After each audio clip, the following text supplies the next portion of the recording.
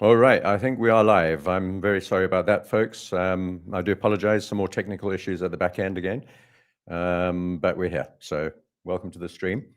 And I'm sure you got a lot of me looking in a strange manner at the camera, looking confused. Don't worry about that. I look confused quite often. So anyway, let's get on with the show. Welcome to everyone in the chat. I don't know who's here. Let me have a look. Crazy day. Yes, moderator Mike. Very crazy day. And good day, Robert. And nice to see you. You're always very kind in your greeting. Thank you very much. And Emily Trading and all the others in here. Moderator Mike Ammett. Nice to see you. So I'm sorry about the slow start, everyone, but we're here now and we can get going. It's been a bit of a wild day, really, a bit of a wild evening, wild week, a wild month, maybe even. Looking at my crypto plays, seeing them melt away. We'll talk about that in a minute. But generally just a sell-off in the markets. Now, I want to kind of allay everyone's fears and tell you what I think. The sell-off in crypto, I think, is aligned with liquidity fluctuations in the markets in general, with a lot of chaos going on after the shutdown. And we've got some data coming out today, I do believe, on inflation, which we'll switch over to in about half an hour's time. Not only that, but retail sales as well. So we're getting retail sales and inflation. This is the first data that we've got for a very long time, apart from some of the private numbers from the Challenger job reports. Excuse me for a second. So we haven't seen the jobs numbers coming from the US, but we will get a view of the inflation numbers. So that'll be pretty important. Now, just looking at the screen, looks like I need to move the camera back a bit. That might help. There we go. All right, now let's get into the charts and go straight in. And I'm going to start from the left to the right, as usual, and just have a look at what the dollar's done.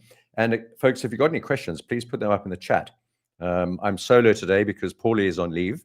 So it's just me. So I'm happy to answer anything that you want. I tend to go about things in a rather rambling way, not all that structured and deliberate. So if I'm jumping around a little bit, it's okay. Pick up the pieces and ask me the questions as we go along. So let's get into it. Dollar moving down as we expected it might. So a bit of a sell-off in the dollar. And one would normally expect to see a rally in the assets generally when the dollar sells off, but we haven't. We've seen everything selling off simultaneously. And very often when we see, it doesn't happen all that often, but occasionally we get these everything rallies or everything declines. And right now we're seeing the dollar moving down with everything else. A little bit unusual, but, and it's a sort of a break of collaboration. That's not the right word. Coordination, also not the right word. Correlation, a break of correlation between the dollar and assets, because normally when the dollar goes down, assets go up and vice versa. We're seeing the dollar moving down in tandem, rejecting off that 200-day moving average of the dollar index. So as we thought it would, and we've been looking at this chart for a long time now, and it's moving down back below what I've called Dixie Moab, the mother of all breaks. This is where dollar broke down through earlier in the year, sort of May this year, after a very long time, about 2 years above that line. And it's also the parity line around about 100. And when the dollar breaks down through here, we entered sort of weaker part of the chart. And I think there's a good chance we could complete this megaphone by moving down to the bottom. We've got a little bit of a start going, but below us, we've got some moving averages and some support. And we're still at and around about the 100 level, which is the parity level. So don't put too much bet on this moving down very rapidly. It might do. It might carry on moving down, dribbling down. And if it does do that, we might see the assets eventually pick up. Just scanning across the assets, you see we're at critical levels on the Nasdaq, S&P, German 30. We'll come back to those in a minute. And talking about critical levels, here are the cryptos. Bitcoin, we'll have a look at these very, very closely because we may just hold here at around about the 95, 96,000 level on Bitcoin, or we may have to get down to 93 at least, which is the next support level and a CME gap. Coming back to currencies then, as the dollar is moving down, the dollar yen is moving down. We have a short position on here too, and that is at the top of the channel. We've got two short positions, one to the blob, that was sort of failed at the channel top, but we just moved back up above the, that's the top 200 period Bollinger Band, back up to the channel top, and we've now rejected for the second time. You could call it the sort of, third time in this cluster. That little rally didn't quite get to the channel top. That one didn't, or it almost got there, not quite. And this one actually reached it eventually. So we got closer and closer. And now having touched it, Sometimes the market's just finicky like that. We've got to touch the line, got to touch the number. Not always, but sometimes it's just like that, and we've touched it and we're moving down a little bit. My target for this one is a long way down, and if this does turn out to be what looks like a crowning flag pattern or a bull flag, or you might even see a head and shoulders in here, very lopsided one, if you like head and shoulders, which I don't. So yeah, it's also Fibonacci. It's the 78.6% Fibonacci. Let me just redraw that there so you can see it if I can. Probably not. All right, let's just leave that for now. But there is a Fibonacci, a yellow line, which you can't quite see on this chart. Oh, there we go. I can make it a different color. Let's make it black. There we go. So that level there, that's the 78.6% fib on the dollar yen at the channel top and the top 200 period Bollinger Band, and moving down. Also now seeing that the dollar is moving down, aiding this down a little bit. Now we've got a very dovish new prime minister in Japan who's likely to try and stimulate the Japanese economy. And in doing so, she might push up inflation and weaken the yen further. And this chart would then move up, the dollar moving up against the yen. But maybe that's not the case. Maybe that was all sort of pre-planned or priced in. And that, look at the gap up. That was the gap after the election in Japan. And we're trading at this higher level above the channel center line. So quite bullish because of all of that, because of economics and politics in this case. What we need now is a break down below the 20 period and the channel center line to keep moving, and then get down below the, these other moving averages. This is the day chart. So these look like very, I'm sort of squeezed in here. These don't look like big moves, but they are. If we move from the channel top where we're right now at 155, and if we just moved straight back down to the bottom of the channel, we'd be down at 148 and a bit. So a long way down, and we could get there quite rapidly. So that's one trade I've got on, which I kind of like, and I've been wrong on it, plenty over the last year or so, but maybe this is the chance. We're also seeing the Japanese yen index picking up, and this is important as well.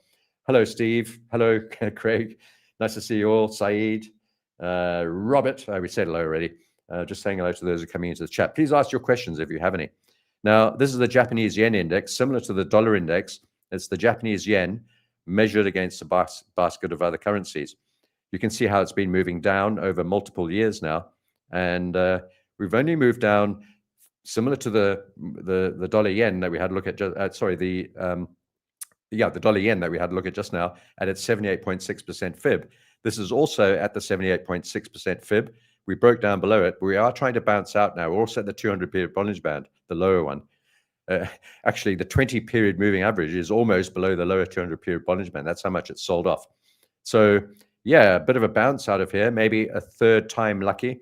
We could put a little squiggle, underneath these zones like that. So 3 bounces, maybe third time lucky, and we get going out of here on the Japanese yen index. And if that moves up and the dollar index moves down, that's this top right-hand one, that will those will work in collusion or collaboration to drive the dollar yen down. Yeah, that's about it, really. I've got no other real interest in any other positions on currency at the moment.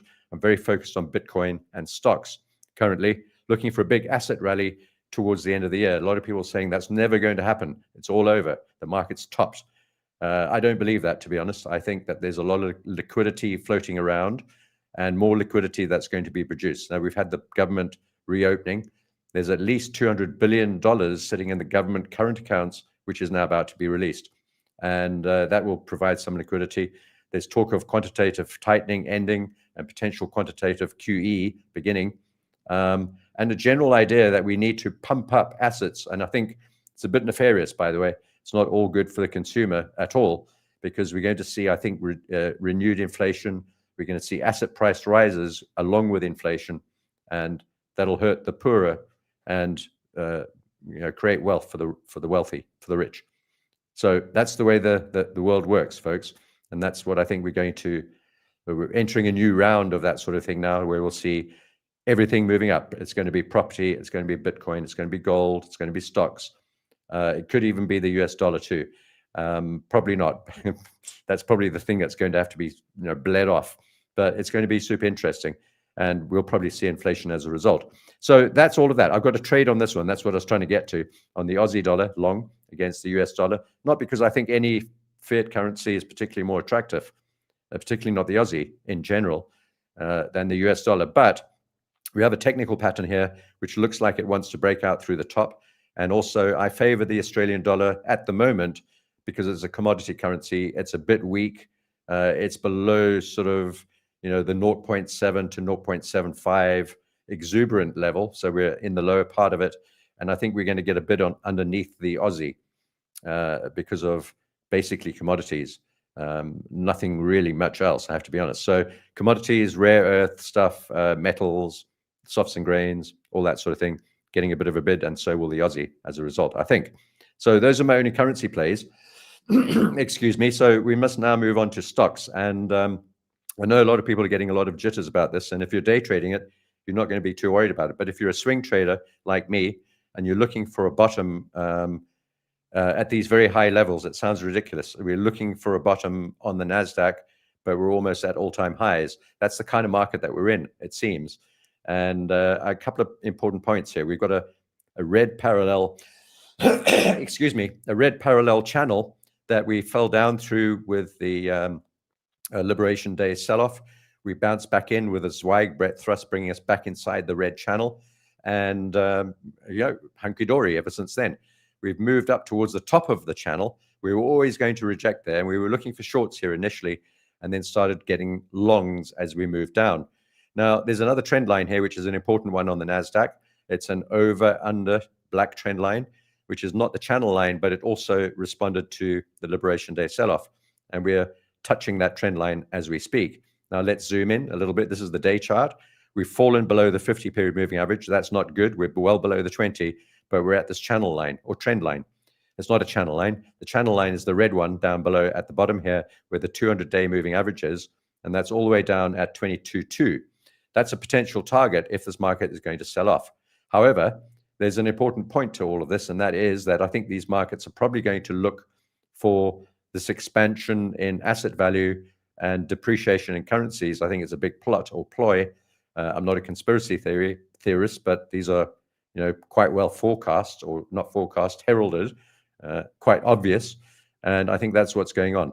So I think that this is, and by the way, as well, we're entering the last couple of months of the year. And I know for a fact, because I know some of them, that some asset managers have missed out on a lot of this rally. A lot of this was retail driven after the Zweig breadth thrust put a lot of fund managers off their game because of the violence of the move and risk management requirements within funds and banks and so on. Make trading a little bit difficult sometimes, especially when you get this sort of wild breadth thrust. So a lot of these folks will be looking to catch up towards the end of the year, the next 2 months, actually only 6 weeks now, and look for bonuses to be paid at the end of the year and hope for a Santa rally, a Christmas rally, or something into the middle of December, which is not far from now. In fact, it's only a month. So can we bounce out of here and provide that for those fund managers and bank managers who need to get profits on the book before the end of the year? I think it's a strong possibility, and I know for a fact that many of them are watching the price right now as we speak at this current level, and it's at 24,600-ish.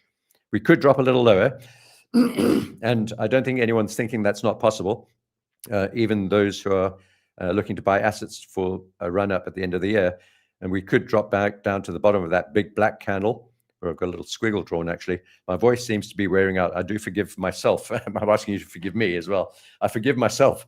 But I've had a bit of flu for the last couple of days and a migraine, so I do apologize. It's very difficult to make sense of what one is saying, one's own self is saying when you have a migraine, because it makes everything becomes a little weird and fuzzy. But we shall soldier on. And I think Nasdaq can bounce out of here. I've got 4 positions on. They're all very small. I'm still looking to add my main size on, and it could be today. Probably not, though. We'll see. Maybe we'll get a massive rally out of here today, and we'll get instead of a free fall Friday, I've already written my free fall song ready to play later on. But I'm hoping we won't have to play the song and that we won't have a free fall Friday. The S&P looks the same to me, broken down through the 50-day moving average. There's my positions, 2 small ones and a slightly larger one, but still small. And I'm looking to get longer here, allowing for a dip down to the 100-day moving average and this low from that big sell-off the other day. And that's very, very similar to the Nasdaq 100-period moving average and the sell-off. And that on the S&P is at 65, call it 65.30 on the S&P. And you'll see exactly the same thing here on the Nasdaq. If we don't hold here on the Nasdaq, there's the 100 period down there. And there's that swing low from that big sell-off, that sudden rapid sell-off. And that was on not last Friday, the Friday before last was a free fall Friday, or 3 Fridays ago, actually. And what happened last Friday? Last Friday was a slight sell-off, the Friday before last. And this most recent one, it was a sell-off and then a recovery. And today, this Friday, we've so far sold off. Can we have the sell-off recovery like last Friday, bouncing out of the 50, like we see right over here? So can we rinse and repeat? That's basically what I'm hoping for, to do exactly what we did exactly 1 week ago. So that's the S&P and the Nasdaq. I'm also long on the German 30. I'm looking to get long on SoFi, by the way, SoFi. Now that they've introduced crypto banking in crypto, in Bitcoin, I'm not sure if it's other altcoins as well, but now that they've introduced that, I see your questions, I'll get to them. Now that they've introduced that, I expect that SoFi will fall back a bit, because that was already probably priced in or forewarned or built in, fall back a bit, but then I think we'll get a good bid. There's a little gap right down here. It's hardly noticeable, all the way down at $19, $20, and we're currently trading at 28.4. So yeah, look for a dip on SoFi. I think that's a good one. And I'm looking to get long on some of these names into the end of the year, including MSTR. I now see in pre-market that this has sold off a bit, not surprisingly, along with Bitcoin moving down below yesterday's low. But we've also got some fib levels here that I'd like to look at and quickly draw these on for you. And I'm sure you'll get a dose of all of this stuff. In fact, I won't do that now, but we are approaching a fib level. You'll get a dose of it, and also a previous swing high. I can draw a line there, actually. Let's take this one, steal it from the top, and stick it onto that end of that previous swing high. And that gives us a price of, we're below it. Are we below it? Fractionally below it, actually. We're on it at around about 200. So 200 is the number for MSTR. We'll be watching that number. And maybe, I think I've got enough size on this already, but maybe I'll have a chance to add just a fraction more. And then Tesla sold off a lot. A couple of gaps down below on Tesla we've got to fill. We've filled one already, and we've got a little tiny one down there. Maybe we don't have to do the next gap, but we're down at this next one. We're also at support. This black line, horizontal line, is the 61.8% of Fibonacci of the move from the bottom to the top. We've come back down to that level now, almost. In pre-market, we're there. And also notice that we're at the 100-day moving average here on Tesla too. We spoke about the 100-day on Nasdaq and the S&P, that we could drop down to those levels and then bounce out if we don't hold where we're currently trading. That was what I said on those two indices. And here on Tesla, we're just above the 100-period moving average and just at the bottom of that gap. So maybe Tesla will find support here as well. I think all of these names have a very good chance of rallying into year end. Coinbase is another one, also dropping down. These are two MSTR, Coinbase, two crypto names. But then I've got Tesla. Tesla's just Tesla, not a car company, they say. And I'm not surprised they're starting to say that more and more. I noticed BYD, I think that is the name of the car, Chinese car, sold 2 million units in Europe. I don't know what the period was, but they've sold 2 million units in Europe. I think it's BYD. And they're selling them in South Africa now for almost nothing. Very, very cheap EV cars. I think they're under, I don't know, like $10,000 or something like that, $12,000 for an electric car with a range of about 300 or 400 kilometers, or slightly less, actually. Let's call it 100 or 150 to 200 miles, something like that. So a city car, but super cheap. And Tesla probably under pressure because of stuff like that. So they're going to have to advance on other things like robots. I'm going to get one, by the way, Tesla robot, and battery technology, perhaps, and then all the other stuff that they're doing in the background. But the Optimus robot, Tesla robot, Elon thinks will be just amazing, brilliant.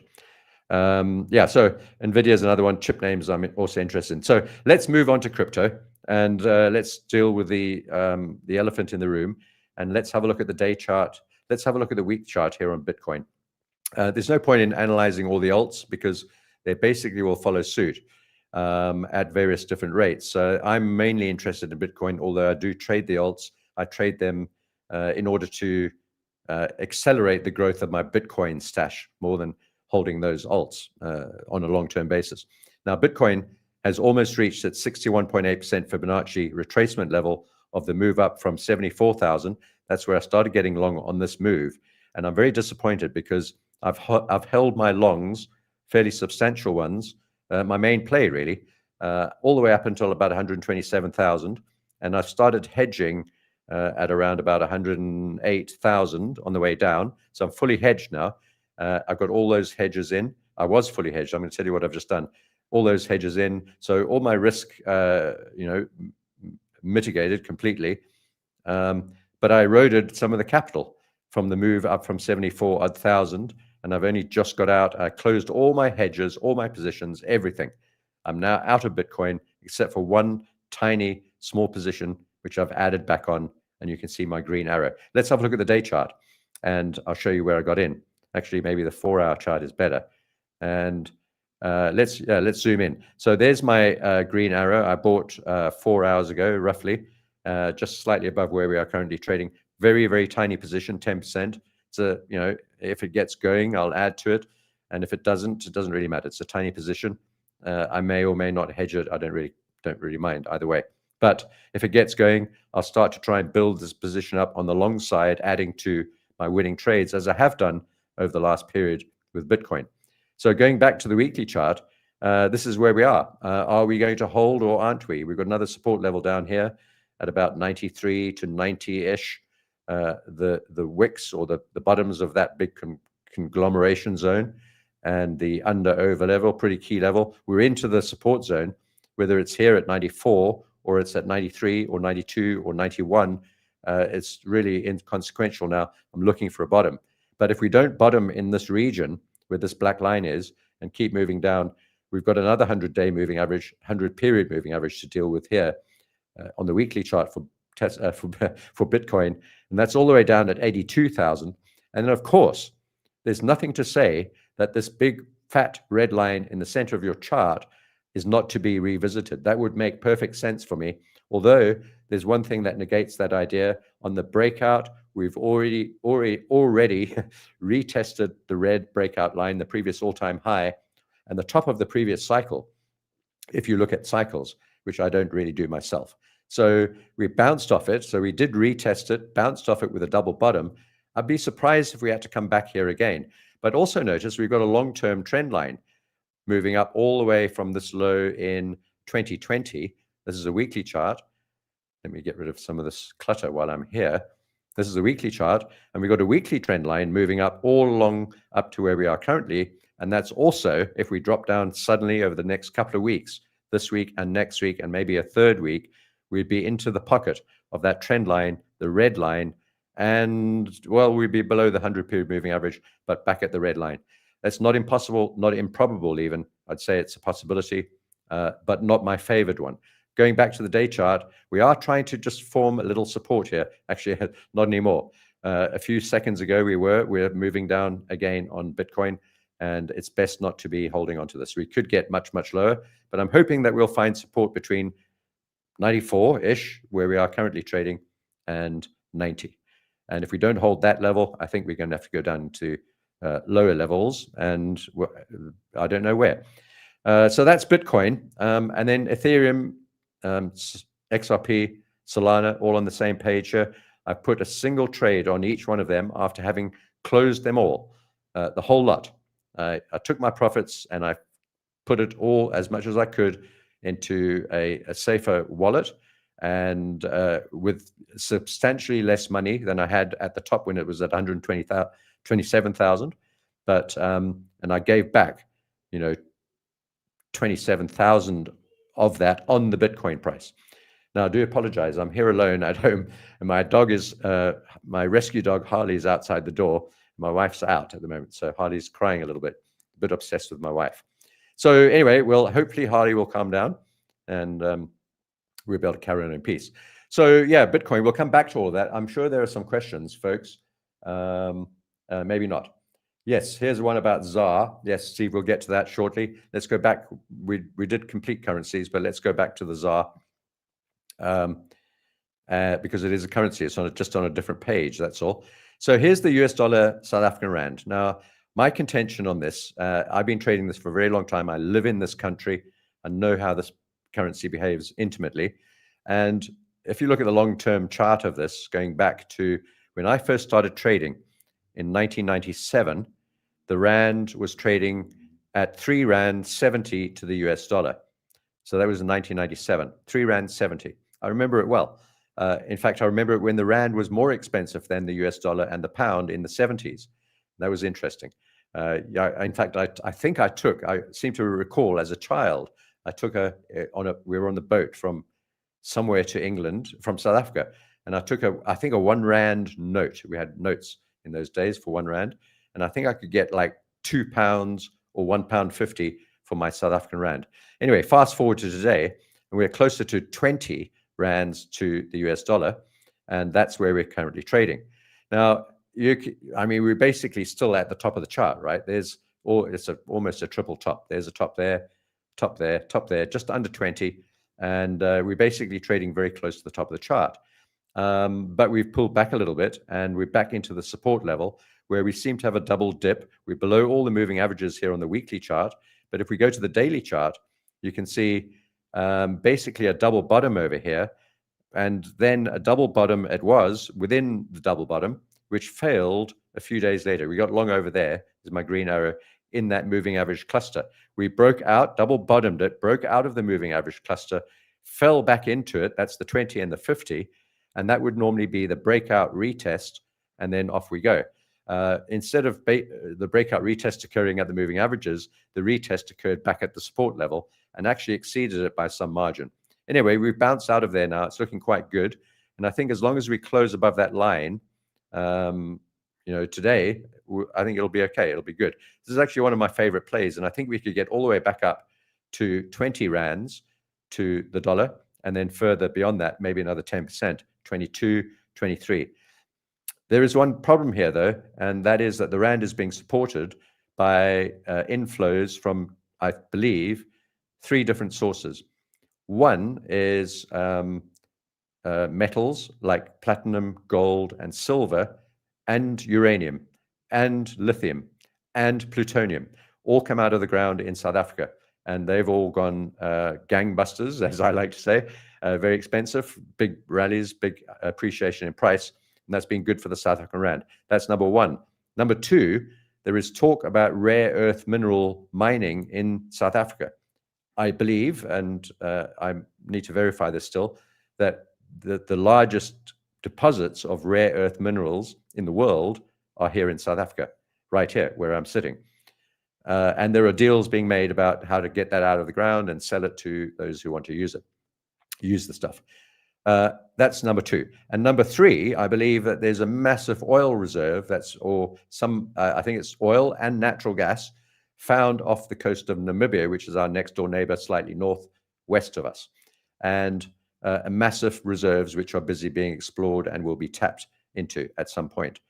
And because Namibia basically banks in South African rands, although they have their own currency, the Namibian dollar, it's basically a South African rand.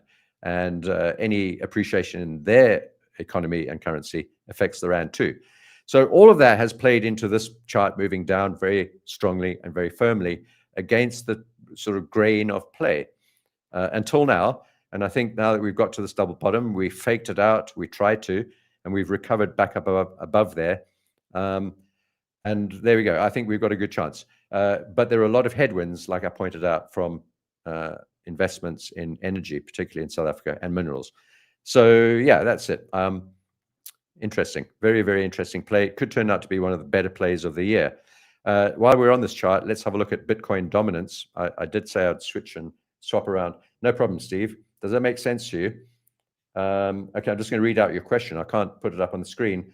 Can you explain your USD ZAR trade, mainly the decision on the entry point? How do you see the trade panning out with the dollar and its many issues? Okay, yeah, I think we've covered all of that.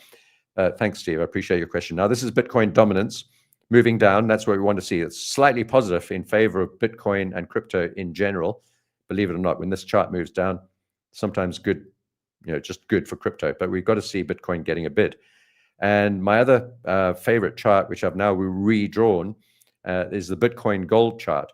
And if you remember, I had an ascending or rising triangle drawn at the top of the zone here, and we've broken down through the bottom of the triangle when we got down through this black line. So that ascending triangle story is now invalidated. And so I've redrawn a different pattern on this chart. Let's go to the weekly chart.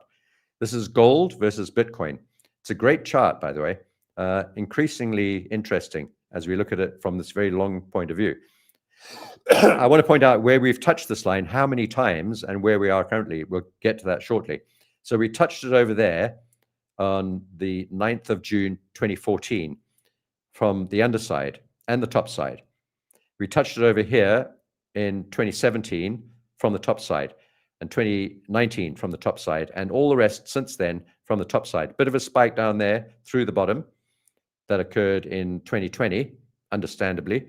And then we zoom along to where we are today, and we're just about to touch the same line again, noticing that it's held for so long from both the underside and the top side, and we're approaching it now from the top. We've touched it a lot of times, and trend lines eventually will break. That's one concern. But maybe we've got one more bounce out of here. And if Bitcoin can bounce out of the gold chart and get moving up, that will drag it up against the dollar, obviously, unless gold completely collapses, which I think is unlikely. We're very, very close to finding that spot. I need to draw a blob in there because that's the perfect, this is the perfect candidate for a blob. And I'm going to make a nice pink blob too, because pink's a good color. So that blob there is very, very crucial. I'm hoping that will hold. Now, let's go back to stocks.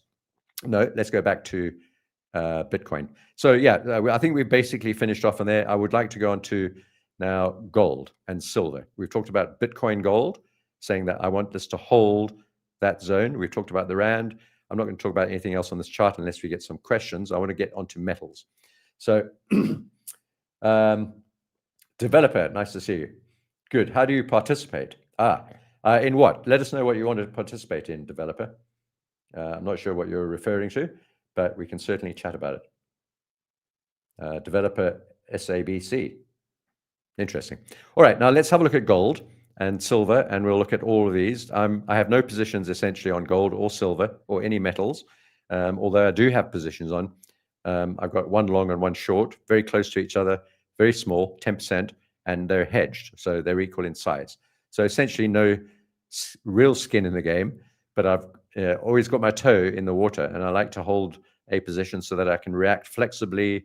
It's just, I suppose, a strange, peculiar personality quirk. I don't like to be out of the market completely. So I've got a very tiny long and a very tiny short at the top here. My overall idea is, so basically I'm out of the market. My overall idea was that we would reject inside this blob and move down to 3,500 eventually. And I think I'm right. It seems like I'm right. We could have held our short. I had a short from over there, the red arrow, but we had moved up, shorted at the 50% retracement. We moved up to the 618 and above it, and we didn't get to the 78.6, making it tricky.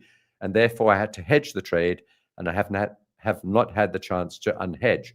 Now, if we bounce back up to where I got short, I might add another short position at the same price, somewhere in there, about 50% of the way back up through today's candle, wherever that ends up. That's probably going to be on Monday or Sunday night. So a bit of a retracement, and I'll try and add some shorts whilst we're still in the blob. And my target then will be down here. It's going to take time. It's not going to be immediate. We've got lots of support to get through. First of all, this level down here at 3890. Then we've got the 50-day moving average, about the same level. Then down at this next red trend line, we've got the 100-day moving average and the red trend line. And currently, if we drop straight down there directly today, which we won't, we get down to 3.6. So a long way down. And then if we break that trend line, I think we'll get down to where I think this deserves to go or should go eventually.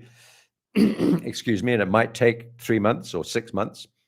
It could take a long time. It might not be nearly as steep as this, and it might just sort of go that way and take forever. I don't know.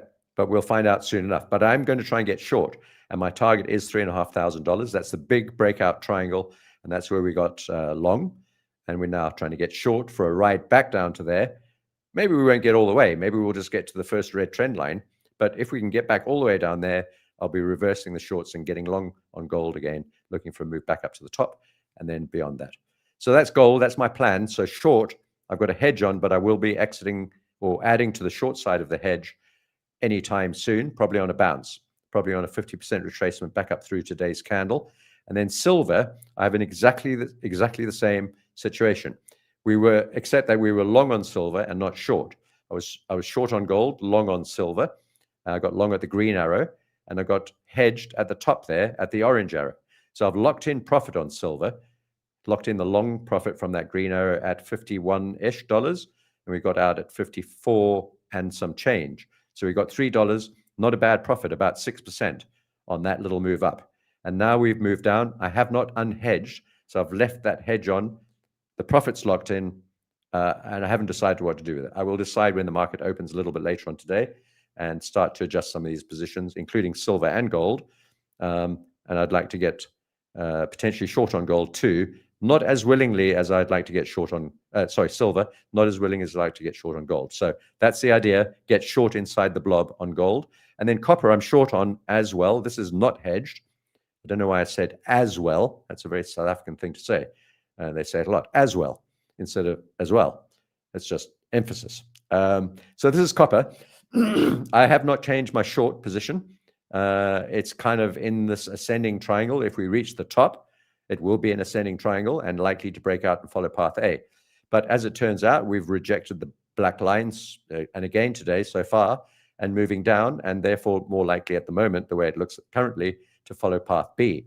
Path B should take us down to about $4.60 or 70. We're trading at $5 and some change, and my last short tranche was at $5.20. So we might get from $5.20 all the way down to $4.60, something like that. That would be a great trade. At that point, I'll be looking to reverse and get long if copper starts to reverse and get long itself.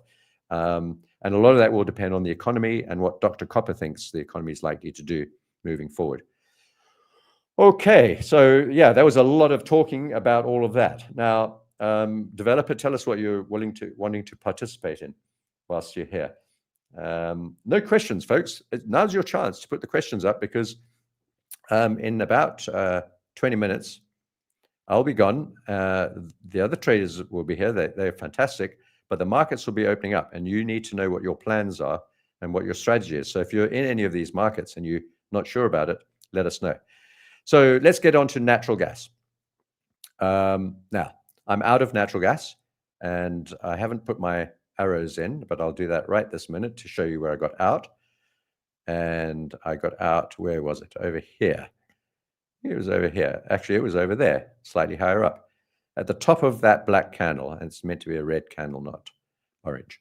All right, so there's my play. We have no position on natural gas at the moment, nothing at all, not even hedged, no zero, nothing on the futures, nothing on the continuous, nothing. Okay, can I make that clearer? So we had 3 drives up, 1, 2, 3. We actually had 4 eventually. I thought that would be where we turned, but I didn't pull the trigger. I was still long at that point, and we managed to break out through there and then formed what is like slightly waterfallish, a bit like a waterfall pattern here on natural gas. That candle, this is the 4-hour chart. That candle, 1, 2, 3, 4, 5 candles ago, was a bearish engulfing candle at the top, at the channel center line, and very close to the top of this range, which I've had drawn in for a very long time. So we got to the top of the range. You can see how overbought it is within this current contract. There's the contract gap. There's the previous contract. This is the current contract, and there's the gap in the middle. And you can see it's been a little bit over bullish, a little bit over exuberant, and coming off a very strong rally and a very big gap up on the last contract. So if we take it from the bottom to where we currently got to the top, it's all the way from 276 up to about 470. So a massive move, not quite double, but almost. And so I think it's natural for this to come back and retrace a little bit. And I think we could probably get back down to where we originally got long. So remember, we got long at 427, and I took profit at 4, whatever it was, 50, 60, something like that. And I think we could get back down to that level. I wouldn't be surprised if we penetrated it a little bit and got slightly lower, and then bounce out maybe off those spike lows and the 100-day moving average, which is moving up, so it will be higher at that point. But something like that is kind of what I'm looking for on natural gas. I remain bullish of mind, and I think we could still get higher. And maybe, just maybe, I just spotted this, by the way, and I must have a very close look. Look at this channel that we're trading up within now. We've only come back down to the bottom of the channel. We have not even actually closed below the channel yet. It's a very small and steep channel, and because it's angled up so sharply, it's likely to break down through the bottom and not the top. Just keep that in mind. It is possible that we could hold the 50 and the channel bottom right here and bounce out of here. If that happens, I'll try and get long sometime today.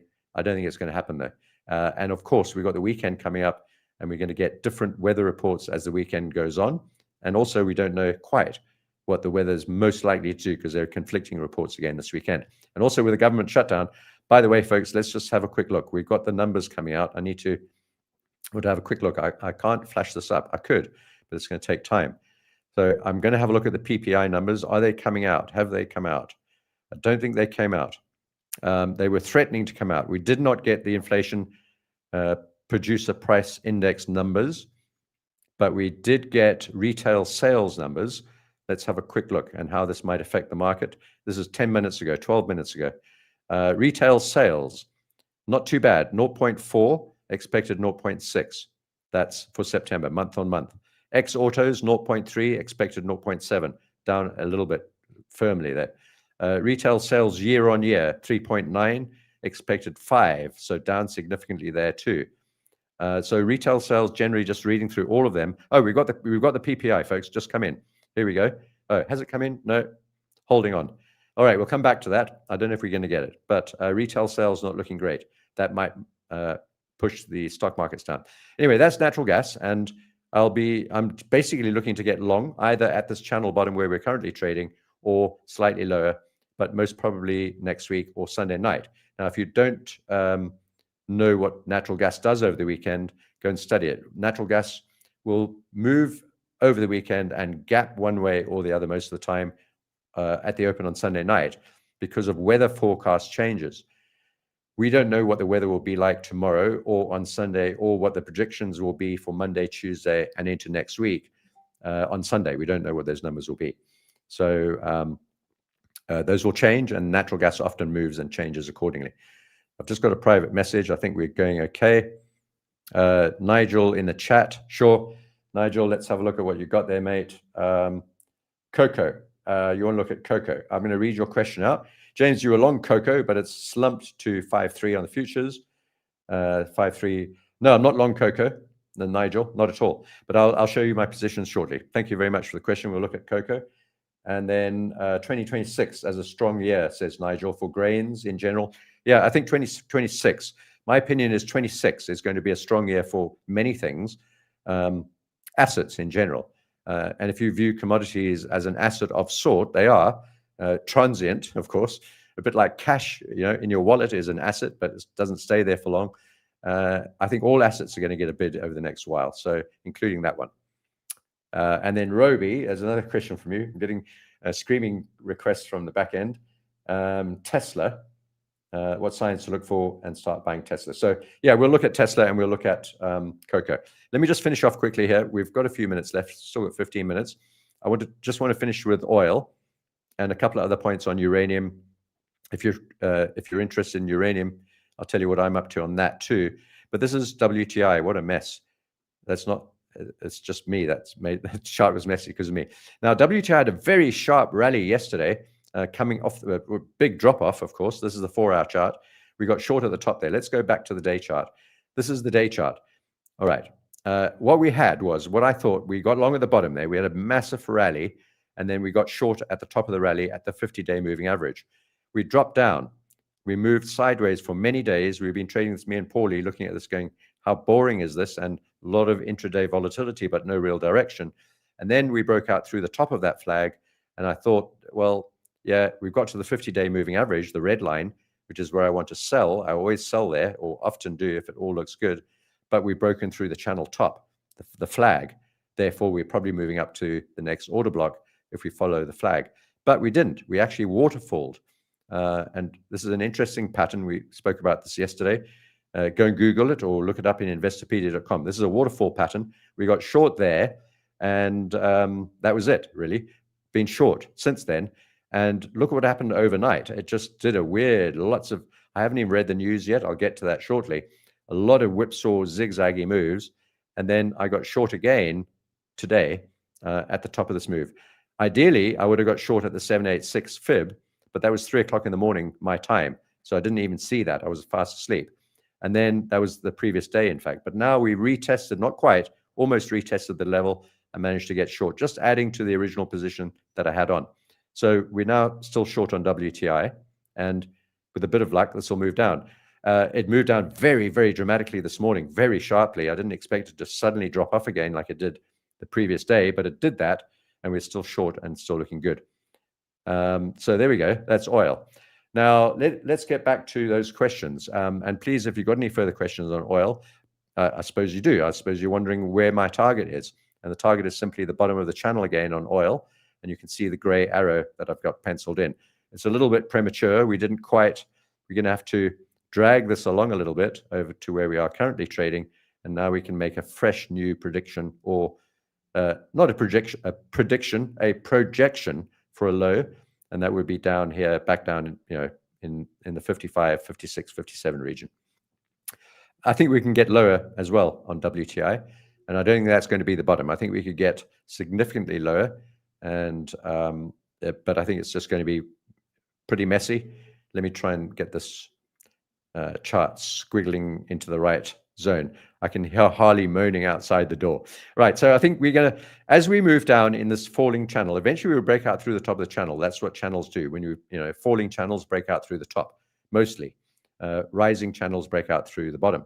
This one's likely to break out through the top at some point, but we've got to get to the bottom again, I think.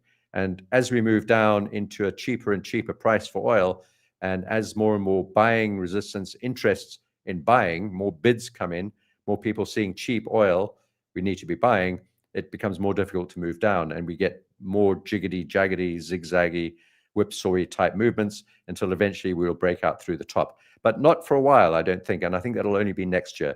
And I think we can see a move back down to 55, 50, and perhaps fractionally just below 50 into the high 40s, and then a bounce out of there. So yeah, so I hope that was helpful on that. Now I do want to go and have a look at these questions. And the first one was on cocoa, I think. Coffee, cocoa, coffee. Nigel, you want to look at all of them? Okay, let's look at both of them. So let's start with coffee. That's the easiest one. I'm short on coffee, and my short positions are all in these red arrows. Those first 3 short positions have been taken care of, taken profit down at the bottom, and I've now started selling coffee again, right back at the same level. So just rinse and repeat. We got right back up here, and also this level that I eventually sold at is the 78.6% Fibonacci retracement of the move from this little high. It's not perfect, actually. I could draw that a bit better. From that high down to this recent low down here where the coffee label is, COFFEE, and then bounced out of there up to the 78.6. Once again, I think it was the middle of the night. I didn't quite get exactly the top, but got quite close. And we moved down, bounced up to its 78.6 of that move down, and we moved down. And I guess we might bounce up to its 78.6. Probably not. I think we're going to now attack the channel center line. We're back into the channel. Not much of a channel now. I've just left it on there because it's been there for about 1.5 years or more, maybe 2, maybe 3 years. I've had this channel drawn on. And so I've just left it there because it's super interesting. The channel originates from a very long time ago. Actually, it's not that many. It's 2 years. Down here, and then we broke out and started messing around. It's no longer valid really as a channel by itself, but it's interesting to see where we came from. So I think we could get further down. Big red line to get through here, big support. That's at about 350, and we'll probably bounce off there. And if I were to project it, you can see it's not all that excited about getting lower. So something like this, most probably. Ignore that green trend line. It's not a trend line. It's just a doodle. More of this sort of thing, perhaps. Something like that. And then eventually, I think we'll get this moving down. And then next up will be 281. or 280, and then below there, much lower. And then coffee could get much lower eventually, down into like 120 to 140, 150, somewhere around there, where it has traded for a very long time, most of the time. And then cocoa, you were asking about. And cocoa, you said, am I long on cocoa? No, I've not been long on cocoa. I may have been long some time ago, but not recently. But I am looking. I don't want to get long on cocoa. I want to get short. But I'd like cocoa to go long before I can get short. And so I'd like to try and sell at the channel top. If it is a channel, we've only got one touch at the bottom. So channel top for a move down. But we've now just failed the channel center line again. And I think this is going to carry on moving down. We've broken support. And so unless we get a bit of a bounce up to that level, it's going to be difficult to get short. But I am short on coffee, and I'll look to add some more shorts onto coffee if we break down through that red line and keep moving lower. So that's that.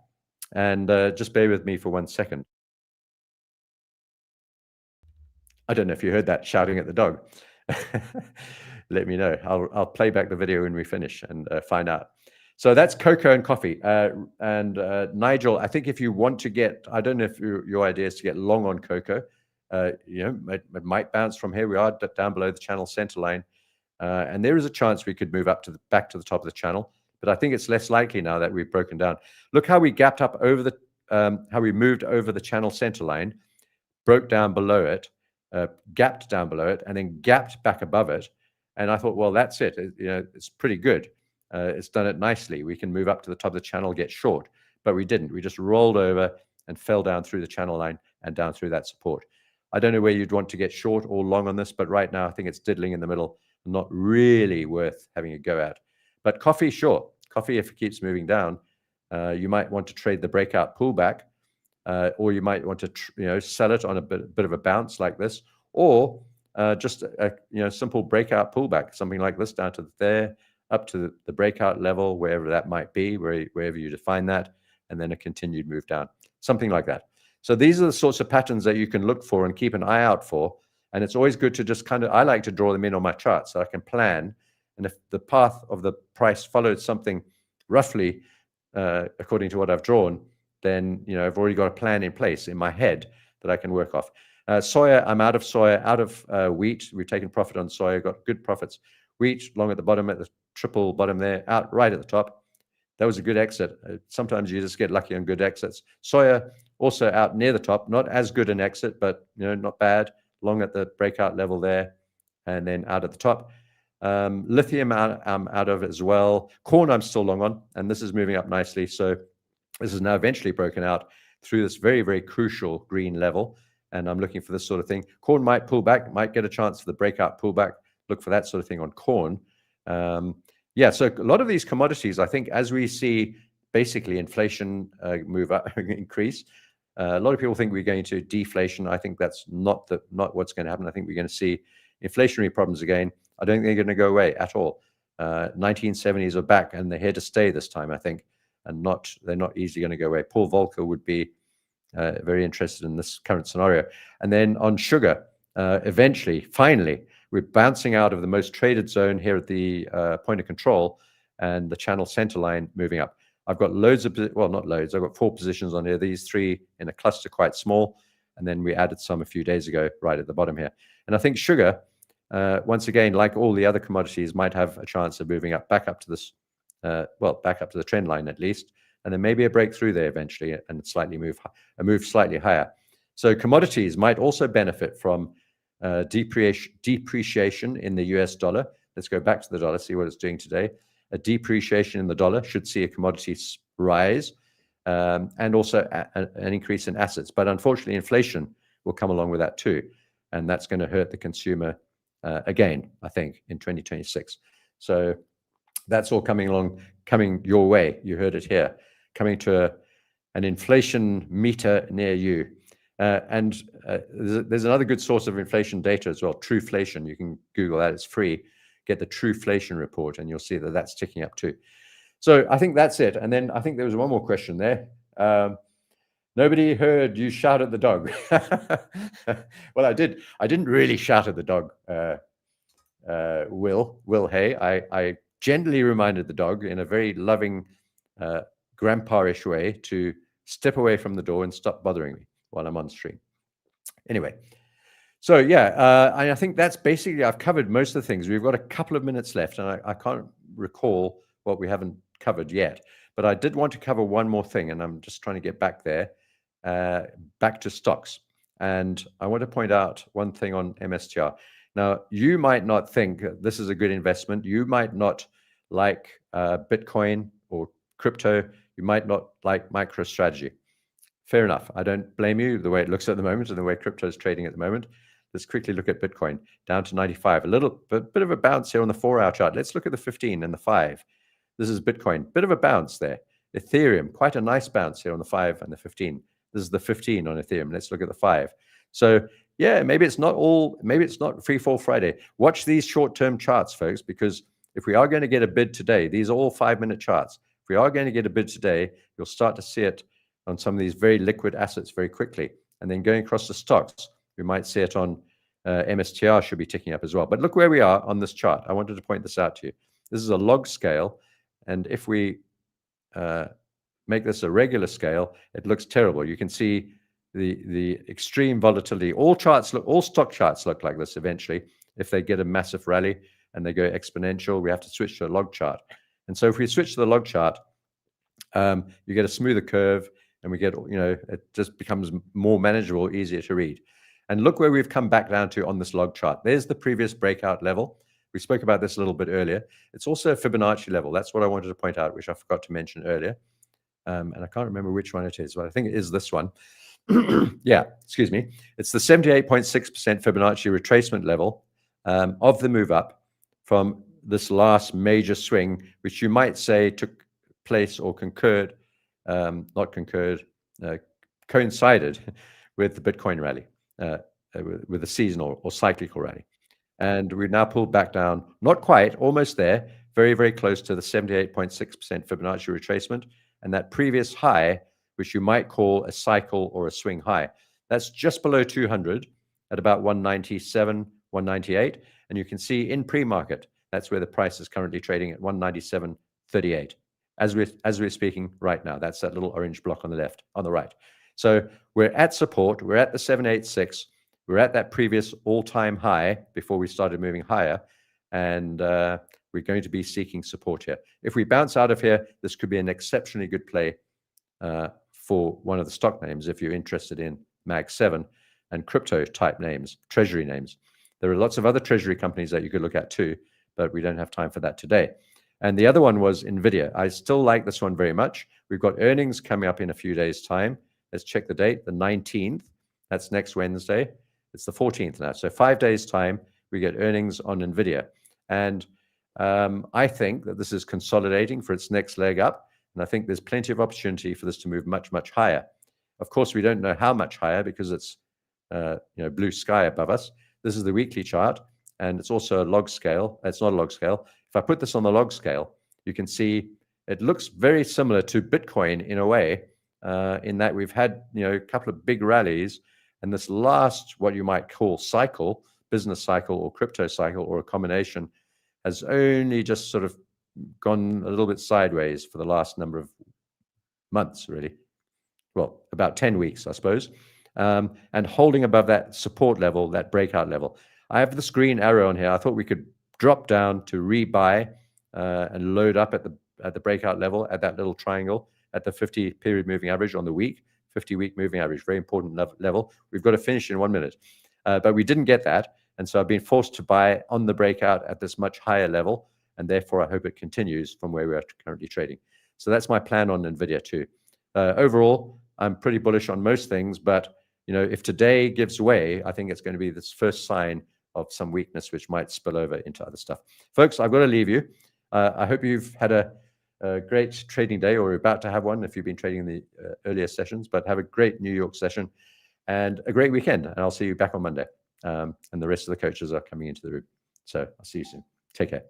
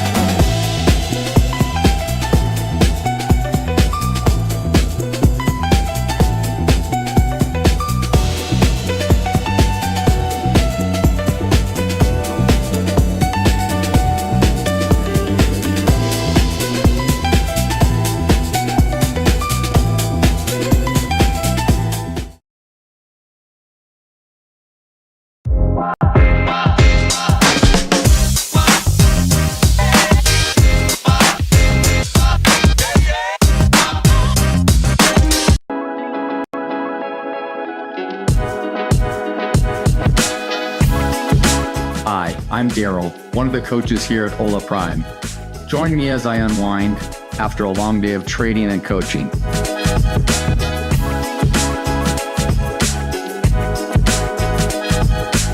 So, like I was describing, I like to get out on the trails, take a break from trading, kind of relax my mind, get some fresh air, get some sunshine. It's not bad that I have a number of trails right in my backyard. This one's about a 3-mile trail, and just over that hill right there is the Pacific Ocean. Sometimes I'll take a drive through the canyons and unwind my mind, but oftentimes grab the dog, come up here on a trail, just sit here, and it's beautiful, you know, beautiful out here.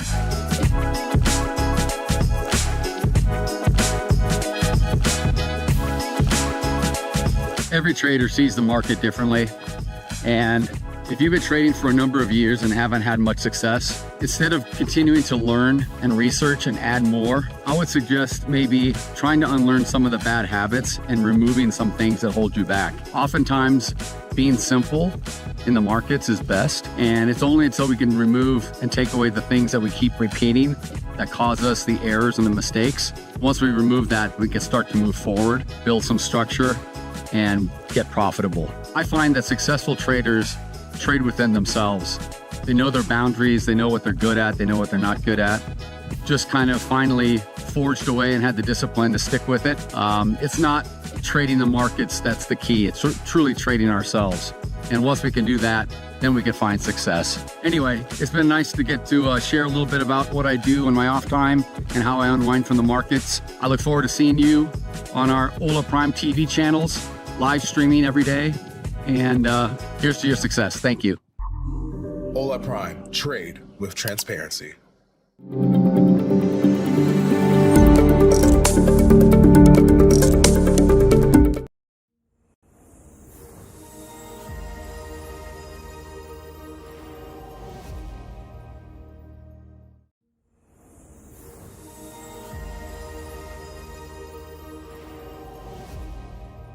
And of course, saw some All guys. right, we are back. Yeah. Welcome back, everybody. Good morning. How's Good everyone? morning. Good morning, good afternoon, Yes. and good night to some of you around the world. Absolutely. And I hope you're having a nice Friday. Looks like we've had a nice continued sell-off here in the overnight. Yeah. Yeah. Looks like it. More. Yeah. Can't find a floor. Nowhere to hide. No, nowhere to hide. Exactly. Exactly. So, hope everyone's good in the chat today. Oh, Yeah, so it's sound gonna off in the chat. be Tony and I holding down the fort today. So hope that works for everybody. Yeah, for Eric sure. Lake, how you doing, Eric Lake? Moderator Mike, good day to you too. Crash. Eric said crash. I don't think so yet.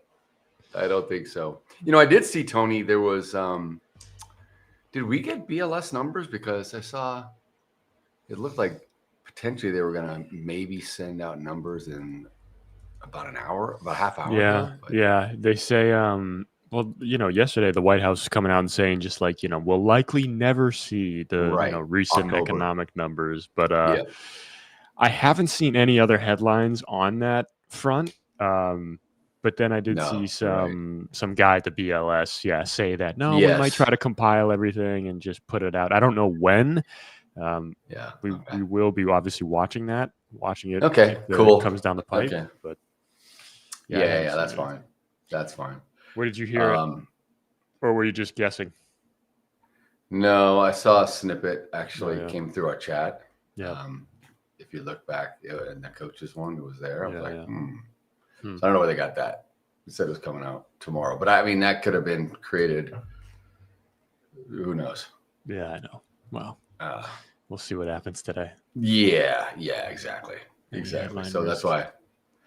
Oh, there's always headline risk today, but we don't have earnings. I mean, earnings are pretty much done, and we got Greer speaking. U.S. Trade Representative Greer. He's the one that works with Scott Bessent on all these tariffs and things, and working on these deals. And he's just talking. He's making some headlines in the last 45 minutes, last 15 minutes actually. Yep. The Commerce Department was saying, "Yeah, you're right. It's Actually, this is funny. October, when was this? What time was this? About 45 minutes ago. Yeah. U.S. Commerce Department, U.S. Q3 GDP second reading to be released November 26th at 8:30 Eastern. And then they're also saying the October personal income spending and PCE inflation index will be released also the same date, a little later at 10 a.m. Eastern. So, you know, they're trying to get it. They're trying to stay on top of it and get as much, you know, post data they can work out, I suppose. Yeah. And it's crazy. It's, you know, obviously we're saying the market's been dropping overnight. It's insane to see gold go with it. My gosh. Silver, probably That's the same thing. Bitcoin. Oh my gosh. Did you see Bitcoin too? Everything. Like, why are they all interconnected now? I don't. Well, they've been, right. They normally never were, but as they Yeah. were going up, they were connected, and then now they're coming down. They're connected. Right? Well, see, that was It's the like- thing. But you'd think that, you know, people are buying some sort of insurance when they're moving into precious metals Perhaps. against, like, you know, the high Perhaps, PE yeah. multiples in the stock market, you know, Right, just in right. case something happens. But yeah, I guess not. It's unraveling a little bit, or there could be a little bit of a decoupling, right, where precious metals Could start be. to come down a little bit more. The market continues to fall like another 5%, and then precious metals rally. So who knows, guys, really what happens out there. It could just be whenever there's a little softness and they're Yeah. all coming down because the high tide brought them all up. It's just profit taking to some degree. And you know, I mean, Bitcoin's hanging on to 95,000. It's crazy. Yep. I don't trade cryptos and I don't really know a whole lot, but it's crazy to watch it come down $10,000 in like 48 hours or something. Yeah. It's absolutely insanity. Hey, that's Bitcoin for you. Bitcoin will do that. I mean, it looks like at least for the indices, what was yesterday the worst day in the last month? See what happens today. At least it was the last. Correct. That's what I saw. God. And the overnight's already probably. God, what did we do in the ES? We've down. I mean, from the overnight high, which was at 67.75 in the ES, I've got the low at 66.77 3/4, which is basically 100-point range in the overnight. Yep, that'll work. I mean, oof. that'll do something for you, dude. For an overnight, man. Yeah, I know. It's absolutely insane. Let's see. So what are you guys in the chat thinking of? What are you guys in the chat thinking today? I know Eric Lake's like, you know, bombs away, sky's falling, but seriously. Oh my God. Let us know, guys. Sound off in the chat here. Yeah. Good morning always comes first. Yes, we have to do the good morning. We have to. Especially for me. I just got up. Oh, man. It's so early where you're coming from, right? I mean, what is it, 6 o'clock in the morning? 6 a.m., 6:10, yeah. It's early for Eric, too. It's 7:10 for him, so. Yeah. But he's up early, this guy. He's you know, he's got to build another room addition. Chop down. Is that what he's doing? Yeah, he's adding another master bedroom. He's been throwing pictures up in the Discord like crazy. Yeah.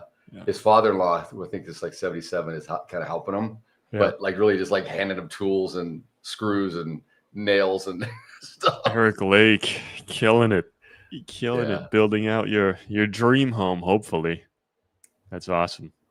Yeah, that's what I like to hear. DK Films, welcome this morning. Lots of fear in the market. Sell-off could continue. Yeah. Could. Yep.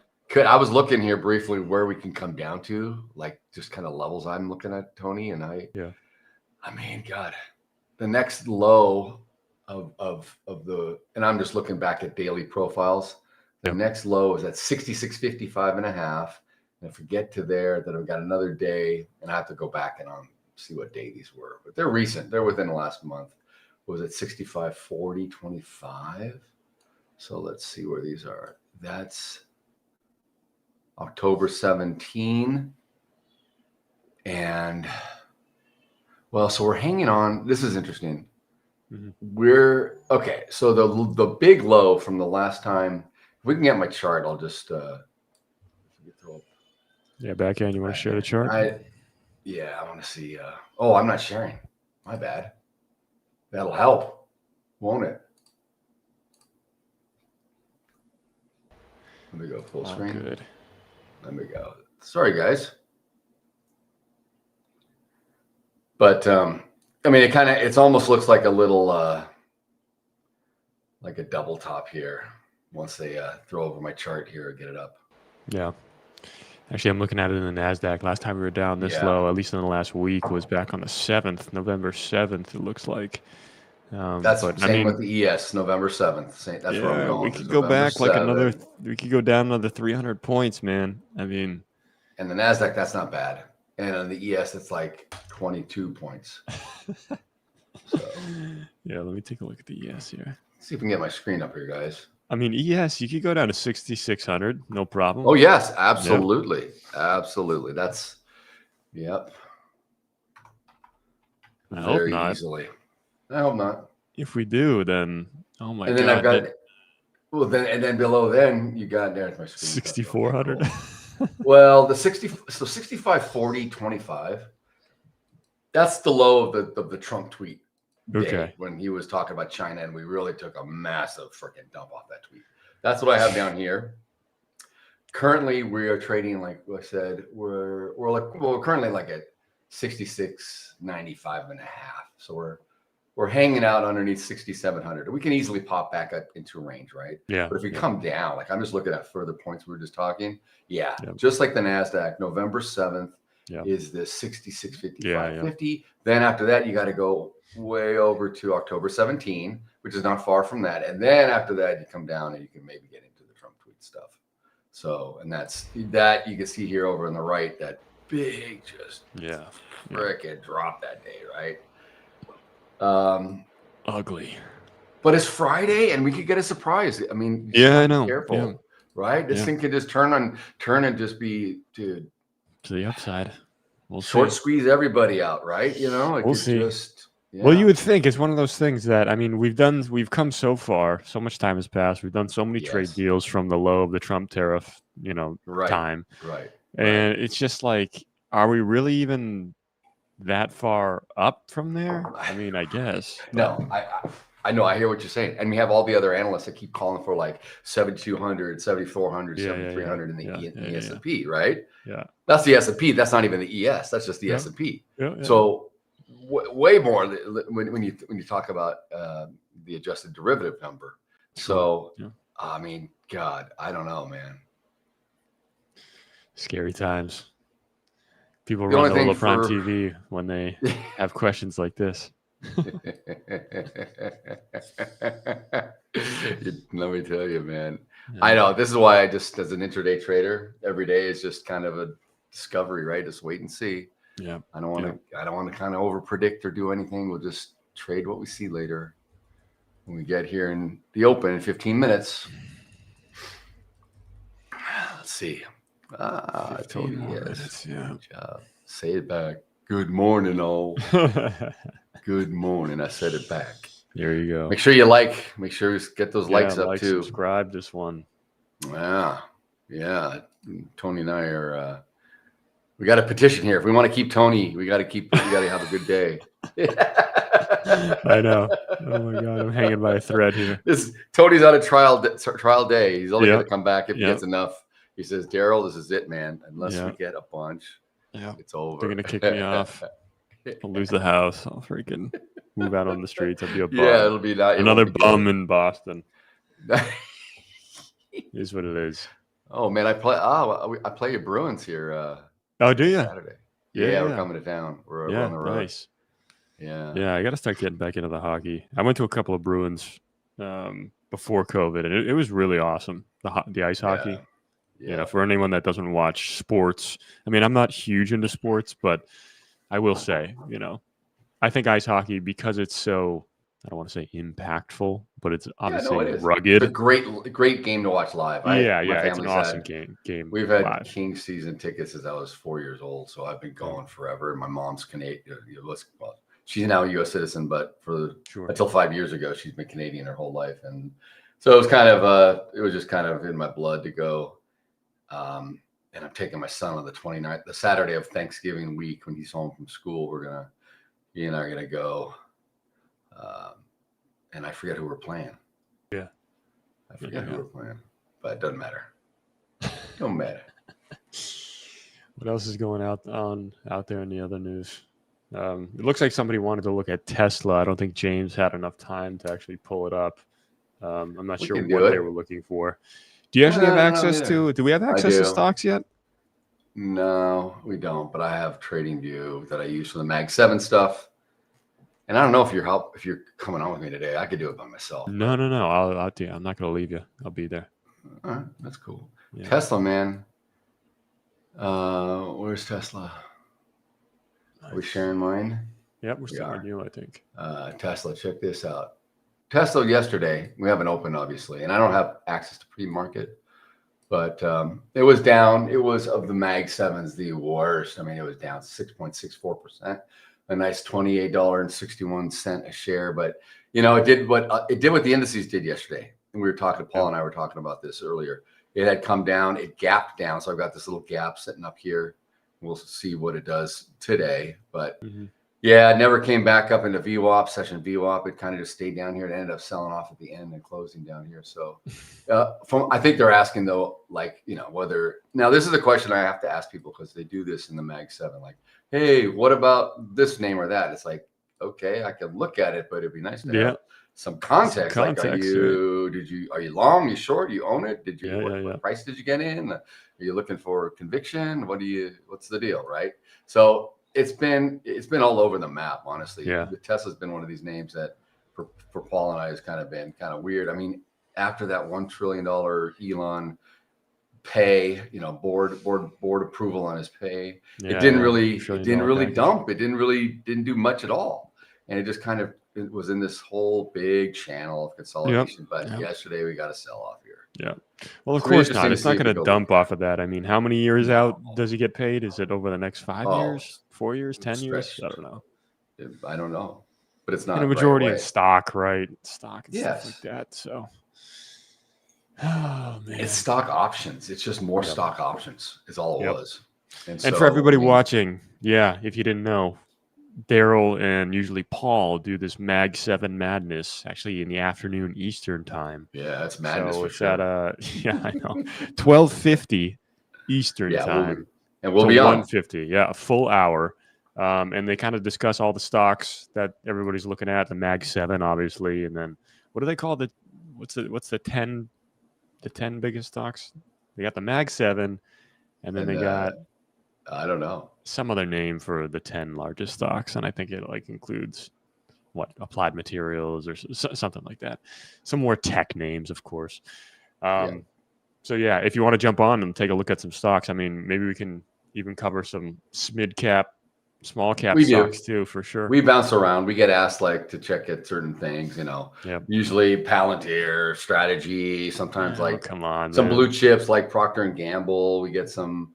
Buy it, put it in your retirement account. We looked at Citigroup last week. Yep. We looked at this stuff that some guys are holding, right? Like in their 401ks or what have you.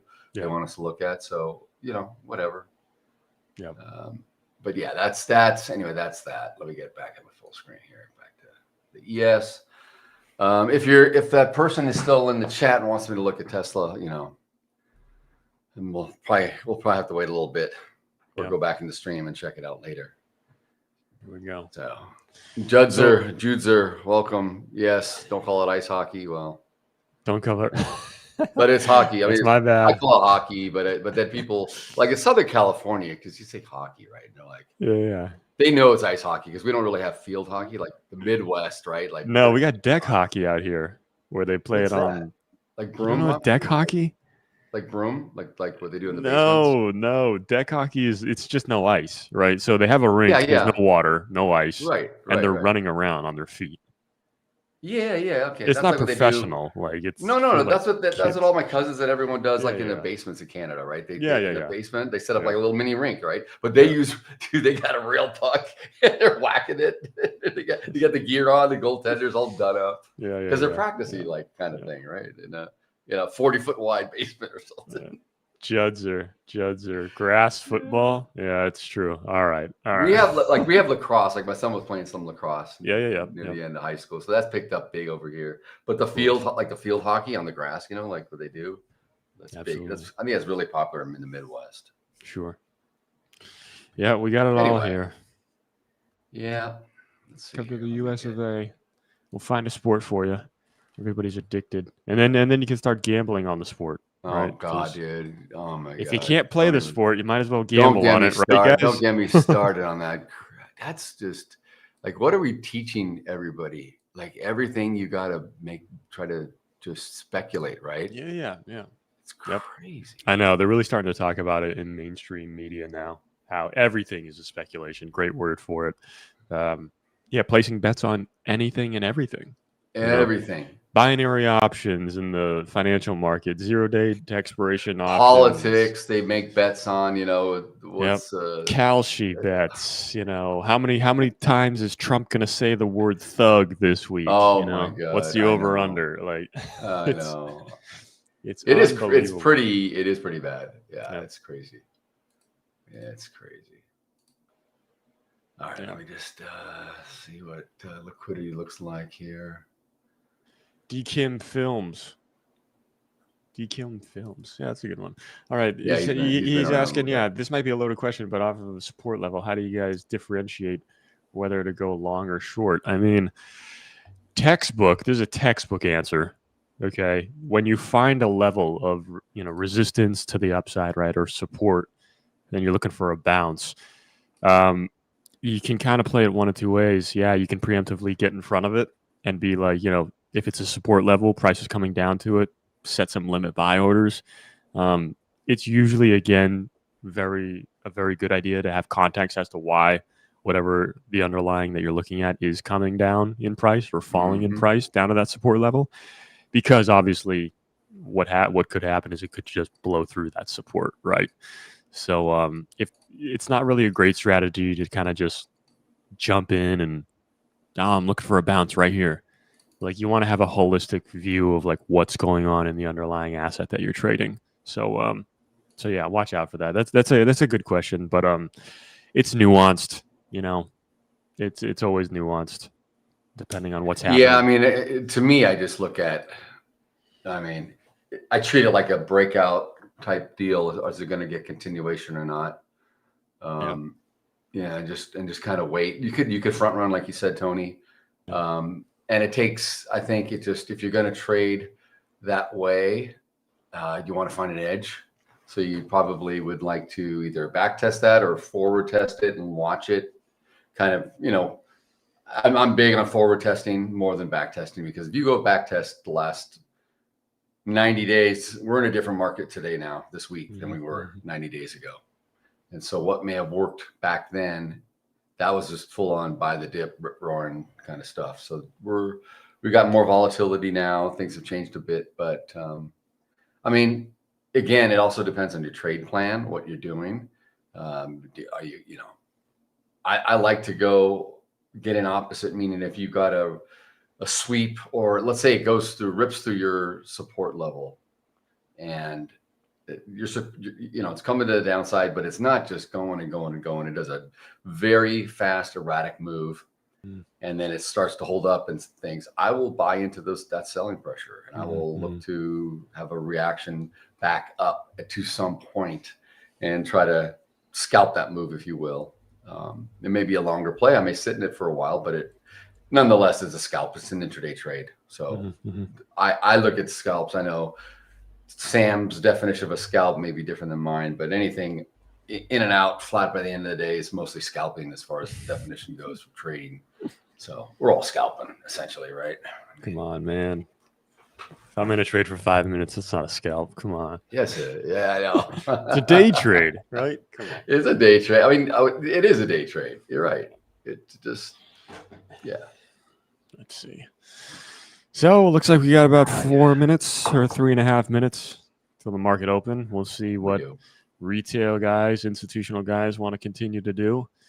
If they think that, the sky's falling and it's a doomsday scenario, then we'll be here to figure out where we're going. But a long way to fall, at least in the Nasdaq. Could be another 300 points. There's a long way to go. And there's a bunch of liquidity coming down here on the buy, on the bid, in the S&P, in the ES at 66.85 and 77.5, which is right below the low of the overnight. So it makes sense that you'd see some, but there's quite a bit of volume coming in here at 85, and we'll see if we just go down and instantly just fill it, grab it, and someone wants to get filled at that level. That's actually, there's even more's coming in now. So the closer we get to the open, it'll fill up, and probably get a wild ride at the open. You're welcome, BK Films. I'm glad that helped. I mean, it's like anything else in trading. You have to use caveat of it depends, right? Or because we don't know. The markets are different every day. So there's no like hard black and white. It's just find an advantage or a strategy or an edge that works for you. That's really what it comes down to, and play the probabilities. It's not always going to be 100% this or that. There's always randomness. There's always risk. And you just have to be mindful, and you have to be aware of where you set your stops, set your risk. Yep.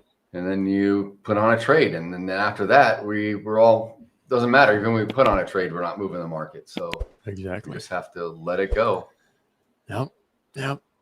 Absolutely. Let's see here. So what are you going to look at today? You're probably going to look at gold. Yep, of course. Too, right? Silver, gold, Nasdaq. We've been actually doing a couple of good trades in all of those. Both myself and Paul have been jumping on the bandwagon. We see if we can get Daryl to do it. Paul had a good week. I mean, I would consider gold. Yeah.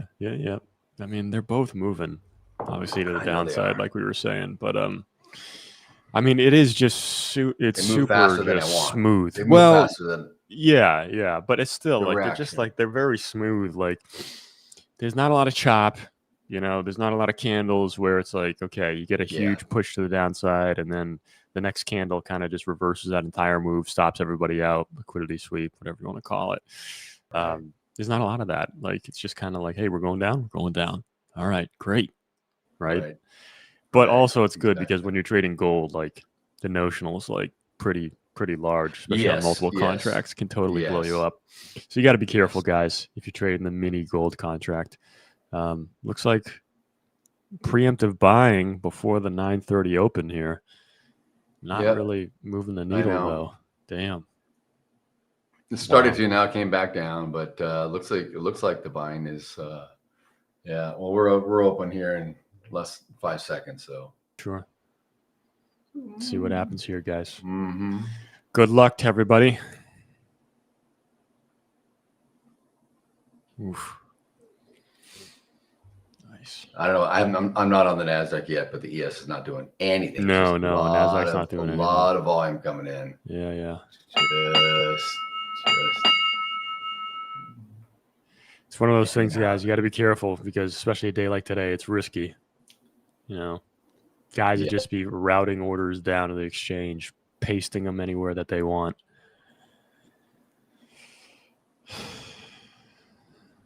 So we'll see if we test that 6,700 here in the ES. We're not far from it. We're 5 points down away. If we get up there, I want to see if we're going to keep going back up and have responsive buying, maybe collect back some of what we traded down through over in the overnight. Yep. We'll see if we can break 6,700, but now we're coming down. So interesting. Ooh. All right.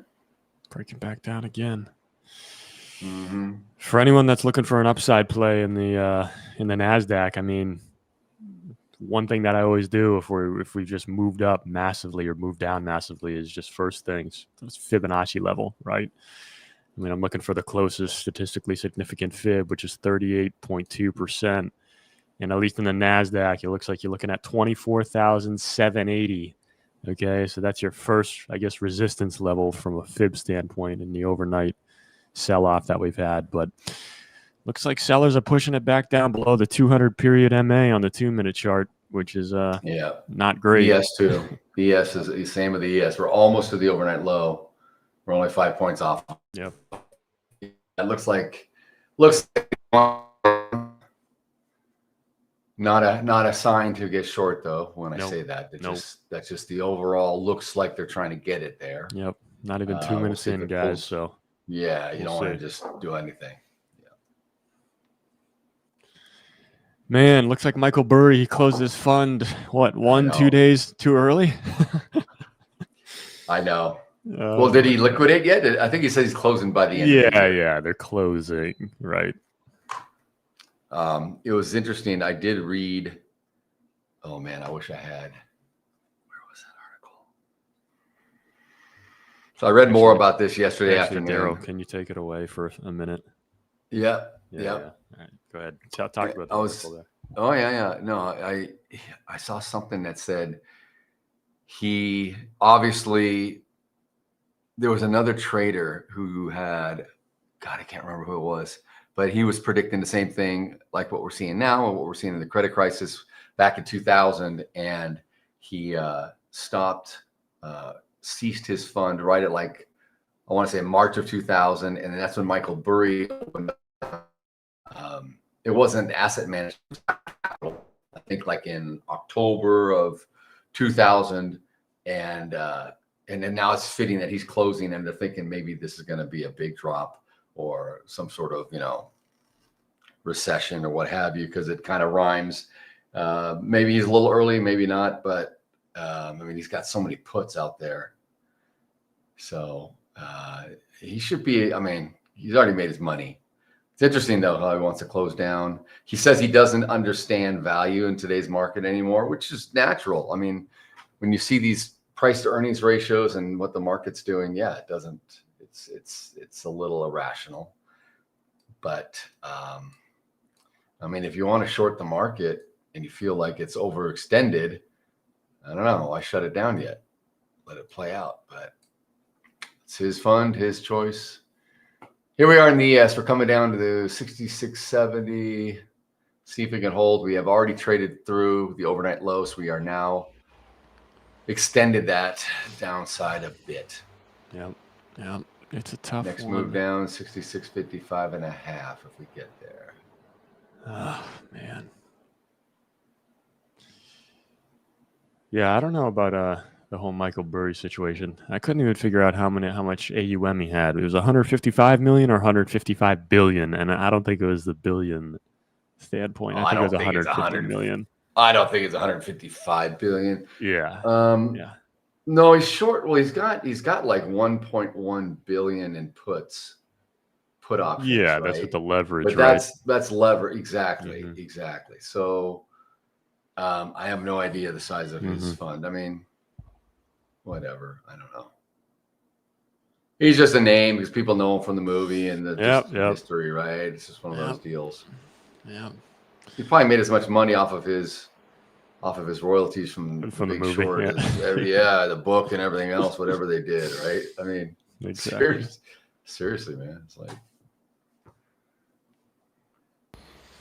all right, so this is interesting. Yeah, I would have thought that we would have just kind of dumped.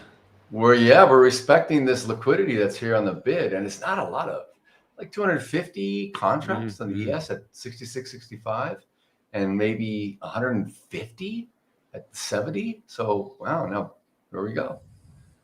See if we can get up to session VWAP, which I have kind of right around the 87 level. Yeah. We're almost there. Is the Nasdaq perform the same way? Same way, yes, pretty much same way. Oh yeah, it is. Yeah, you got a nice little U shape. Is that the 7, 1 minute 25. that you're looking at?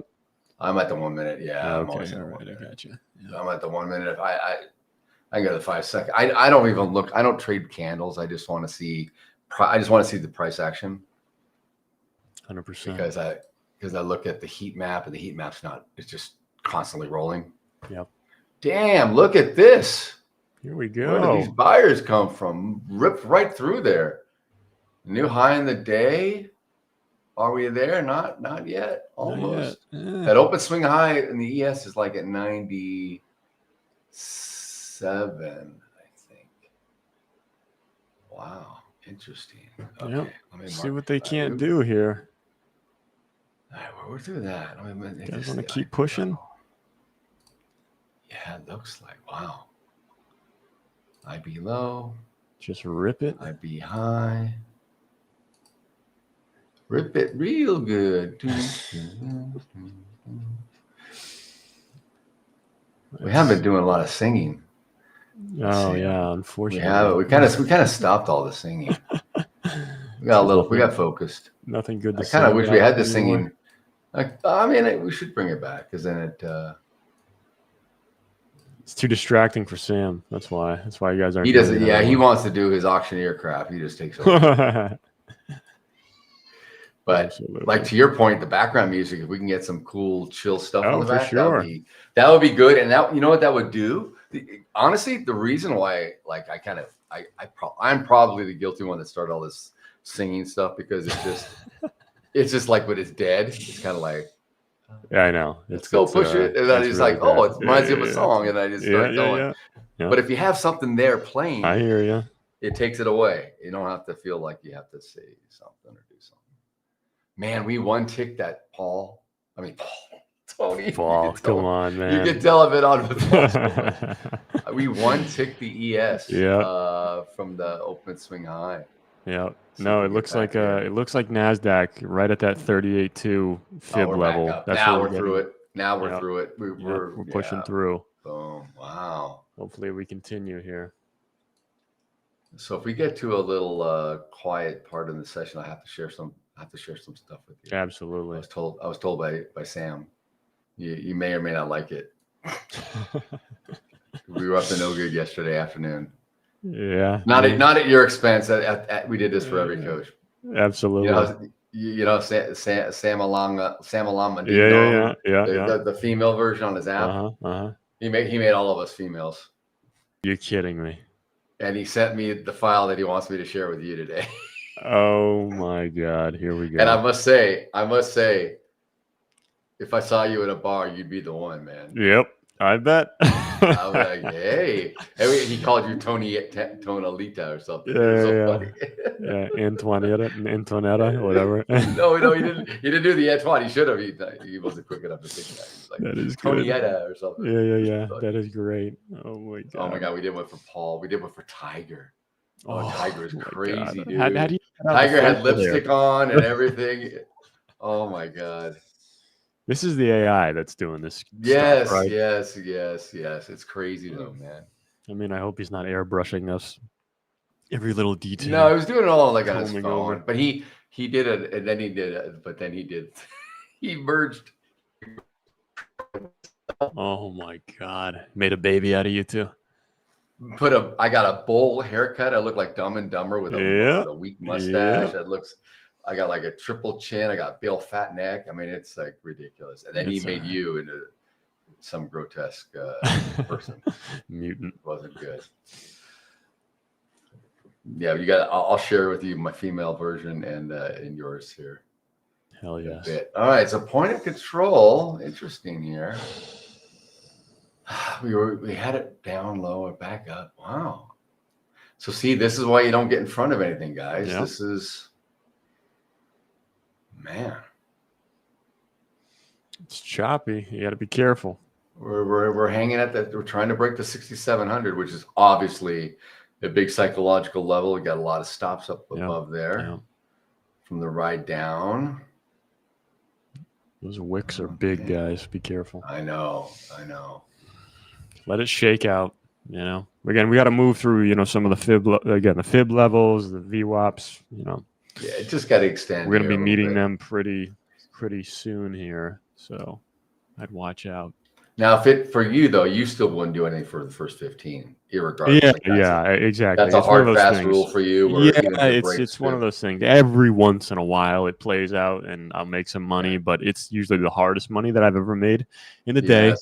That's usually I get chopped around, and it's just like, why do I do it? I really don't know. Probably because I'm just nothing to do and you get bored, right? Yeah, but even on we days succumb like to the FOMO. We succumb. It's like it's certainly like you look at the first few minutes and it's selling off. You're like, oh, I want to ride this down. It's going to keep going, and then you just get hung out to dry. It's like, damn, why did I do that? So who knows? And actually, it's looking interesting. The VWAP on the day and the last fib level from the overnight fall out of bed that we had. 61.8 level in the Nasdaq. They're like coinciding perfectly. Well put. Fall out of bed. I love it. Yeah. So I mean, very really, fitting. Yeah, it's true. It's true. It looks like it just fell out of bed overnight. So it did. It rolled so over. We'll see. Like, even though, yeah, guys, it's like up and to the right in the last 6 minutes since the open. I mean, not since the open, but in the last 6 minutes. Right. But yeah, you never know. Okay, you never know, guys. The sellers might just be waiting for the highest price and then just gonna kill them. So be careful. Again, if you got a strategy, stick to it. That's all I can tell you. That's right.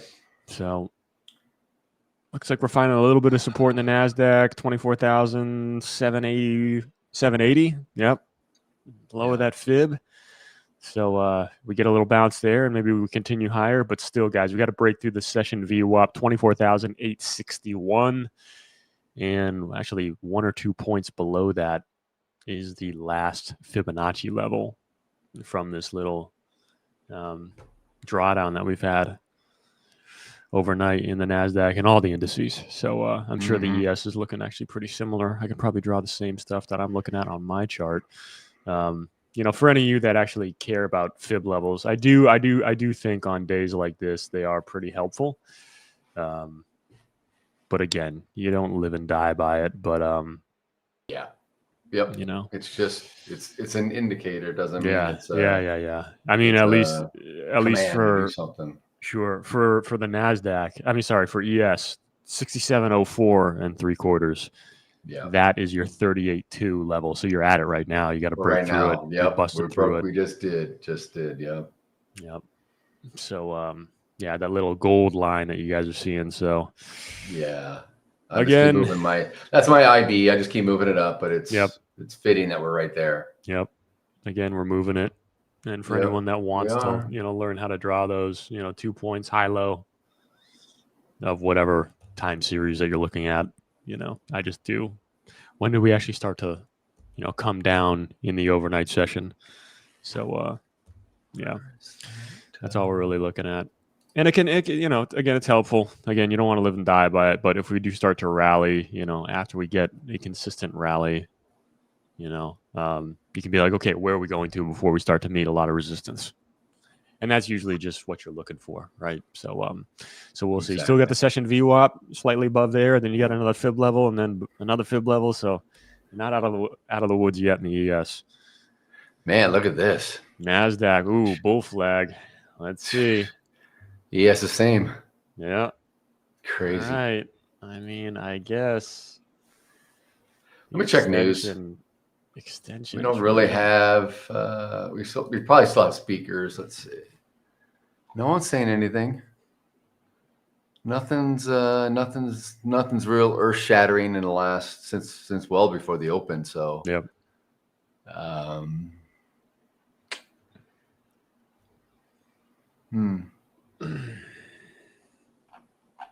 See what we can't do here.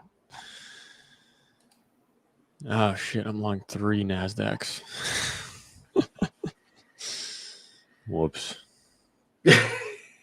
Well, we got to break out of this level. You'll be okay. I think. Be the hardest $1,600 off. I think you'll be okay. You're looking good. Well, we'll see. Keep it coming, please. $1 million stop loss, as we like. Wow. Look at this, man. Perfect. Here we go. Oh, man. So many buyers coming in right now. Hell yes. What the hell? All right. So where can we go to? Now I need to start thinking a longer bias. We can go back up to yesterday's low on the session at 67.46 in the ES. I mean, there's going to be liquidity on the offer, but it's going to be just be stacking above just to get filled as sellers want to get higher priced, right? So that's natural. Man, we'll see very here. Interesting. Yep. All right, one more second, Daryl. Hang on. Yep.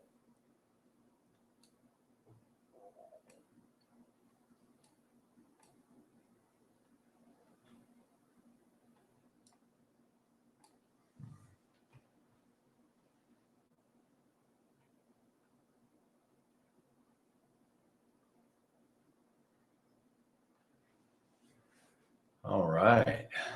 Lots of buyers at this level. I haven't taken a trade yet, guys. I'm just sitting and waiting because I don't want to jump in. At some point, this may snap back, and I don't have any levels I'm trading against. I'm just waiting. I don't want to be too eager. There's plenty of time in the day. Just, and you don't want to give back all the good you've made on the week if you have. So that's important as well. All right, let's see here. This profile, what's it look like? 630. Wow. All right. Wow. All right. Lots of contracts coming in.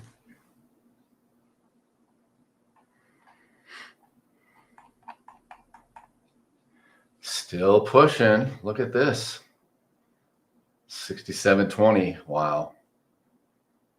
Did anyone expect this on the open after looking at what the overnight did?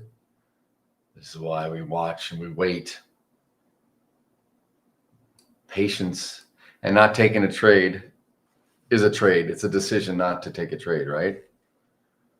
So, I don't know. Part of me says this is going to maybe we retest yesterday's low and drop. I don't know. Yep. I hear you there. Man. Just it's doing that crazy melt up where it's just nice and slow. It's not giving you much pullback, right? It's very it's just so methodical. So it's like if you wanted to get long, you should have got long a while ago. And where do you get in now? See, I got long and then yeah, I know you did. Got stopped out in like some profit, but I could have been up way bigger than this. I know, but you never.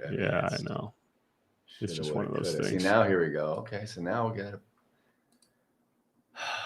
where do we get to? Sellers coming in now. Oof. And of course, you got to size down a little bit. These moves. Yes. 40 points and one bar on the Nasdaq. Yeah, no, that's insanity. Crazy. Wow. Here we go. That's why I don't trade it. Well, like for my style, of holding. Yeah. I don't want to. Yeah. I mean, it could be a blessing and a curse. I could absolutely destroy it, right? But at the same time, it moves fast. Just get so whipped out. Yeah. So we'll see here, guys. At least for the Nasdaq, I'd like to see it come back down to 6,700 here. Yeah, we might get a little bit of pullback to support, that right? fib area, right? That we painted on the chart. Yes, where are we at now? Oh yeah, went right up to the top of that fib. What was that, the 61.8 level? Now we're pulling back just a bit. It's okay. That's okay. That's all good in my book. Exactly. I want to see some. Yeah, I mean, I just don't want to see a freight train just go. Yeah, absolutely. Where do we get to though? Interesting. We did get into. See, I don't know if the profiles are honoring, respecting areas, but we did get into this low volume node kind of back on November 7th, which was. Now we haven't gotten to that low yet. Interesting though. Interesting how we're holding up there. That's also a session low going back to October 23rd. And I mean, this is the thing. You can start making, it's like a trend line, right? You can start seeing things, making things up in your head and tricking yourself like, oh, it's based on where it traded previously. Yeah, I know. You know what I mean? And that's a danger too, because exactly. Like it doesn't really give a crap about any of that. It's just no. The auction, the auction is the auction. And yeah, there's general areas where it likes to go back and test and trade, but it's not exact. It's not exact science. It's just faffing about sometimes. Like it's just faffing. It's faffing. Freaking filth. Unbelievable. Let's see here. Come on. Oh yeah, you got you got your chart up. Okay, let me go. Yeah. I'm share. I'm gonna go full monitor so I can drag in your pictures now. This is oh God, send them to yourself. Yeah. Send them to yourself. He sent them to me. He sent them to me to share with you. He's like, make sure you show Tony. Oh God, here we go. I know. All right, we're getting a nice continue. Yeah, we Hopefully are. a continuation to the upside. We got right to the tip. We just tested it. We didn't get any further in the ES. We're just right there. Come on, rip it, Nasdaq. Would be nice. Hell yes, come on. All right, let's start painting some levels. Nasdaq 24,969 and a quarter. Maybe we go to there. 15-minute opening range. 24,969 and a quarter. Easy enough. I think we'll make it. Here we go. But yeah, apart from that, guys, it is a tough day. Like I said, the range on some of these candles is just very dangerous. Yeah. So when that happens, you just got to size down, because any of these candles, at least on the Nasdaq, you could have been up. I mean, you could have been up $800 on one contract, or you could have been down. So it's just, you got to watch out for sure. You want to see me as a female? Yes. Oh my God. Yeah. You look like you would work in, I don't know, some sort of HR capacity. Is that an accountant or some crap or something? Oh my God. That is disgusting. This is AI, right? Yeah, I like. Look, I got hair. Hey, that's kind of cool. I mean, please just tell me it's AI. It is AI. All right, good. It is. It is. Oh my God. Who else do you have? That's not my alter ego. Anybody else? Is that one saved on your desktop? That one of mine I did, but let's see. I have to download you. I have yours, and I have. But you want to see how he merged. This is nasty. He merged. I don't know how he did this. He merged like Troy and me, and then he goes, but then he add a mustache, add a bad haircut or whatever. I don't know what he does. Yeah. Sam. He's got too much time on his hands. This guy. What the hell? Like, look at this. Look at this walrus looking thing, dude. Look at this. That's apparently he made my teeth all jacked up. He wanted. It's like a merge. Oh God! Isn't that nasty? It's nasty, dude. That is terrible. It looks like the guy that I teased, that guy from Office Space with the He got my swing line stapler. The guy that does that crap. That is disgusting. But you want to see you. This is great, dude. 100%. This is so freaking funny, man. So he took your image off of Instagram or whatever, where you're in your suit and you're in front of the like the floor, like you're supposed to be on the floor. 24,850. Dude, look at this thing. Look at this thing. Dude. Oh Tony, my God! I look like look a at high school girl. I know. Hey, baby, are you the cheerleader? Yeah. What the hell? That is freaking disgusting. Oh, it was so funny. And then he did this to you. I don't know what he did. I told him that this looks like Jack Black with a bad day at the stock market or something. He made you into this dude.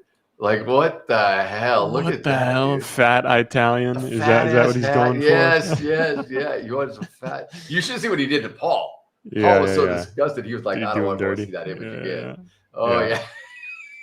Dude, so that's all I have. That's what he did yesterday. That was the most productive that's Sam good. was in the day. That's good. Yeah. Unbelievable. Yeah, guys. Sam has too much time on his hands. We know. We're trying. It was so friggin' funny, man. Tiger. Yep. I wish I had yours, Tiger. Maybe you have yours. He probably sent it to you. Oh my God. We'll get Tiger's up for sure, and I'm sure that the funniest thing is check it out. Tiger's like jawline without the beard. Stuff is funny as hell. Looking at that hottie. Yeah, Tiger. I know. You know it. We know Tiger's like, I would date myself. I would leave the house. This is awesome. Yeah, that's it. 24,969. Hang on here, guys. All right, hang on. I got to dive back into this chart. I still haven't gotten in. I haven't gotten into a trade yet. I'm just kind of because we're it's kind of leveling off here. We're kind of consolidating, and I'm not sure if we're going to get a decent pullback. Yep. I'd like to get a pullback to 6,700 or so. It's a tough one. Maybe this low volume node, which is kind of around 6,708. 24 gets down there and it holds up. I could do that. 3/4, 24. Let's see. 854. Oof. We're a long way from home right now. Let's see. There's a lot of room to pull back. We're kind of in no man's land. Yeah. We're kind of, we're not really at the upper. We got some ways to go. Yeah. So I don't want to preemptively, jump in long and have that be the top, Yeah, exactly. It's a tough one. But we'll see, guys. Just when in doubt, do nothing. Exactly. Because let's see what we got. So we could pull back to like some of the 9-period MAs, any of the MAs we could pull back to, right? Which is also, at least for something in the Nasdaq, freaking 40 points away. That's going to erase any gains that you might have had this morning anyways. So exactly. Be careful. At least for the 15-minute opening range, that I do. I'm waiting for the Nasdaq to get above 24,978, right? So we got to get 30 points higher before I'm going to try to deploy my long again. And then like my biggest problem has been not holding long enough, just because these candles, the range of the candle is 30, 40 points. Is ridiculous.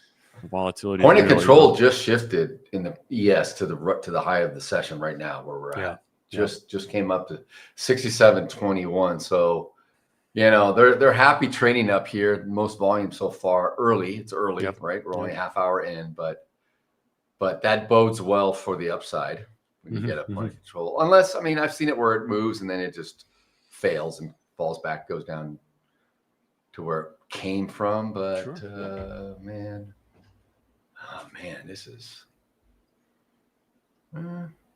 it's not really ripping up though. I know. So you just got resistance. These bars are really is weak. Really.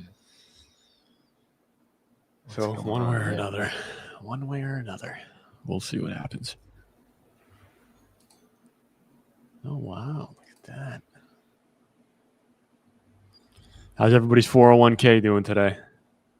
Coming back. You guys do some pre-market buying or what? The party is not over. No. Let's see. Come on. Perfect.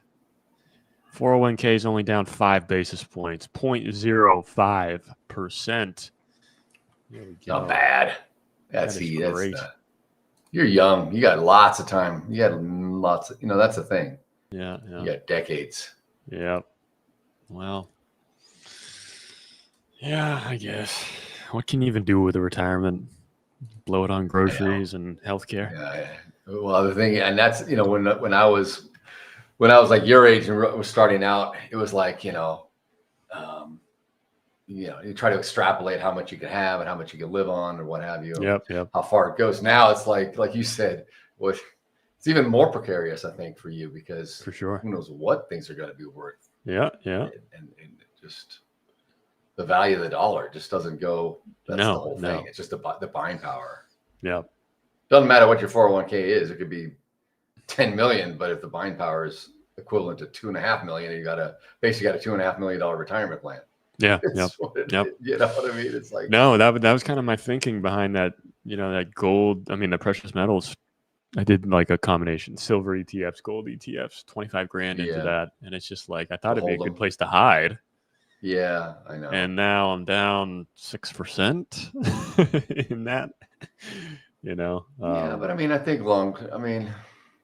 yeah, I know, right? It's one of those things. You blindly just buy it. I mean, gold, like when people held gold for after it hit the highs in the late 80s and the 90s were really crappy. I mean, did you sell it? You just hold it. Yeah. You just hold and just keep adding. Yep. It's there for a reason. It is like a flight to safety of sorts. It's a store of value. I'm certainly, I don't feel the same way about Bitcoin at all, but some people do. Digital gold. Bless them. God bless them. But I would much rather have a tangible value thing than something that could get hacked potentially. Yeah, that's true. I know. Right. Or whatever. Like valued by the U.S. government. Yeah. I'm just not, I'm not there, man. I'm not, I know a lot of people like, oh, crypto. Yeah. The governments are sovereign wealth. They're all, well, they love it. Of course, it's just another way of moving their fiat, but it's stable coin is a fiat. It's just fiat on blockchain to me. It's central bank controlled, right? It's not people. It's not decentralized like they say. Yep. So I don't know, man. That's just you still I hear you. When you still have to claim on your tax return if you own crypto and they want to know about it, then to me that's not. No, the anonymity aspect is totally sucked out. Like there's done no now. more anonymity. Yeah. Correct. Which that was obviously the whole point, right? In the beginning. Yes, exactly. Coach Paul's in the chat. Welcome. Good morning.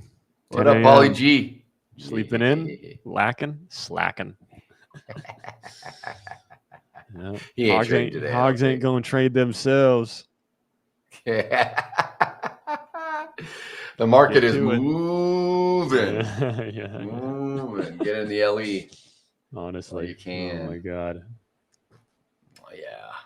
It is sickening. All right, so we're just hanging out at this point of control here in the ES. I know, we haven't filled.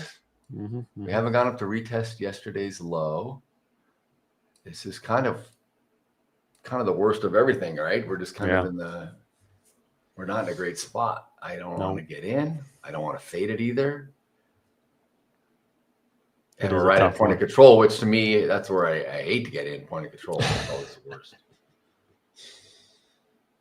Let's see. Oh, yeah, guys, we got to switch to market momentum. Oh, yeah, let's do it. Absolutely. Let's do it.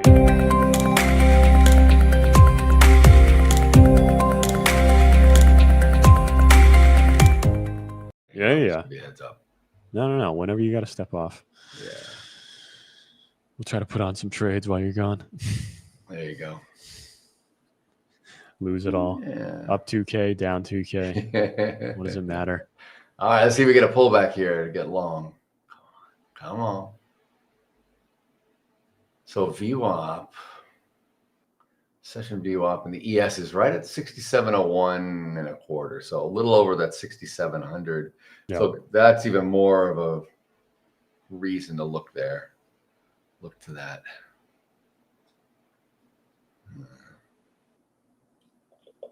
Oof. Yeah. See what the precious metals are doing. Nothing. A whole bunch of nothing. He spiked at the 9:30 open, and now it's just moving about. Much different than yesterday. Yeah, much different than yesterday. Well, all right. So Fed Schmidt is talking now. Schmidt's talking. I saw that he was on the docket at 5 after 10 Eastern, and he's just saying the same old crap. Fed policy is modestly restrictive, which is where it should be. My concern on inflation is much broader than tariffs alone. Yeah, agreed, dude. I agree with you.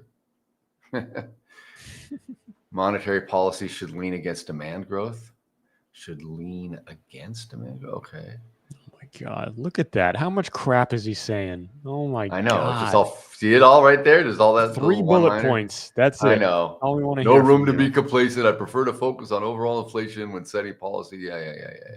Saying the same stuff everyone else says. I know. All right. We came down. I did not get into, I thought it was going to go. Thought it was going to pull back more. Yeah, at least to like 08 or 07. Get through that. And it may. We'll see. We shall see. Oh man, buyers now they're gonna take it. Okay, here we go.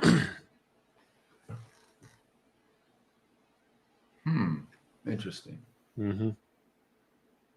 Well, we're ticking up ever so slightly in the ES, just 1 or 2 every time. We just keep getting a little closer to yesterday's low. Don't even know if we're going to even get there, but at this point, I think we will. It looks like it wants to. Ooh, look at that candle! Wow. I know. Let's come on. Let's fill. Come on down. Come on down. Get through that. Get through that. There you go. Each of those sellers. Come on, a little more. Oh, come on. Wow.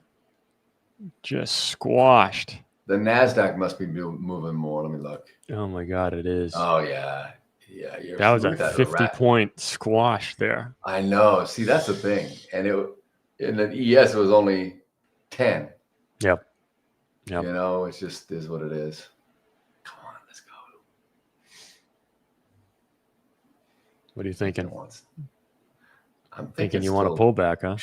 I do want to pull back, you know, and I'm even thinking of getting short to the pullback, but I don't want to front run this thing right here. Yeah. I do want to get short though, just for a bit, but that's just me being now greedy because I'm thinking I want to get both sides of the move, and what does that mean? That means that I have to say to myself, I know exactly where this market's going, right? And that's a ridiculously foolish thing to do. So because I'm planning to get profitable on both the down, you know, the pullback and the reaction to it, and that's ridiculous. So that's a full greedy move, and that's a rookie move. I'm not doing, but I feel that way. I mean, that's my human emotion is saying that to me. Exactly, and guys, that's how it is. We're human. No I mean, it's just right, exactly. And then if it does happen, then I'll be like, oh, Tony, see, look, I knew I should have done this. I'm right. But then you're just talking to yourself and you're just talking crap because you're just like, that's just a lucky deal. Just random, right? Yep. 100%. All right, let's see. Come on. We're holding here. Yeah, we'll see. All right, I'll tell you what I'm going to do. I'm going to run a good coffee and then I'm going to come back. Maybe it'll already have its move or something. Yeah. Something would have happened. And this is actually kept safe. And this is in real world. Like if I was trading here, like I would get up, walk around, you know, the house or do something for a bit, just get away and clear my head and come back. So, you know, that's what I'm going to do. Just tell these guys. Let's see. What do we have here? Yeah, you got to be careful out there, guys. It's one of those things. Just don't do anything. I mean, especially two, 3 candles ago. And if I got in, I would have been just smashed because it's on the opposite side now. Yep. You know. Yep.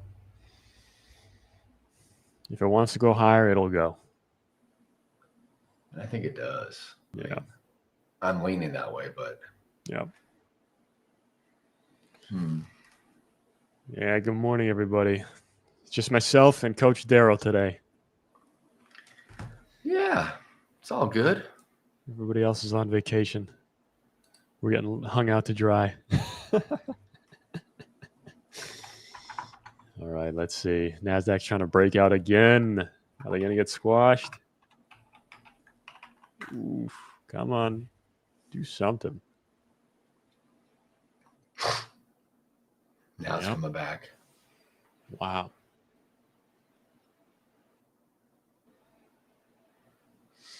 Sellers are just holding it, pushing it down.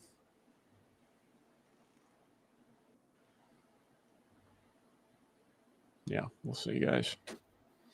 Still nothing to do. The thing is like on the ES on the resistance on the upside here, there's not really anything on the offer, right? There's not like a big wall of contracts sitting there holding it where there's been, you know, absorption from sellers. Yep. I don't have any of that. It's almost like buyers are struggling to continue the move and they're like exhausting, or there's just enough sellers to come in and push it back, but it's not a substantial amount. I don't know if you see it on the Nasdaq, but it's just kind of like happy being here in this little area right now. Yeah. Which is the toughest part for a trader, right? It is.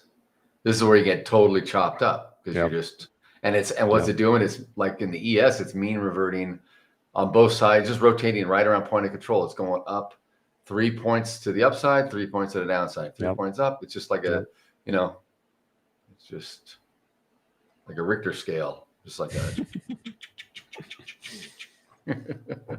You got to be careful, guys. Like we said. Who's working the back end today? Yeah, I know, right? Respond. Go ahead. Then I don't think they're going to take your screen down. What is it? Just going to be me? No, I'm going to block myself. I will block myself out. That's the thing. I will mute on, and I will so I don't want to leave you high and dry on half. All right, that's typing. So I'm going to take over the stream. We don't know. We don't know if you're going to be let back in. That's the problem. No, yeah, I will. Oh, yeah, I will. All right, I'll be right back in a few. All right, go ahead. Thanks, man. Yeah.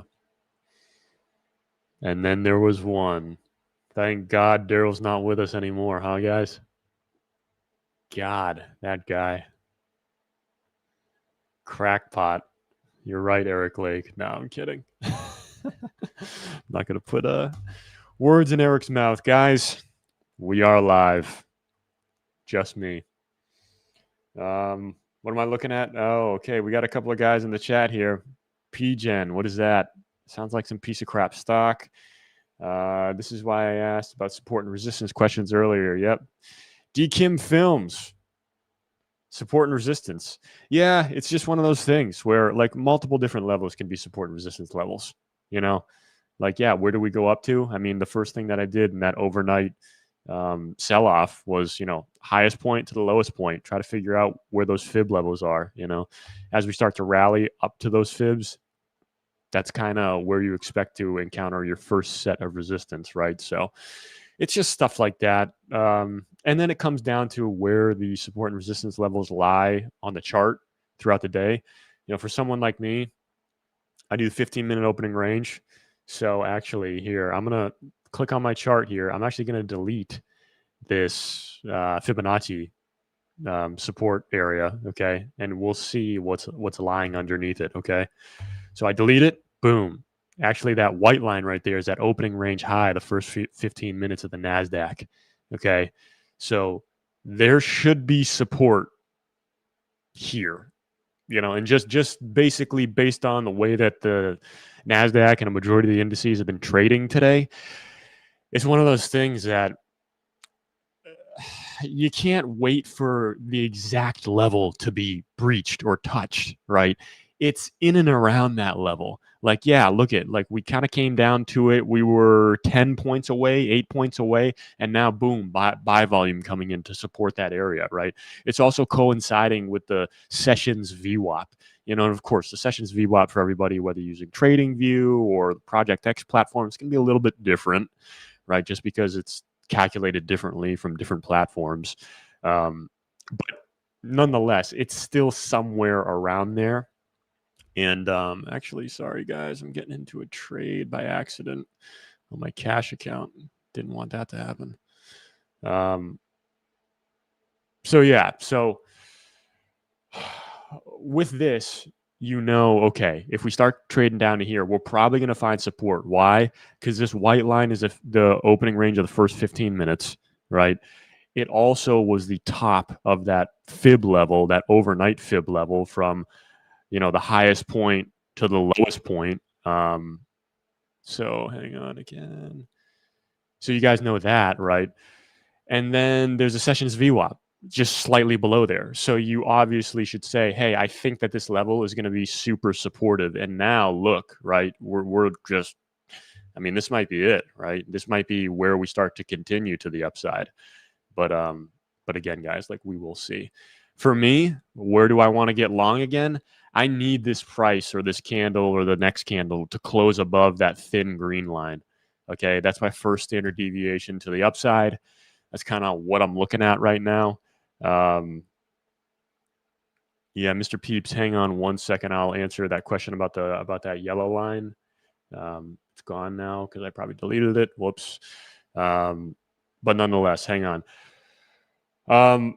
For the 15-minute opening range, guys, I mean, I want this candle to close above this green line. This is the first standard deviation to the upside of the 15-minute opening range. We get candle closure above there. Maybe I'll wait to see how the second candle after we get candle closure above it plays out, just so I don't get liquidity squashed or liquidity grabbed, however you guys want to, term the terminology. But what you can see here is this thin green line that's running in between all the prices, right? That's the 9 MA, and I'm looking at the 2-minute chart. This purple line's a 21, right? So we came back down, wasn't really supportive through those levels, and now we're just blowing back through them to the upside. So like the MAs are usually textbook support and resistance, right? But today is, I don't know. It's just it's a different type of day today, right? Because we're trying to figure out, are we going lower because of the tech sell-off, or are we going higher? So and then of course, like, right, we blow through them. We find support, I guess, around the 21, but we also found support at other levels down there too. Now we're kind of ricocheting back up, straight through the 21, straight through the 9 MA, no resistance there. So they mean nothing now. Okay, so now I know, okay, I'm not really going to be paying attention and or looking to enter or exit trades based off of those MAs, right? Because they're meaningless right now. So again, looks like we got Daryl back, and we'll have him join back into the call or into the Zoom, into the stream in just a second. So yeah, guys, that's kind of what I'm looking for again. But you see my screen, we're not doing anything still. We didn't get candle closure above that first standard deviation of the upside. So, that's my strategy. I'm sticking to it. I'm looking at precious metals for everybody that trades precious metals. For me, it seems like there's nothing to do. It seems like if you were to just get long or short preemptively, it's kind of just a gamble. So, trade at your own risk if you're doing the precious metal stuff.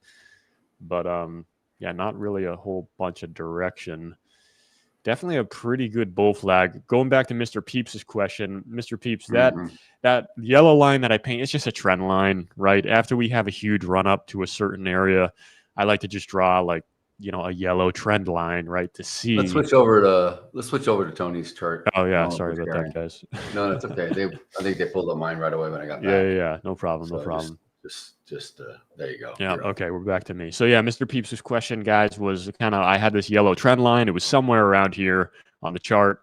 It's just one of those things. We have a huge run up to one side. It's just a trend line. I'm trying to see, when are we going to break out of this trend to try to get a continuation trade or whatnot. So actually, Daryl, you can take over. I just got to take a second. Okay. Yep.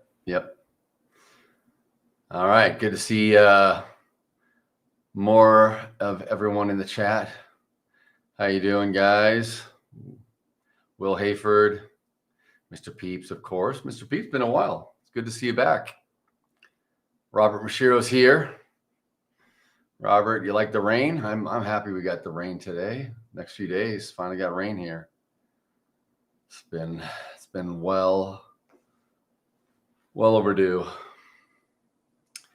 So yeah, on the ES, man, guys, I am just sitting and waiting what we do here. Do we get a breakout to further get closer to retest the low of yesterday's session, which I have at 67.46, or do we stay kind of to the downside, right? Are we going to stay below here? We came down in the overnight quite a bit, but we have not gotten to the other target I had at 66.55.5, which was the low of, I think, November 7th, if I recall. Yeah. So that's another target I have. And of course, we've traded already up and down through the 6,700. So in my book, once we've traded through those levels, it's kind of it just now becomes part of just regular auction, just price movement on the day. So I don't look for anything as far as a level, but doesn't mean that if we don't get down there that we don't see some reaction, because it's still 6,700. There's still stops below on the other side now that we've come above it. VWAP is moving up though, as we keep building up volume here and going a little higher. Session VWAP now is at 67.06. I still want to see a pullback to like that 07 area. So going to VWAP would be just as fine as well. But it doesn't look like it. It looks like it wants to keep slightly melting up, man. Yeah, it's a tough one. Ever so slowly. My IB, the IB 60 is still open. We're not there yet, guys. So, you know, but we're only 15 points or so away from retesting yesterday's low. So that bodes well that we'll probably get there at some point today. Doesn't mean we will, but it just my probability is just leaning more and more towards that, obviously. And we're heading in that direction. So yeah. I mean, it's tough. I mean, it's one of those things, guys, like, you know, Nasdaq, ES, like we have had a pretty good rally, right? I mean, we've had a pretty good rally. Oh, hell yeah. So yeah, at least for me, you know, with that opening range breakout type thing, I mean, I want it to get above that first standard deviation, but I mean, from the first standard deviation to the opening range high, it's, oh my God, 120 points, 110 points. So like, it's a lot, right? So we gotta climb a lot to like try to get up there. Right. You know, so we'll see, guys. We'll see. Eric Lake is asking why his YouTube handle changed. It handled for all of us, Eric, and you were like this yesterday too, and the day before, the Eric Lake 420. So that's your old original. It's changed for everybody except, I guess, the coaches, that they, for whatever reason. But even the moderator Mike has changed to. It did it for everybody. I don't know why. It might be a YouTube thing. It is. It's something. It happened like. Well, my name is just. I've always had it the same, right? I know you have. I have too, because I have a. I don't do an alias. I don't do an alias. Yeah, this is my. But like Tiger's now Tiger Blah. That's his old original one. It went back. Probably a YouTube thing, guys. It is a YouTube, because look, moderator Mike. It's got the little extra stuff on it, right? So it just changed. Maybe they just changed the settings. We couldn't do it. Yeah. Robert Mashiro, though, you're still original. What's up, Robert? What? Hell yes. What does WA mean? What does WA mean? I know I gave you the nickname, but you got it in Discord, Eric. It's still there. You still got it, man. And I think you still have it on the YouTube side. It's just not showing up. Yeah. So I don't know, man. Yeah, everyone's asking, Robert, did you get the job? I want to know. Did you hear back from the hospital or anything else? Hoping yes. Let's hope. Back to point of control. On the ES, just kind of bouncing off of it, really. Yep. And guys, if you're out here in the chat, you know, like this stream, like it. I know that you guys are all probably subscribed, or you wouldn't even be here, right? Right. So like the stream. Come on. I think all the guys that are here, but just keep liking it every day. Yeah, every single day. Say good morning. Come in. Say good morning. Like it. Boom. Done. And that's all we need from you. That's right. Exactly. And then give me compliments in the chat all day. So tell Tony that you like the sister version of him. By the way, do you have a sister? I do not. I have two brothers. Yeah. So see, like, it's funny because like I look at my picture that they made me into a female, and I guess I kind of do look like one of my sisters. It's kind of crazy, dude. It's so weird. God. Odd. Do they have glasses too, or your sister? No. Well, yeah, one of them. Yeah, they both do now because they're older. Yeah. Yeah. They do. They actually had glasses before I did. Yeah. Their eyesight was worse than me. Yeah. I think I have astigmatism, but I think my astigmatism got worse just being on the screens. Oh, sure, absolutely. Got hammered. Yeah, I got astigmatism too, just in one eye, barely in the other one. That's weird. Yeah, but I know. I mean, I have different prescription kind of. Yeah, like my contacts are kind of like monovision. Yeah. Like one near, one far, and they kind of even out. Yep, right? yep. So guys, continue looking at the Nasdaq here, right? Like I said, if you look at the price, the candles, it's just like those MAs didn't really do shit for anyone. No. Look, and I was gonna say the same thing. Like the ES right here, like I can't even get in long because if I get in long, I don't know what my risk to reward is too small. Yeah, ES is. I mean, the thing that was really balancing for the ES was like I guess a Sessions VWAP and maybe a 21 MA, but you're in between this fib level. VWAP hasn't come down at all. Yeah. Oh wow. Yeah. That's the problem. We're just hanging at a point of control. So I don't have like I can get long here, but I don't know. Are we just gonna like right here? We're gonna get to the top of the range and fall back? Yeah, who knows? And if I'm playing the outside, so like I can get short and play the mean reversion back down. But like you watch, I get short here and there. Yeah, see, look now we're gonna make a move. Like, is this the move? Is this it? I don't know. Or is this again getting squashed? Well, no, but we've gone higher on the day. So we just that little move in the ES made us get up. We're just ever so close getting to yesterday's low. Come on. Just do something.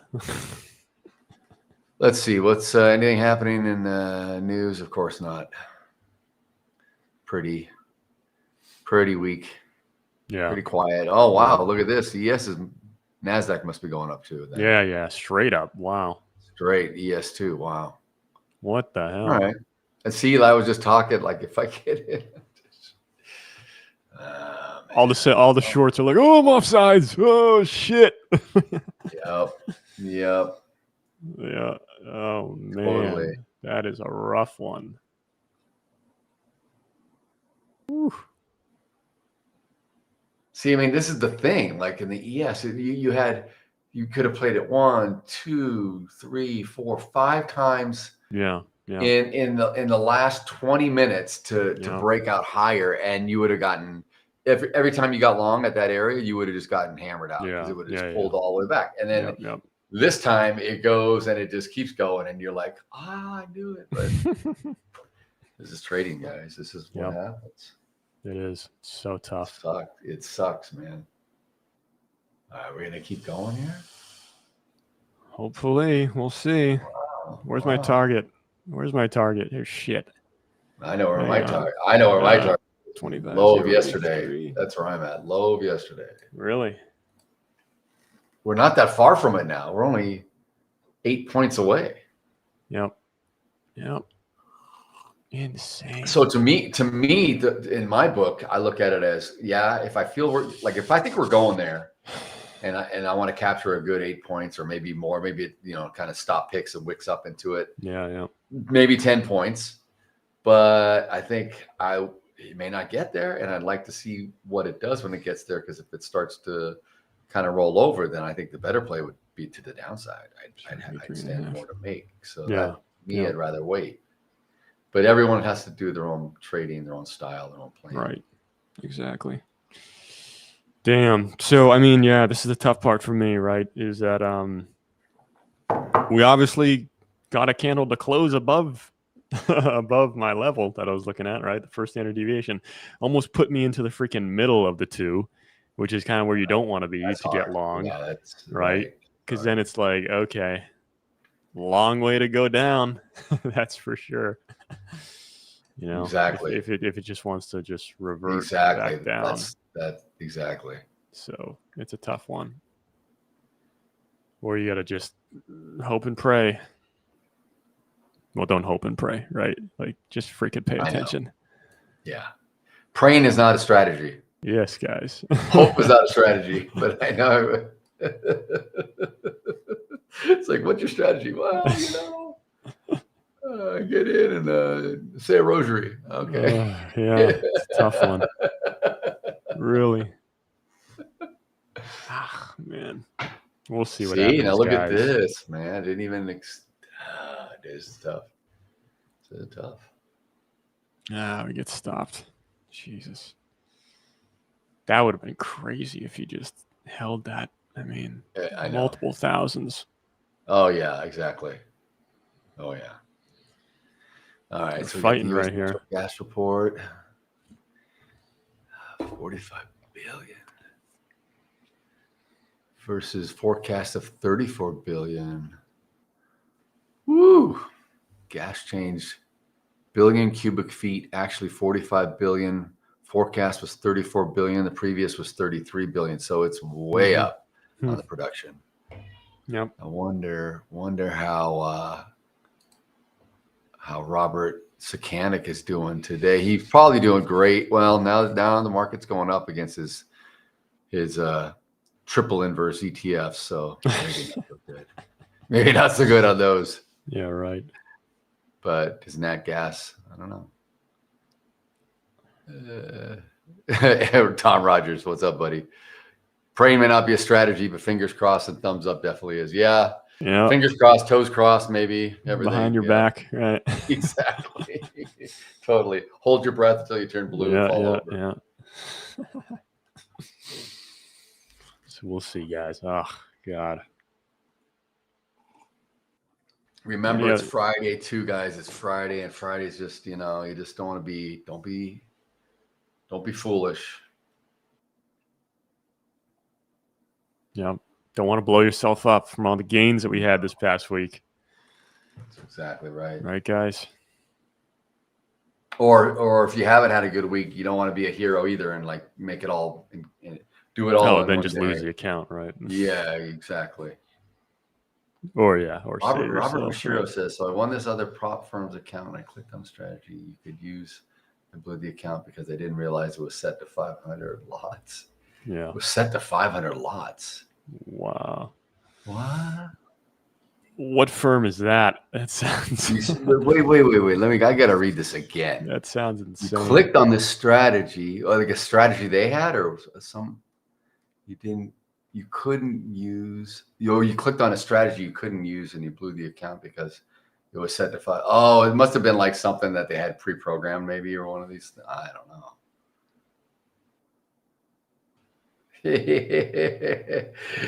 I got to find the rabbit's foot too. I haven't taken a trade yet, Tom. He's looking. Maybe I got to go out and find a 4-leaf clover, whatever you have. I think we're just gonna stick around in this one. Mr. Peeps he's also a fan of the clench the butt cheeks. Yeah, exactly. Oh, Hit the long and clench the butt. That's what we're all doing all the time. Right? Exactly. Oh man. Come on, rip it higher. Straight up. Prop shop trader, Robert Mashiro said. Prop shop trader? I don't think I've heard of them. There's so many. Okay. Prop shop trader. Yeah, I've never heard of them. No. Yeah, it sounds like a bad firm. Eric Lake saying robots. I mean, I know how Eric feels about robots. He despises them. At least you didn't have to pay for it. That's true. That's true, man. God. A lot of these firms will make you pay activation fees if you pass anyway. So, yep. I mean, a lot of them. Most of them do, really. Yep. Robert Sakanic, we were just talking about you 10 minutes ago. How you doing, buddy? How's how are your ETFs today? Probably not so good, I think. Let us know if you're still in them, or did you get or you're out, or what? How's Nat Gas? Did you see the Nat Gas report just came out? 44 billion, I think it was it or something. He probably has a Nat Gas report texted to him. Oh yeah. He hits him on Twitter. He's all over it, man. Yeah, you know he is. I would be if you're that active in it. Yeah. All right, guys. I mean, you see my screen, right? Yeah. I mean, I'm long Nasdaq. I mean, I couldn't keep a stop loss on it. It was just one of those things where it's like, I guess I just have to do it, right? I think it's going up. I really do. You know, I don't recommend trading without stops, but I mean, I got stopped out $1,100 loss before. So, you know, we'll kind of see what happens here. Yeah. I mean, I don't want to say it. There's a time and a place to do it. I sometimes do it without as well, but you got to have a mental stop. And if it gets you, you got to honor it. But the one thing that you risk is, like you said, a headline risk, a tweet, some kind of just absolute rip. And then you're like, oh, great. Yeah. But even then you can get slippage too with a stop. Sure. So it's not like, you know, don't think, guys, a stop is the savior to everything. It's it converts to a market order. That's you have to understand. It's a limit order that converts anywhere. And exactly. And so Robert says, oh yeah, you're down on that gas today. The report was close to in line. It was actually, I think, in line. I think they were forecasting 34 billion, and it came in at 44. Wow. If I'm not mistaken. It was, wow. yeah. So it was. Where is it? Yeah. Yeah, billion cubic feet. Actual forecast was 34 billion. Actual was 45. So much more on the production side. So I guess that's probably, I don't know. I actually don't know how more supply should drop the price, right? So maybe you're good. Yeah. Maybe you're good. I don't know. Oh, he's still in all the ETFs. Okay, cool. Man. Diego, what's happening, man? Is the inflation data good, bad for gold? The inflation data? Well, we're not going on. We don't have inflation data today. Yeah, not today. No. But gold is volatile as ever, as it's been this whole week, basically. Yep, we'll see if we can't pull out a gold trade out of our hat a little bit later. It's getting closer to a level, but still nothing to do there yet, guys, in the gold. I would say. Robert Sekanic too. It was 44. Yes, yeah. 44 bill.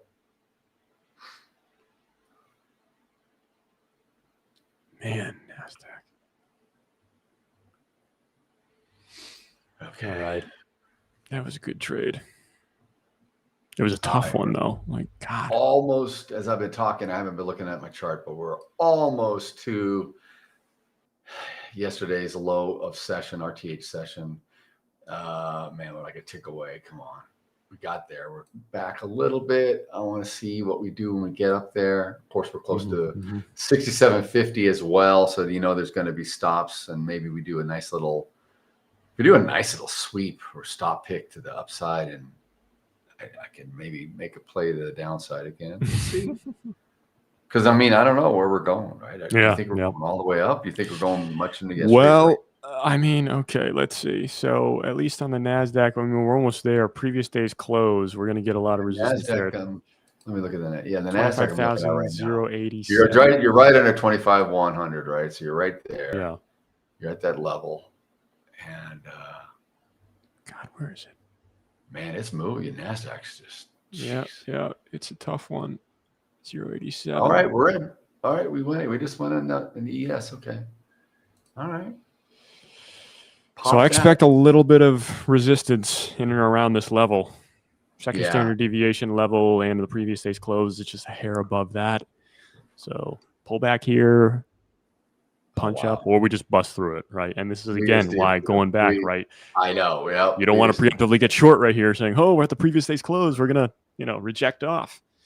Right. Nah. Exactly. No, exactly, man. It's 25,198. Okay, so now that's previous. We're into yesterday's range now. Mm-hmm. Hanging just below 67.50. Did we? Oh, okay.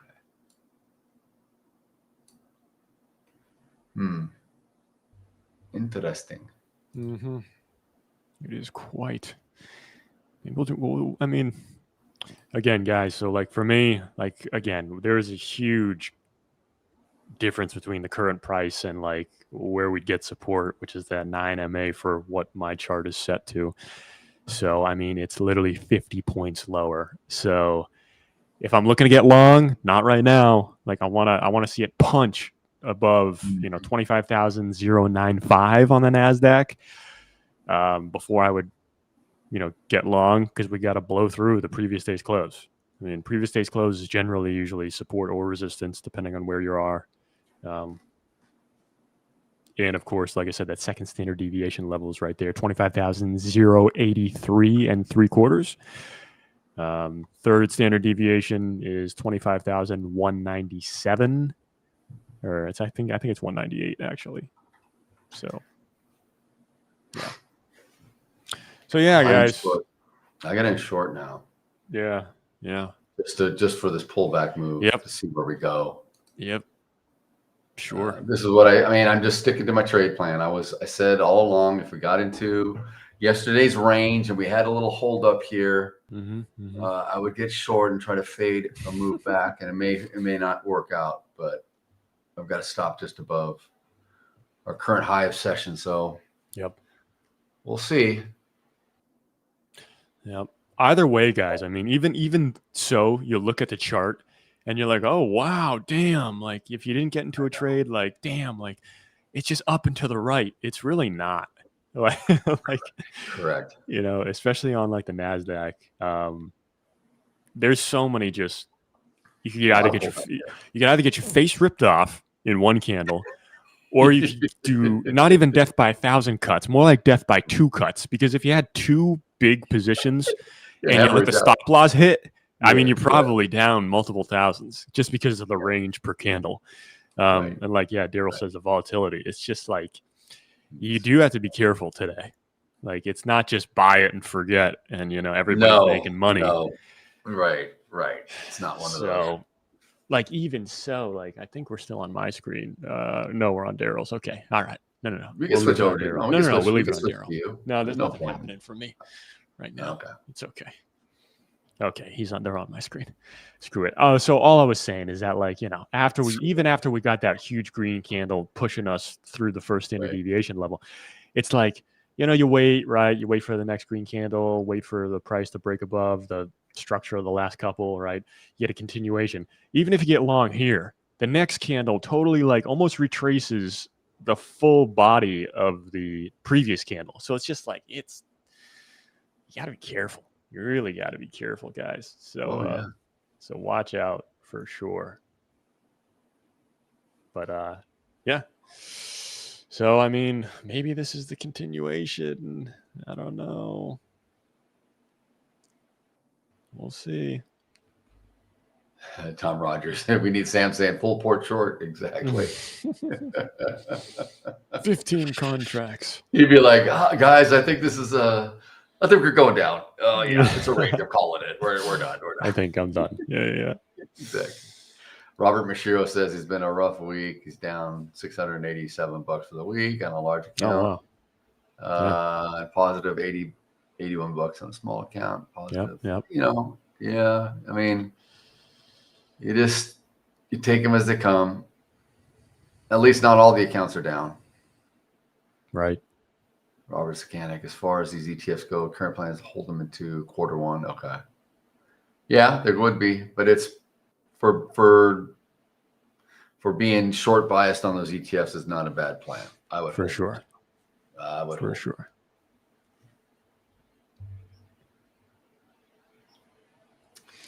All right, guys, we'll see here. This is like the candle. Do we keep pushing up or not? A bunch of sell volume coming off. Yeah. All right. It took me out. I had a very, very tight stop. And I'm glad because now it's really pushing. So I'm glad I'm out. Oof. God. So it does not want to come back, at least now. It does not want to get down to VWAP, point of control, or anything. It just wants to go. Yep. All right. We'll get long. That's okay. I know. That was my fade move. But now this thing really wants to go. The overnight high, ironically, is only 20 points higher here. So is that the next in the ES anyway? So yeah. Wow, that's insane. Actually, that's my next target. So yeah, that's not the high of yesterday. That's just the overnight, but still, that's well in the range. Yep. Go back and look.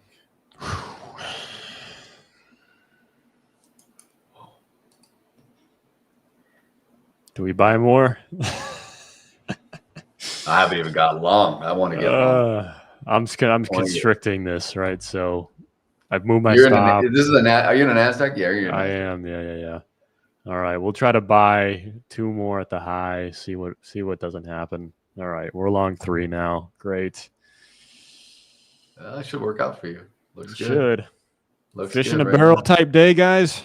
Yeah, maybe. Let's go. After the first 15-minute open, it's been Let's zoom in on this. 1,300. Do I hear 1,500? Do they call it fish in a barrel much on the trade desk on these? Like,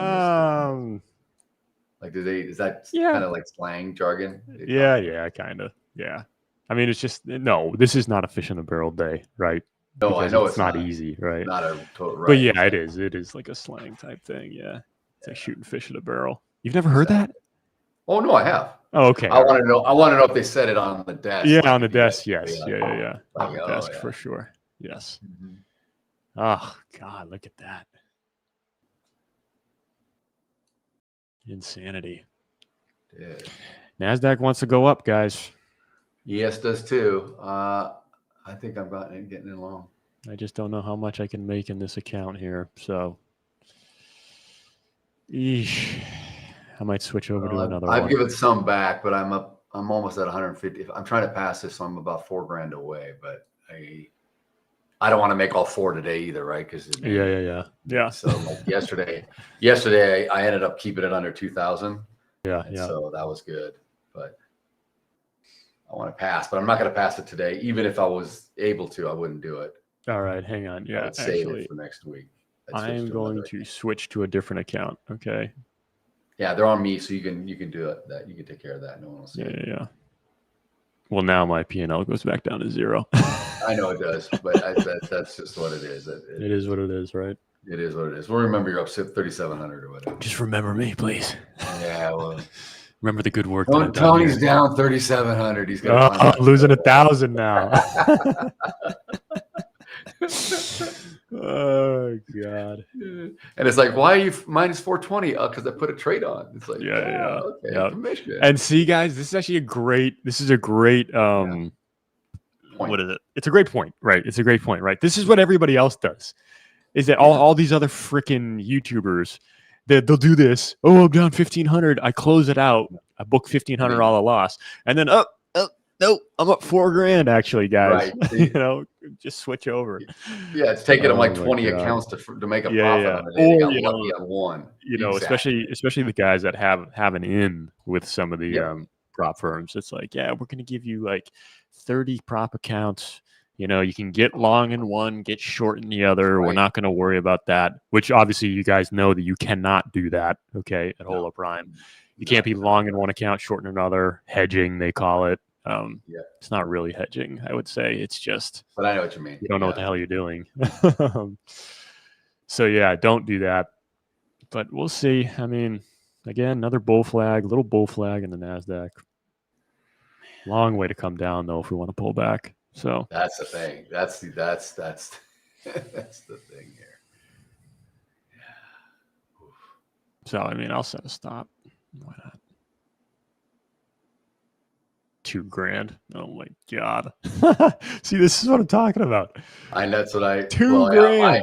My stop's over 1,000. And that's a small stop that I got. That's all it is. I know. And this is it, guys. Like usually, hey, I get long, even if it's at the top and the price was crap, right?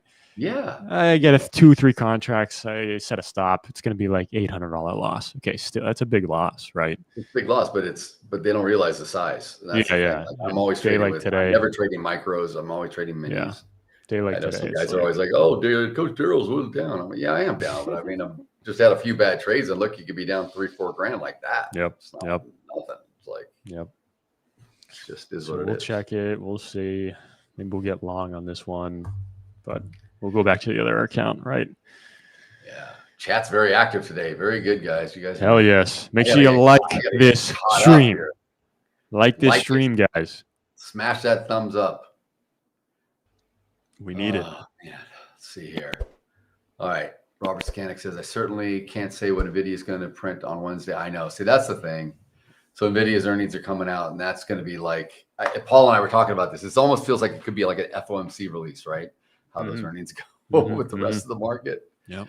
But, and the Supreme Court's going to do on the tariffs, right? When quantitative easing is going to kick in. I know, man. It's,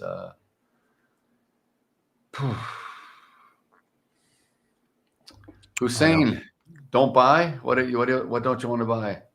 Let us know what you want. What you're saying. Don't buy, because today buying has been the move. Yeah. In most of this. Yeah, I'm not so sure about those levered ETFs. Are they actually like 3x, 2x levered? They're 3x. The ones he's in are 3x. Yeah. Well, I remember this was 2016, 2017, and like the levered ETFs, inverse oil, Yes. 3x bull oil, like these guys. That's when they were coming out. Most of them were coming out. Yeah. And they were like, there were so many nav problems, like they weren't actually moving, 3x, 2x, whatever you got into. So hopefully that has changed. And I assume that it has something to do with the fee structure as well for these ETF aggregators. I would think these a-holes that just, take 150 basis points off your money. Yeah. Yeah, I know.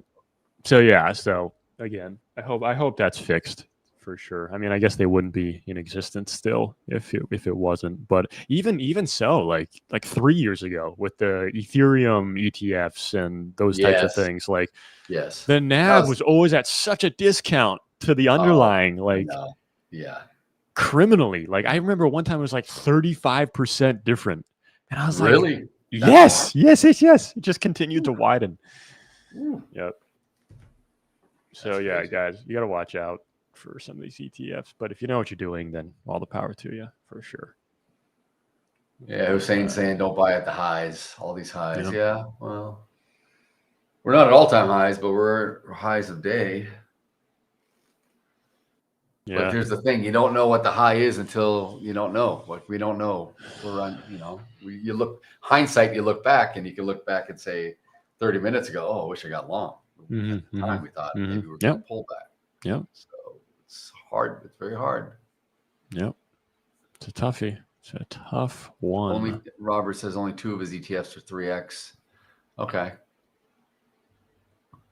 Yeah, and if Mr. Peeps is still here, like Mr. Peeps, I will draw another yellow line on my chart. We don't have to share it now, but literally just from the high to whatever kind of the downward sloping trend is, and we'll see if we break above that to try to get long.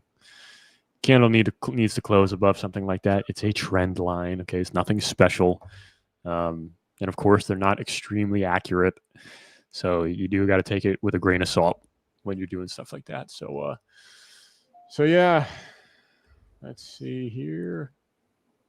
What else do we got? Oh, I wanted to ask Daryl, how do you take your coffee? Because you went out and you got yourself a coffee. I take it black, straight up, hot really? Black like my women. Yeah. Really? Yeah, no, I do. Yeah. Why?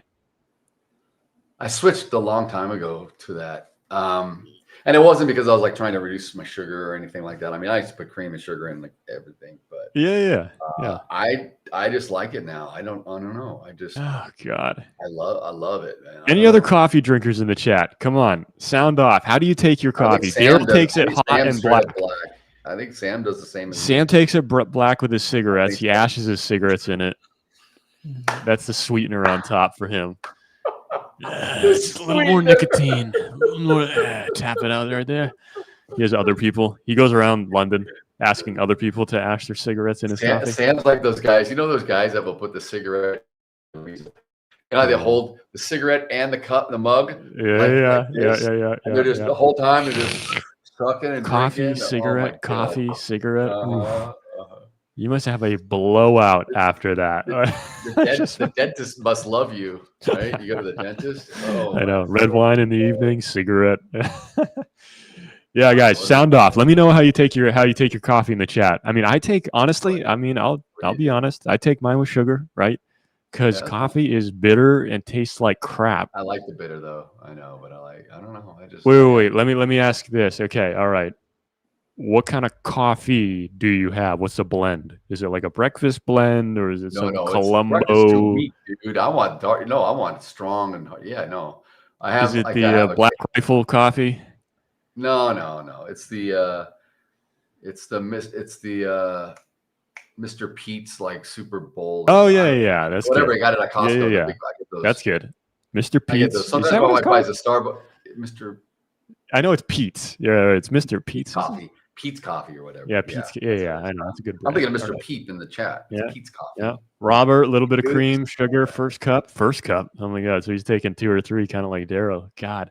Eric Lake Black, other days with creamers. That's good. Oh, Usually Robert drink makes a at least whole pot. 2 pots. Robert makes 2 Robert pots. makes yeah. Robert makes pots. Yeah. Yeah. Tom Dark, Seattle's best dark. Oh, that sounds good. See, Colombian. Dude's All right. talking, dude. Yeah. All right, there we go. Straight black. Straight black. See? What is with you old heads? See? Old heads take it black. Why? It's so terrible. I do cream, a little bit of sugar. Okay, a little bit of sugar. Take the edge off. Okay, I'm not trying to prove anything. I got hair on my chest, so what? You know. All right. But I will say this. This is what I was going to tell you guys. I used to do cream. Whatever. Yeah. Not too light, obviously. I don't want to freaking, I don't want it to be all cream or a milkshake or something like that. Okay? Right, exactly. I do almond milk. Okay. Oh no. Okay. You definitely belong on the West Coast then, brother. Okay. I know it. When I was on the desk, we had the women in the office. I would do almond milk. And I was like, this freaking sissy shit. I'm not doing that shit. Like almond milk, because it's not real milk, right? It's not. Right. No. It's like Sorry. Soy. I'll have a soy. Wait, no. Sorry. It's not almond milk. Sorry. It's oat milk. Does that make it worse? Jesus. Does that make it worse? Yeah. Now you did a full sex change on me. You definitely belong in that picture. Oh my god. All right. Dude, I'll tell you this. Is it good? It is so good. It is so good now. I bet it is. Because I love it oat simple. Milk, so. Yeah. Expensive coffee. Yeah. Mr. Peeps. My son is so funny. Like when he was living at home in high school, like he started drinking coffee a lot, and I kept saying, "Dude, don't do it. It's gonna stunt your growth." And he's like, "Yeah, it's an old wives' tale." I'm like, "Yeah, probably because my mom used to say that to me too." But but it's funny you talk about hair on your chest, because I have this saying for anything that someone doesn't like to eat, like my daughter or whatever. And I do. So it really is funny when you do it with girls. God. Like my daughter will be like, she eats everything, but like, she's like, I don't want that. Come on, eat it. It'll put hair in your chest. Put some hair in your chest. Dad. But I would say it like the guy, put hair in your chest. Eat it. It's good. I know. And it's funny when you say it to a girl, they look at you like, my God. Ew, hair on your chest. But my son would make coffee, dude. It sounded like you were describing. He would put so much. At first, he didn't want to do half and half. Yeah. So he wanted to do milk. And he's putting so much in. I'm like, why don't you just pour a glass of milk, dude? I know. No coffee with a dash of coffee, honestly. Like 4 or 5 sugars and milk. I'm like, Jesus, dude. That's might as well be like hot chocolate, like white chocolate or something. I don't know what that is. Then he gradually got less and less, and now it's more. But I know he still does cream and sugar. For sure. Yeah.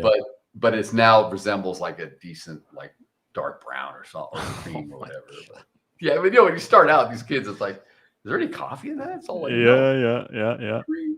Heavy whipping cream. These guys are sounding off. Damn. All right. Heavy whipping cream, vanilla. Good, man. I know. Tony needs to be wearing tweed and hug trees. Oat milk. LOL. Yeah. I tell you, don't knock it till you try it. Like really, guys, don't knock it. And you want to know something? It is healthier. It is healthier than dairy. Yeah. I mean, if that's your thing, right? Or hey, how many of you guys are lactose intolerant? Yeah, I'm not, but I like half and half. Like if I was put cream, I want half and half. I want cream and milk. And if I drink milk, I drink 2%. I can't drink anything less. I can't do skim milk or any of this watered down crap. I need 2%. Even whole milk I'll drink, but not really. But Yep. I don't know. Oh man. What do we got? We just went on a full sugar rant. We're not even trading sugar or coffee. We're not trading sauce, guys. Come on. Look at that. Hey.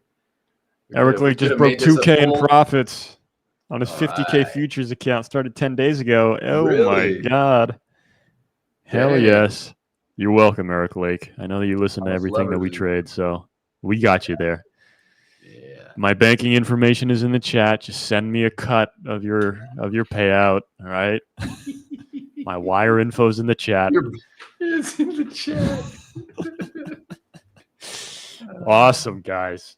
So yeah, I mean, what we want to see, man. Yeah. Yep. Eric likes almond milk vanilla. Okay. Yeah. I mean, it has grown in popularity, obviously. Oh yeah. So we'll see here, guys. I'm still looking at the Nasdaq. That yellow line is not printing yet.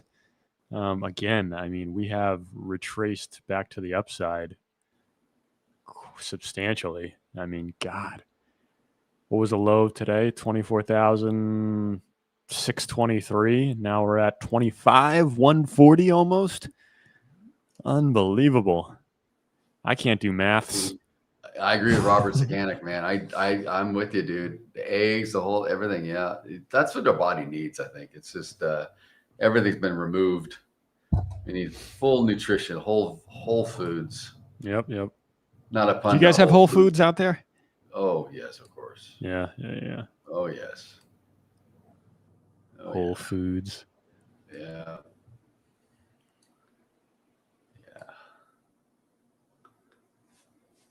Gosh. Let's see. What else do we got?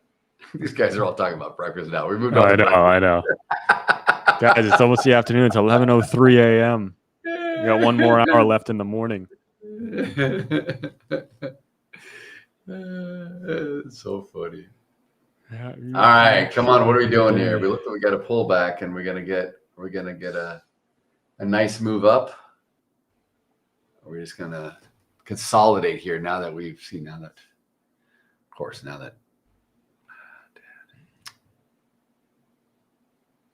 Yep, perfect. We'll see. We'll see what happens. I'm gonna start looking at the precious metals. I think they're still in no man's land, though. Yeah. God. I really do hope that gold starts to decouple from the moves with the Nasdaq. Like, come on, man. I know. Wow. I got a pretty good indicator for the gold and silver futures, and we're not getting anything yet, guys. Maybe we could buy gold somewhere above 4,110. It's kind of my look to get long, and hopefully we get an explosive move to the upside. 4,100 is the number, right? That's kind of the line in the sand. Oh, yeah. Like. Yep. So we got to get above that, and then, gold hasn't even come back to the previous day's close. 41.74, 41.75, call it, right? So, we got another $100 to rally in gold, hopefully, as long as the indices hang in there here. So, what are we doing? I gotta get out. There might be a trade to be had this afternoon in gold, so we'll keep an eye on that. We got about 25 minutes left with myself and Daryl here. And then we get off the air, and then it's gonna really move. You watch. Yeah, I know, right? All the damn time. Right. And if you haven't made your money yet, don't worry, we'll get you there. Come on, what are you doing? Are you still long Nasdaq? Are you out? No. Yeah, I'm out. Nope. Let's see. Doing nothing for now. I got a resting order. I'm long the ES, but I got in and I flipped after I got stopped on the short. I flipped over, but now it's doing what I wanted it to do earlier. Nice. Figures. Just my luck. Just my freaking luck. Yeah, we'll see if the Nasdaq can't bounce right here. Previous day's close. Actually, I got to get below previous. Yeah, I got to get below. We're coming down to previous day's close on the ES as well. It's pretty ironic. They're both at the same spot. 21 MA, same area. Let's see if we don't bounce here. Like I said, guys, not an exact science, especially on a day like today. No, it's not. It's just area. Just like I would say area-ish. Yep. That's the thing. The guys that draw these like technical analysis lines and stuff, it's like it's not going to be precise. It's not like freaking ping pong and stuff. Like it doesn't. I know you see that all the time and on social media. You read about it, and it's great in theory, but when you put it into practice, it's never exact. No, just like anything else. Like anything else. I mean, guys, that's really how it is too. Like on the institutional desk, right? Like I always used to say, like institutions, dude, we don't trade price, we trade levels. Okay, right? Like, like it's just things are chopping around. Like you think you know where the price is going next? Okay, sure, go ahead, be my guest. Step on the train tracks, like I always say. But yeah, institutions, they don't do that shit. They just trade levels, and I think that's kind of how our trading styles are, both myself and Daryl. Just levels based. Yep. You know? Levels, auction, volume based, which is volume's just an area, right? Like you talk about these high volume nodes or these low volume areas. It's just, these are areas, right? Like I don't go right to the point of control for each high volume node. I just, whatever, like it gets in, it's just it really acts for me. It's just a place to take notice and to kind of look for a reaction. Yeah. Right. Yeah. That's really all it is. Yeah. Because you have to have some structure. So for me, that's my structure. That's my foundation of just the auction and how the participants are moving up and down. And we're like right here, we're kind of hanging out in the ES right at 67.50. And for some of you, you say, it's because it's 67.50. It's a 50 number. It's in the middle. That's why it's doing it. And I'm like, no, it just, it's coincidental, but we're also right in the middle of another high volume node of such. So it's just volume here. So let's see what happens. And it's also where it consolidated prior to breaking to the upside, going back, 15 minutes ago, 20 minutes ago. So for sure. And that's more important to me is that's where it was consolidating. That's where it was hanging out. So the auction was nice and comfortable there. Then it had a nice breakout. Then it's now come back again to revisit that area. So now I want to see what's going to happen. It's not so much, because we're at 67.50, I got to do something. It's more of take the numbers away. Like you can take the prices off and I can just look at the volume. And trade off of that. I don't need the price, honestly. Yeah. It sounds weird, but it's, you understand. No, yeah, I know. It's trend. It's where, volume lays. I mean, if nothing trades there, then nothing trades there. So it doesn't mean anything, Exactly.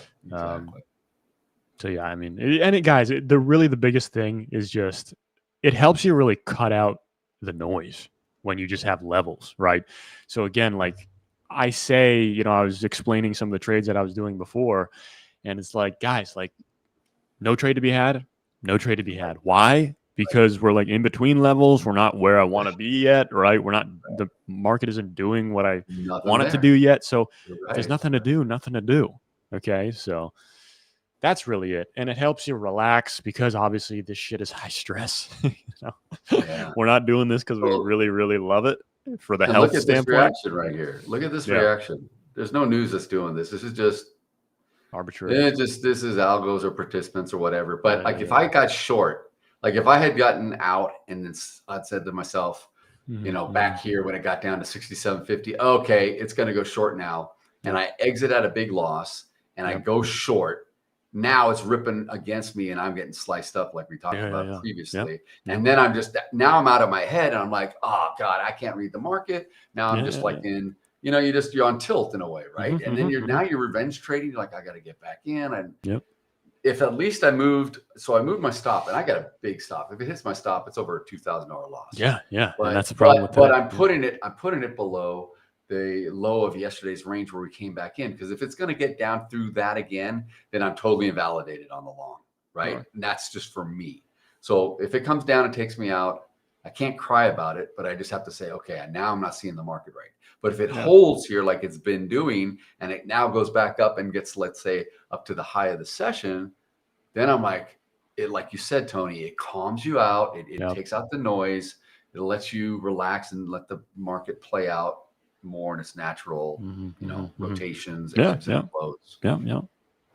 For sure. So here we go. And look at this, right? Bounce right off. Crazy, dude. See. But I'm not back into the money yet. I'm getting there, but I'm better. It's better than where I was, for sure. Much better. That's all right. I think all the other markets need to catch up as well. So these little breathers, like where it just kind of starts to chop, like guys, just let it do its thing and try to eke out another trade here. I don't know if we're going to do it in the next, 15, 20 minutes, but Eric Lake, you're the man. We'll see. You don't have to make anyone a number one, but we're all good, man. But Daryl's your number one, man. All four of us are awesome.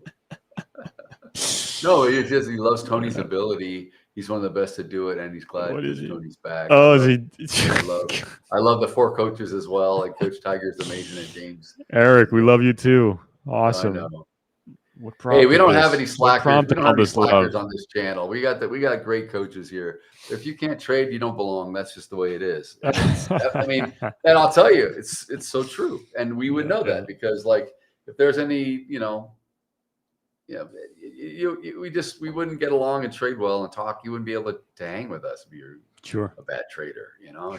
Just the way it is. Or a risky trader. I mean, that's really the worst. That's really the worst trader, guys. Is a risky trader. The gunslingers are the worst, man. Yeah. Because it's just like, dude, you're gonna blow yourself up and then blow me up because I'm listening to you. And they're not setting a good example for you guys on the stream either. It's not what you want to see. That's not real world. That's not how you trade. And you don't, like you said, you're gonna blow up. You're never gonna make it. You're never gonna be sustainable. So you can't do that.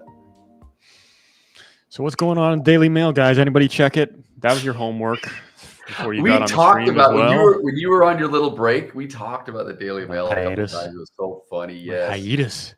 Your little hiatus. We were talking about it. We were like, because like it would be like a really slow day or something, and no news. Of course, when we had the government shutdown, right? And one of us, like maybe Sam or someone, would say, "Oh, what's going on, man? There's nothing going on." I'm like, "Yeah, we need to call up Tony and check the Daily Mail, see what the headlines are." We brought it up a bunch, man. It was funny. You guys really want to know what the hell is going on, check the Daily Mail. I do not get affiliate money for you guys clicking on the Daily Mail links. Don't worry. Now, did they really on the institutional desk? Going back to that, did they talk about it? Yes, every day. Everywhere you worked, every desk you worked at too, even the different companies. Well, yeah. Really? Yeah, 2-3 times a day. I mean, I'm not even joking you. Because you get the morning, the pre-market, honestly. You get the pre-market read. Yeah, and then, they keep on filtering through what the hell happens during the day, right? Yeah. And then, afternoon lunch between, 11:30 to 1:30, pick it up again, see what the hell's going on. It's so funny. Oh, yeah. Yeah. And do they find an edge in it? Are they looking at it for headlines? It's really you got a Bloomberg terminal, right? You have a Bloomberg terminal. Oh yeah, and that's like unlimited reading, right? And you get other subscriptions, like you can pull anything on the Bloomberg terminal. And you could talk to other traders and other people. That's you can hit up CEOs, CFOs. That's the big. I mean, the big guys too at the big hedge funds. That's crazy, man. Yeah. So, I mean, Daily Mail. No, it's literally just, because we're only reading financial data. I mean, you know how it is, right? Like that's not real world. I mean, it is real world. It's the realest world that there is for the United States and the broader, but it's not everybody else. It's not mainstream. I know. It's not the economy. So you got to disconnect, right? You got to figure out what the hell people are actually talking about. Correct. Which superstar is pregnant again, and who's cheating on who, and what's going on in the White House. It's like that's why I go on Yahoo and shit. I just go on and I read about like the tabloid crap, like what's going on? What's going on outside of the financial stuff? Yep. That's it, guys. So help you disconnect for the day. Oh man. Love the mail. Right. Ultra Maximus. I know. I see that. The mail. The mail, baby. Eric Lake leaving, go build a ceiling and put some drywall up. Awesome. I saw the installation you were putting in yesterday. Yeah, he's got more photos in. Yeah. Yep. Go in the lounge, you'll see it. He's got the big addition on there. But you got to put the skirting on the subfloor, don't you, Eric, to keep any bears from coming in hibernating over the winter. Oh God! Or raccoons nesting or what have you. You're gonna have to fill all that in to keep the. Well, you probably have to put the plumbing. You probably have to insulate all that for freezing, right? So you got to do all that crap. Yeah, it's a lot of work, man. And guys, there's a whole nother chat going on in the Discord. So again, if you haven't joined the Discord, or if you don't have Discord, you can sign up in like a minute or less. Right. Okay. Yeah. And the Hola Prime team, we're putting in updates, we're putting in promo codes on, 20% off, 30% off accounts. Biggest one that we've had year to date is like 70% off. So stick around for that type of stuff. But here, I just dropped the link in chat right now to the Discord. Go out and join if you haven't. So, seriously, and a lot of good information. Of course, I actually stopped posting in the Discord, but I'll pick it back up again for sure. Post my charts, let you guys know what levels I'm looking at. But you can also find it here on the stream, which is great. So go join the Discord for sure, guys, if you haven't already. Just make sure you're covered. Wow. All right. So I'm glad I didn't get out. Yeah. But I'm really only at my entry, dude. I mean, it just. Let's see here. Can we get up there now? Can we get up to 75 before we're off the stream here in 12 minutes? That would be nice to see us get to retest the overnight high on the ES. That would be very interesting to come back all that. I mean, God, wasn't that long ago you and I were thinking this may be a more continued sell-off day, and this is what the market does. It's full of surprises. Oh man, look at this. Look at this. All right. I always spell challenges wrong. It's with an E. God. No shave. Yeah, guys, 15% off. I think that's the latest one that we're running, right? When is it? I think so. Expire? I think probably at the end of the month, right? No, it's a whole month. I think. Yeah, okay. Exactly. Good. Yeah, like no shave 15, right? No shave 15 for 15% off futures challenges. There's no shave 20 if you guys do the Forex stuff. Correct. But, I'll let the Forex guys share that in the next segment. And so 12 minutes, Eric 11 minutes. Eric Lake trades Forex too. There's some Forex guys here. Yep. Actually, Eric's been trying to get more into futures, which is good. I mean, very commendable, and he's doing well now. So no, the Project X platform, it's great.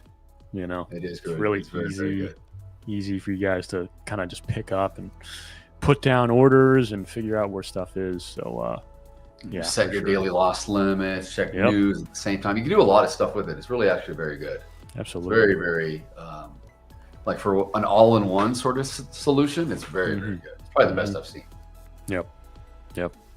Absolutely. I love it. Oh, what else do we got? Let's see. All right, Robert Sakanik. We'll see you later. Thanks for hanging out this morning. Go have lunch. He'll be back. And he's on the East Coast like you, so he's going to go eat. Let's see. Where are we at? News. All right. What do we got? News. We're going up. We are. So, man, all we did was come back and kind of retest that low of yesterday once we broke in there. At least on the ES we did. I think the Nasdaq probably did. Wow, look at this now. There you go. Ooh, heavy buyers coming in. Look at this. There you go, Mr. Peeps. That yellow line is printing. See? That's what I'm talking about, man. That's all you need. Look at this. Just a little line in the sand. Let you know where things stand. Is that your yellow line? Is that that's your like, I've seen you do, is that like just a little trend line? Yeah, it's just a little trend line. That's it. Yeah. Whatever. You break above it, fine. And we have, so that's good. Let me check the stream now. Let's see what this sounds like. Oh yeah, you got a little music in the chat. What do you guys think? Not bad, huh? I don't see anyone complaining about it, so I think we found something. Yeah, I think it's good. Yeah, I like it.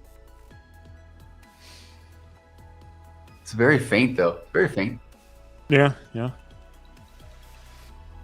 No, I think it's pretty good. Good tempo. Oh yeah, it's good. Classic piano. It's good. It's good. No, it's good. Oh, I put you to sleep, dude. That's good stuff. That's right. Oh, that's good. I'm okay with it. Well done, guys. All right, cool. Yeah, that's a good one. Good choice. Good choice there. Right. So yeah, no economic data, I guess, right? Nothing to really worry about. Just gonna be a casual Friday. Maybe another Fed speaker or some bull crap. Kashkari. No, Kashkari. Yeah, Waller, Logan. That's later. Yeah. But By the way, Kashkari is the only one. By the way, buddy, I didn't see this earlier, but well over an hour when I guess when I was sharing our female photos, Tiger had sent me what Sam sent him yesterday. So I will share it here right before we get off when Tiger is about to come on for the news, because that way he'll be with us in the back end anyway. It'll be funny. You got to see his, dude. It's ridiculous. Oh, God. Ridiculous. Everybody's doing this stuff now. Make yourself into a girl with Hola Prime. Sam got it. I don't know, man. I never even knew there was an app that existed like this, but of course, it shouldn't surprise me. There's even more apps for everything, right? It's even more true now. God, dude. Mm-hmm. Have you seen some of these like AI, like even stuff on LinkedIn? There's like it's a full AI person talking, and it looks pretty good. Like it's you can tell it's AI, but it's like gotten so much better. Actually, one of my buddies, he was interviewing at some bullcrap company, and he was interviewed by an AI assistant. Okay, really? like a person though. They did video call interview, and he was interviewed by an AI bot. Did he see the person, or was it just like audio? Yeah, no, he could see the person, right? And they're like, "Hi, I'm an AI assistant thing." Like, holy hell! Wow, we're really ripping crazy. Now. Look at this, baby! Get up there, retest at 75. This is crazy to do all this in the first 2 hours. Here we go. Come on! Get up there. Liquidity at 80. Offers at 80, about 300. Let's see if we can keep marching up. Can we get there? Can we get there? I'm going to trail a little bit more. Yeah. Oh. How many contracts you got? 2. I should have had more. I'm okay with 2. 2 is fine. Yeah. Because again, I don't want to get more. I got to make back what I lost, but I don't want to make. I'm going to limit myself to like $2,000 today. And I want to trade better. Ripper, guys. Let's go. Look at this. Interesting. So interesting. Let's see here. All right. Overnight lows touched. We'll make this. We'll pull back now, or we keep going. Don't stop the party. Going. I think we're going to keep going. Come on. Don't stop till you get enough. Get up to the beat. Don't stop. Don't stop. Come on, baby. Let's go. Oh, yeah. Wow. Oh, yeah. Get to 80. Get up. Look at that. Wow. Contracts are coming off in my ear. I just hear the heat map going. But I have all this audio from. I was going to say, do you have all the dings?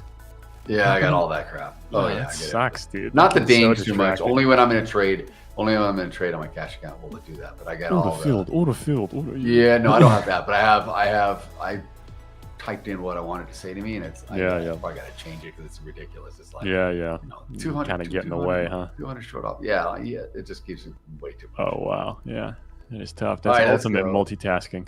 I had it for when I was trading on my own. Like I would just have the speakers on. I could hear. Yeah.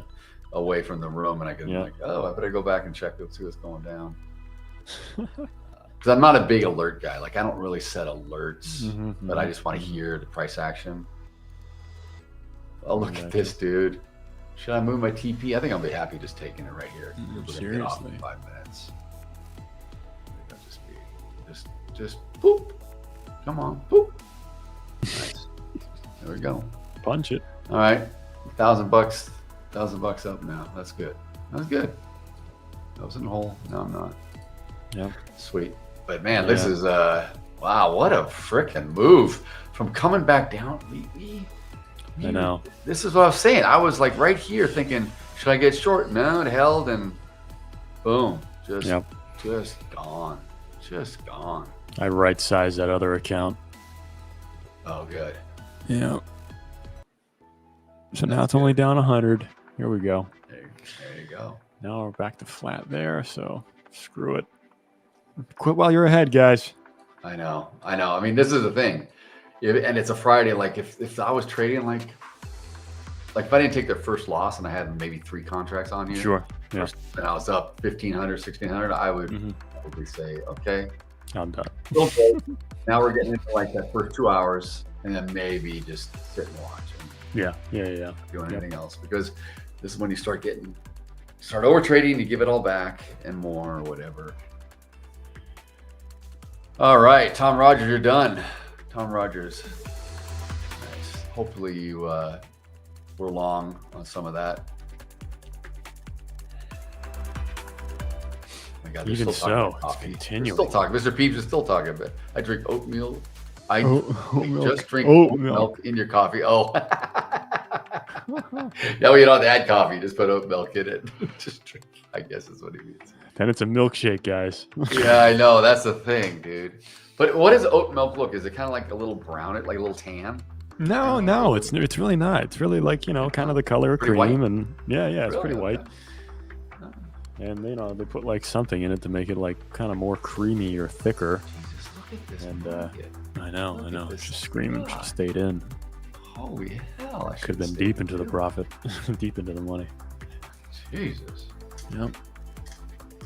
Interesting. Well, John Rogers, holy cow, I'm done. I was long. Yeah. No, you were long. Tiger's here. Okay, I'm gonna bring him. I'm gonna bring in that.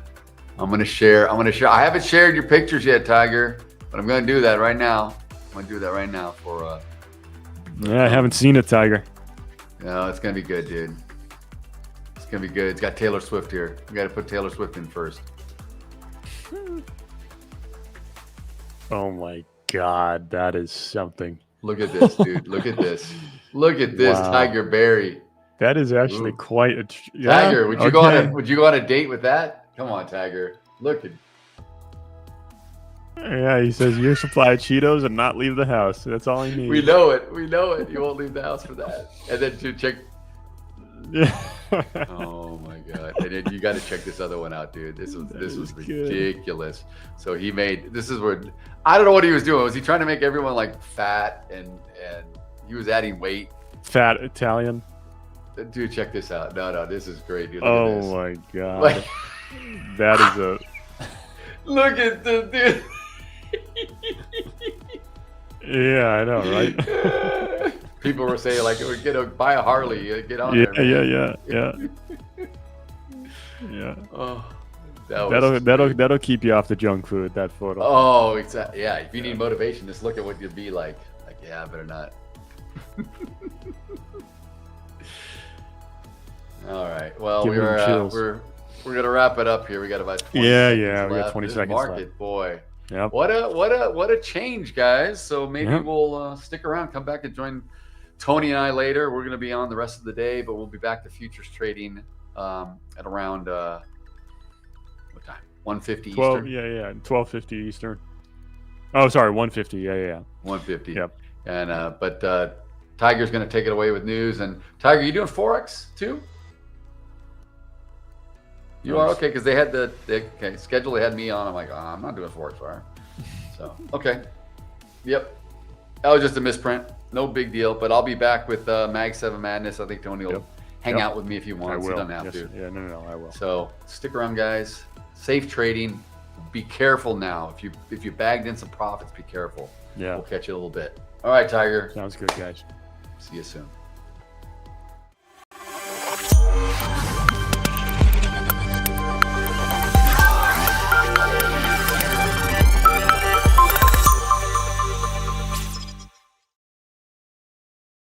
Here's the thing.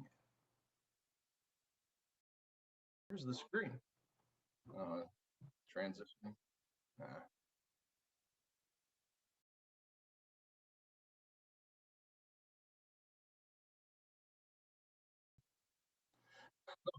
All right, welcome back, Forex Friday by default. So strap in because the markets have been on a bit of a roller coaster, and it seems someone forgot to check the safety harness. So let's dive into the action from the past few hours, see where the money's moving as we get ready for the New York session, which has already started. The overarching theme is a definite risk-off mood, and it's hitting equities hard. U.S. futures are pointing lower, with the Nasdaq feeling the tech burn after a 2% slump yesterday. It seems even AI stocks need a breather sometimes. Their valuations were looking more stretched than my patience in a traffic jam. This has the S&P 500 on track for its first back-to-back weekly decline since June. And across the pond, the UK decided to throw a fiscal fiesta, scrapping planned tax hikes, which left investors wondering how they'll pay the piper. Gilt sold off, pushing the 10-year yield up, and the pound saw its November gains get wiped out faster than a weak stop loss. It seems their fiscal credibility is facing a bit of a credibility crunch. In the currency arena, the US dollar is trying to find some stable ground after its recent slide, but it's getting mixed signals from its own Fed officials. A parade of speakers, including Schmid, Logan, and Bostic, later today have been striking a cautious tone, essentially saying, whoa, slow down there, on the idea of a December rate cut. This has traders dramatically scaling back their bets, with the probability of a cut now sitting at a coin flip of 49%, down from a near certainty just a month ago. It seems the Fed's higher for longer mantra is sticking around longer than a catchy tune you can't get out of your head. The euro is showing some resilience, holding its own thanks to the ECB officials like Isabel Schnadel reiterating that there's no need to touch interest rates right now. Data confirmed the Eurozone economy is chugging along, with the GDP growing 0.2% in the third quarter. However, the euro's strength has its limits, especially against the Swiss franc. The euro-Swiss franc pair has plummeted to its lowest level since 2015, back when the Swiss National Bank famously let the franc off its leash. And I was actually in training, my first week of trading ever, when that happened. Let me tell you, that was quite the trip. The safe haven franc is in high demand as equity markets tumble. It seems everyone wants a piece of that Swiss stability, especially when the rest of the market feels like a house of cards in a wind tunnel. And over in the commodity block, the Canadian dollar is getting a boost from a flare up in oil prices. Geopolitical tensions are flaring up, and so are oil prices. It's the one market that can go from crude to rude in a matter of seconds. A Ukrainian drone strike on a Russian oil depot sparked supply concerns, giving the WTI a lift back towards the $60 per barrel mark. This has helped the loonie put a cap on the Euro CAD's upside, despite some solid Canadian manufacturing data. And meanwhile, gold is taking a bit of a breather after its recent run up, easing back from 3-week highs as the dollar stabilizes. It seems that the precious metals safe haven appeal got a little tarnished by the relief over the U.S. government reopening, even if that relief is only temporary. So to sum it up, traders, we've got fiscal drama in the UK, a cautious Fed stateside, a resilient but range-bound euro, and commodities reacting to geopolitical jitters. It's a classic case of the market trying to find its footing amidst a cacophony of conflicting signals. As always, keep your wits about you and your risk management tighter than a drum. Remember, in a market like this, the trend is your friend until it bends, and right now, no good. So let's have a great trading day. Back to you guys.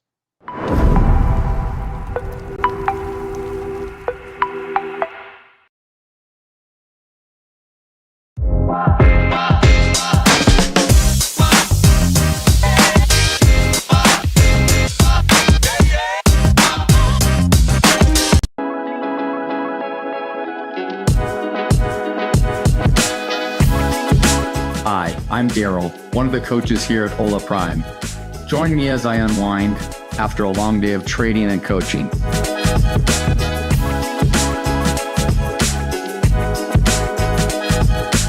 So, like I was describing, I like to get out on the trails, take a break from trading, kind of relax my mind, get some fresh air, get some sunshine. It's not bad that I have a number of trails right in my backyard. This one's about a 3-mile trail, and just over that hill right there is the Pacific Ocean. Sometimes I'll take a drive through the canyons and unwind my mind, but oftentimes grab the dog, come up here on a trail, just sit here, and it's beautiful, you know, beautiful out here.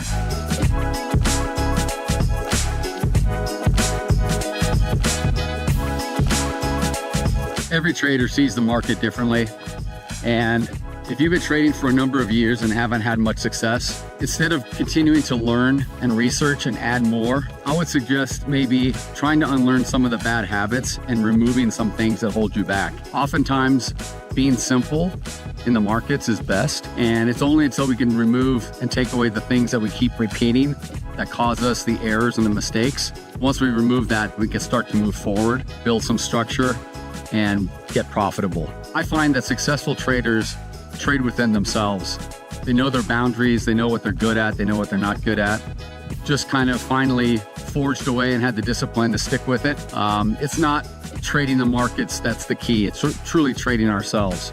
And once we can do that, then we can find success. Anyway, it's been nice to get to share a little bit about what I do in my off time and how I unwind from the markets. I look forward to seeing you on our Hola Prime TV channels, live streaming every day. And here's to your success. Thank you. Hola Prime. Trade with transparency.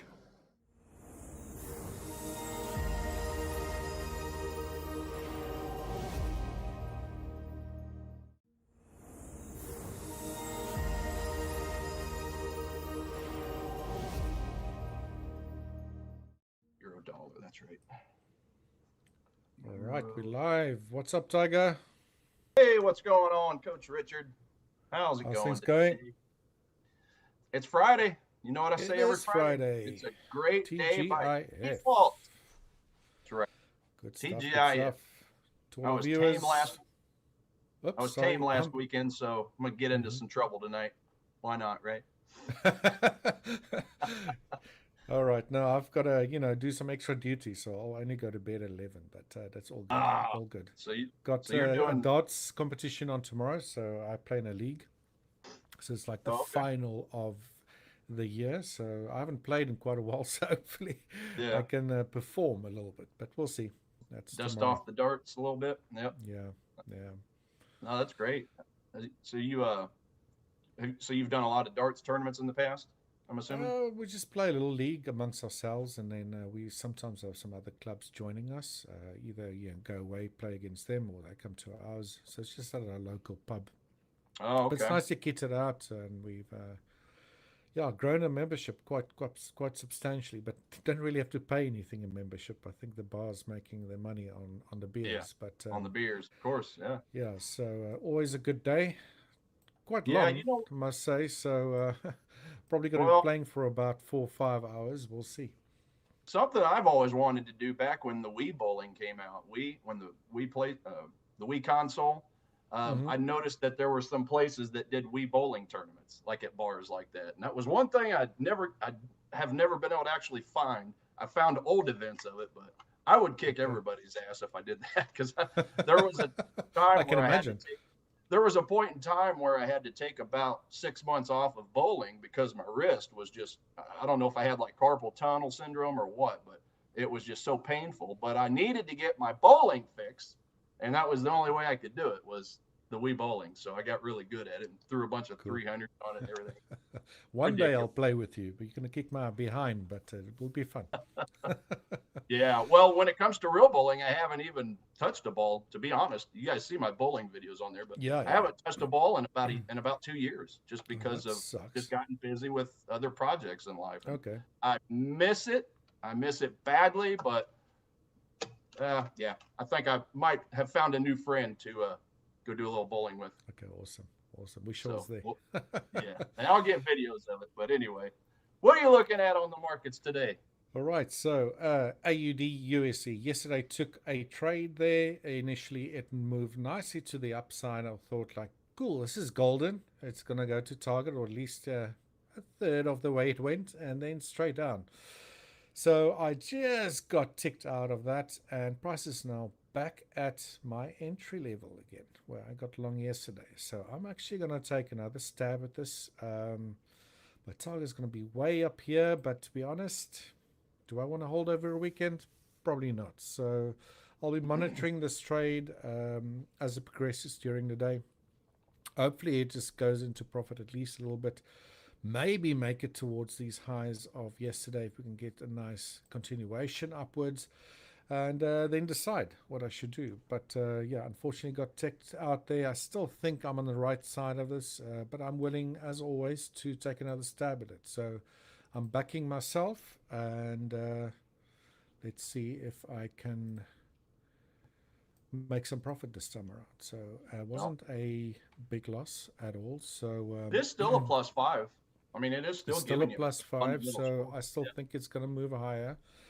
But yeah, hopefully you don't get stopped out twice in this. I generally take a position 2 times if I feel confident. Otherwise, I'll just, if I take another loss in it, I'll probably move on the sidelines a little bit with this. So I've already set up the trade here, and I'm just going to hit the buy order. Trading 0.4 lots in the AUD USD, and there's a position. So stop loss at 0.6500, target 0.6654.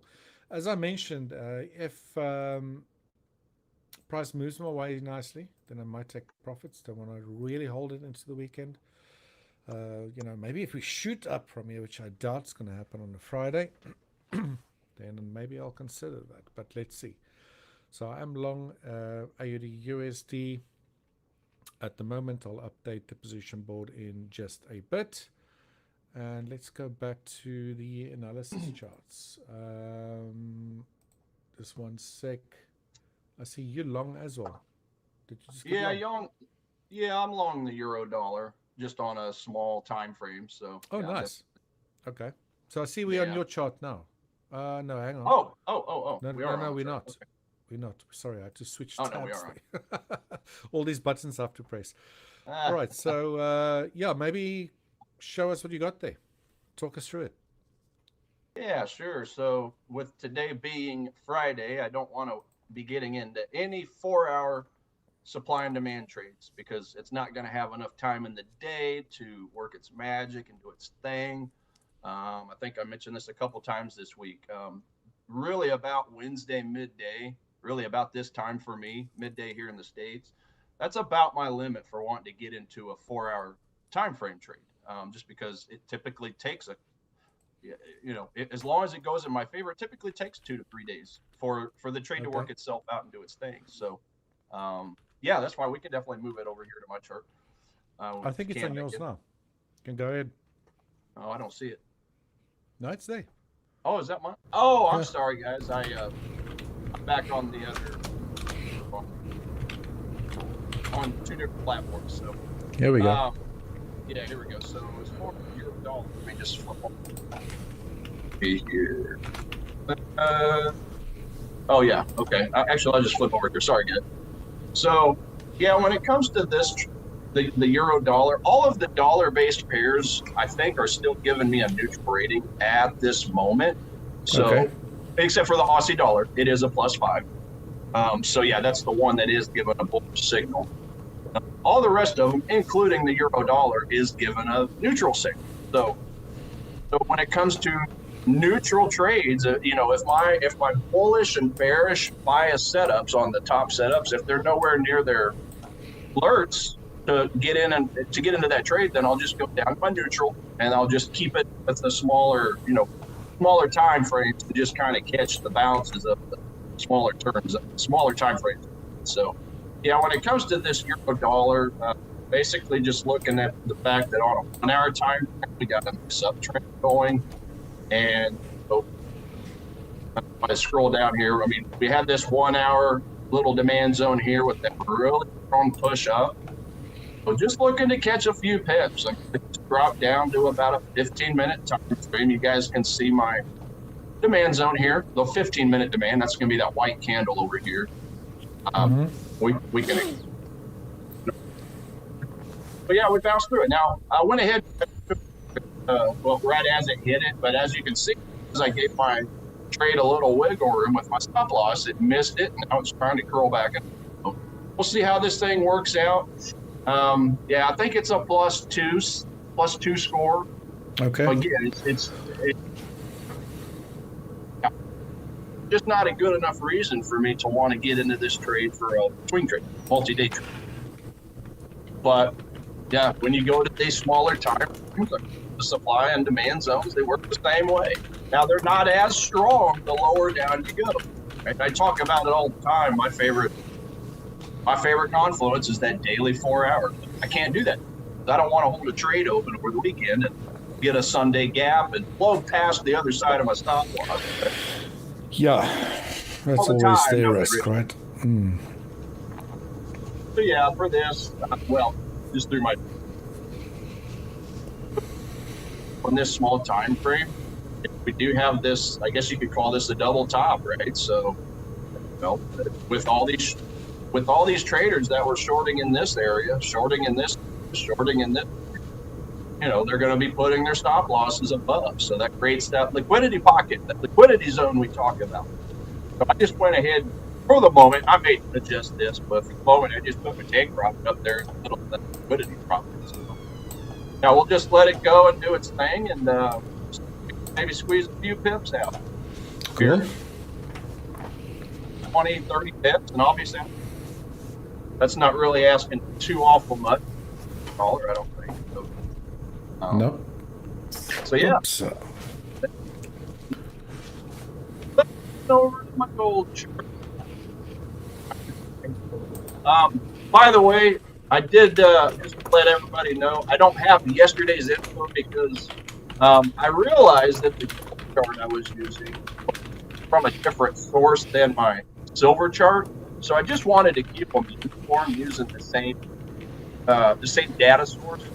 So yeah, I lost all of my. Well, I have some old.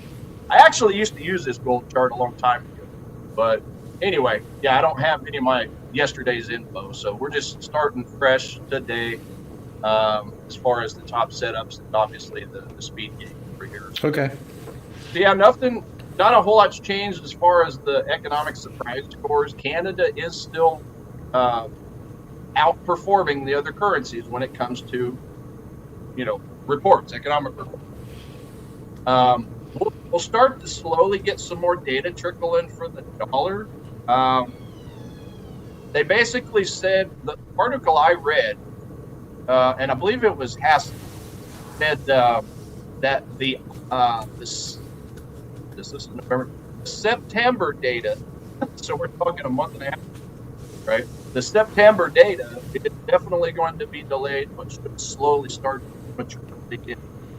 As soon as that data starts coming in, the developers that handle this edge finder algorithm I use, they're going to be doing a gigantic data dump. So whenever that happens,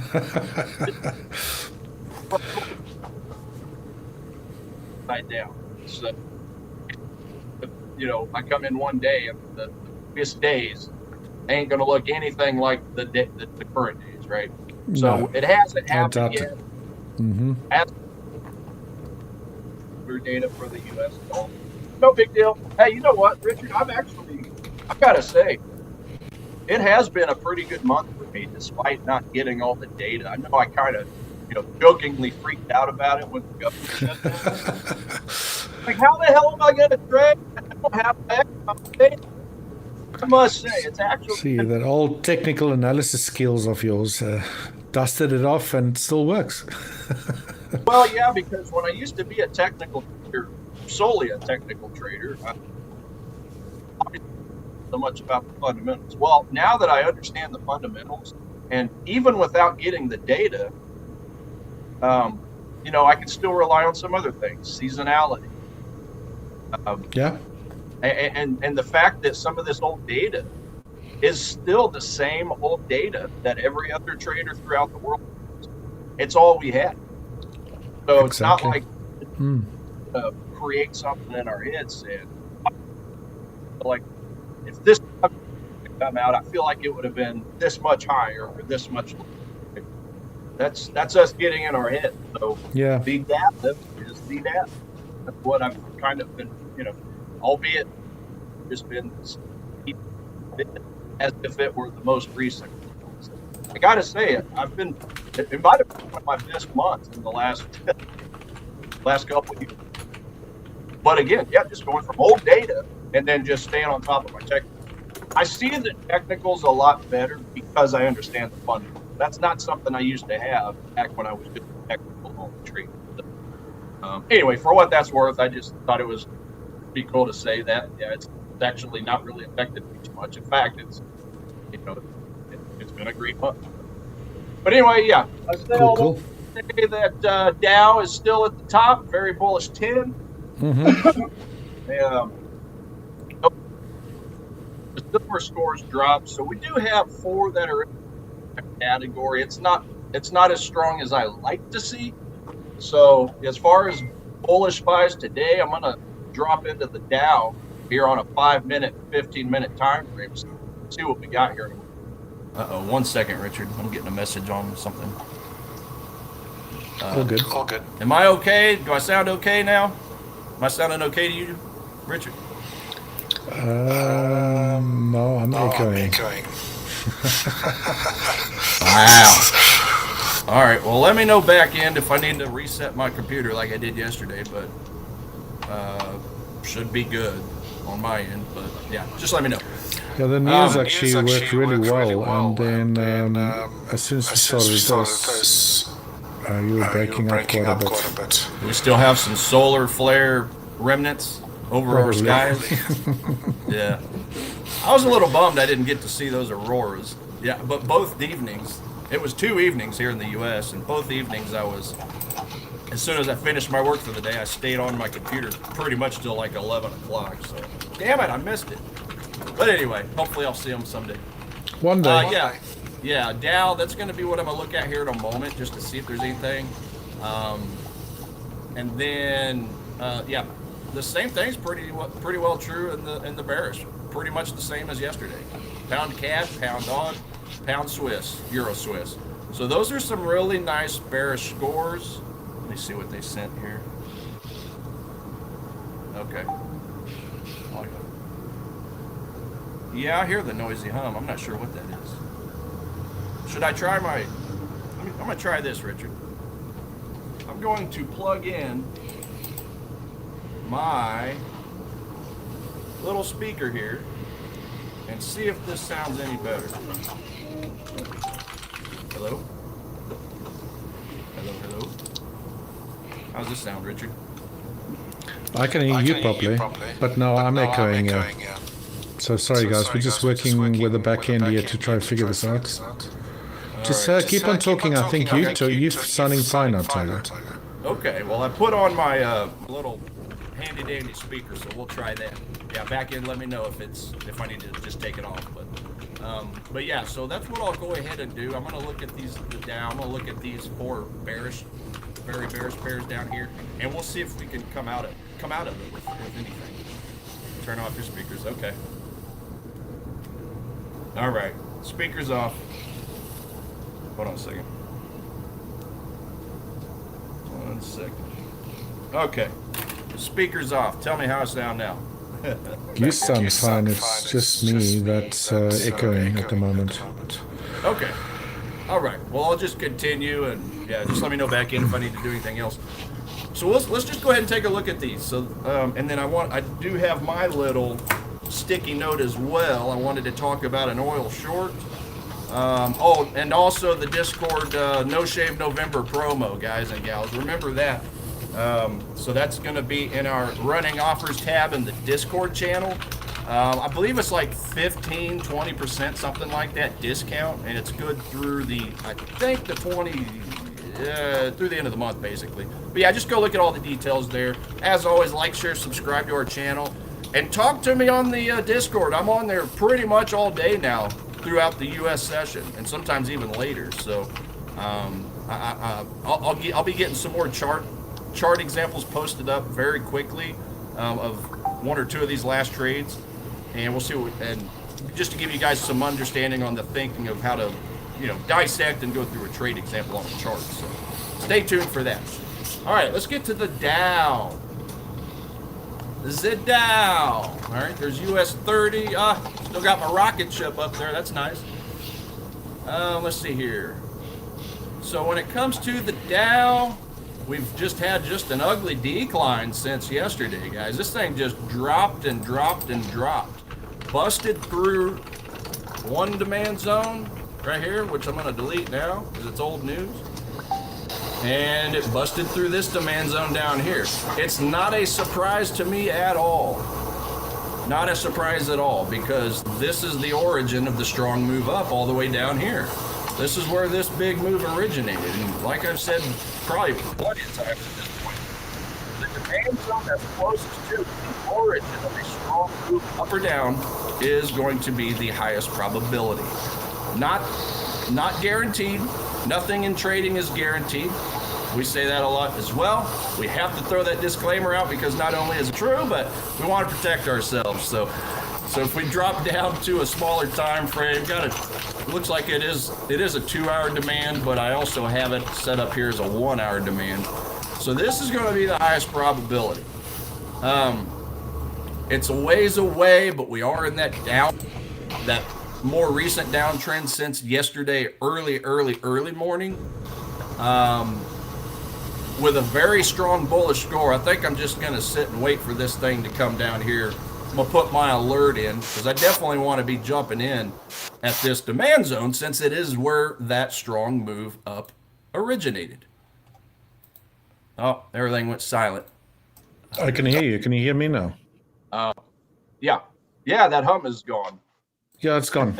Okay. Okay, good deal. So yeah, Good. I'm just going to go ahead and set this alert through the end of the day. Probably will refurbish this for next week as well. And then, yeah, you see, I got a white line, so I've got some confluence down here somewhere. It's a ways away. This isn't anything in the immediate time frame I'm interested in just because it is so far away. But there's my 15-minute demand zone with the tiniest of gaps just above. So that's Dow. That is the most bullish thing I am watching. A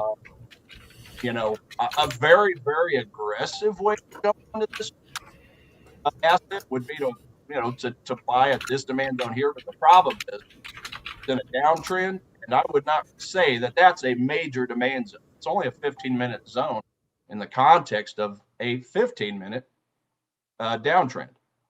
So that's why I want to wait. I want to wait for the origin of that move to begin with. So to me, because it's such a strong bullish score fundamentally, I don't even want to sell to buy. You guys have probably heard us say that.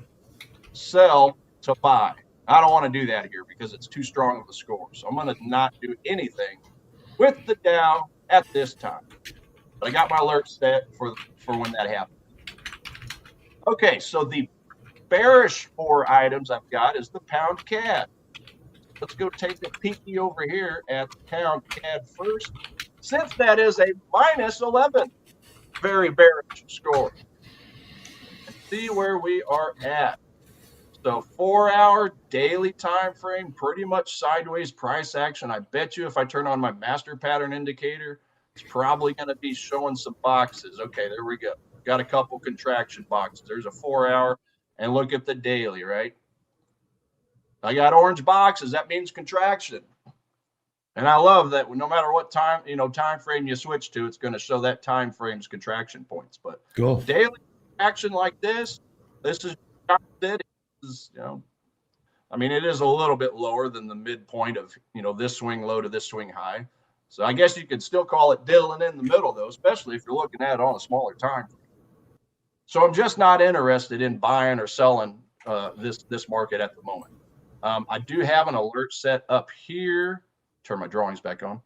Okay, right there. So I got a couple supply zones on a 2-hour time frame. So, and it's all subjective. It depends on what your idea of swing high and swing low is, right? You can say this up here is going to be the swing high and this down here is the swing low. But for me personally, I'm actually looking at this area as a swing high because we had the chop and then we had a gigantic drop. So for me, those would be, maybe not for everybody, but obviously this one here would have to be a confirmation short. Why? Because this is the origin of the strong move, and there's a supply zone at the tippy top. So that would probably be limit order territory up here for me. It is a very narrow range, quite narrow, probably like 20 pips or so wide. What time frame are you there now, Tiger? 2-hour at the moment. Okay. Yeah. And again, I'll just go with whatever time frame makes it look the best. Right. So yeah, that's where I got my alert set up here.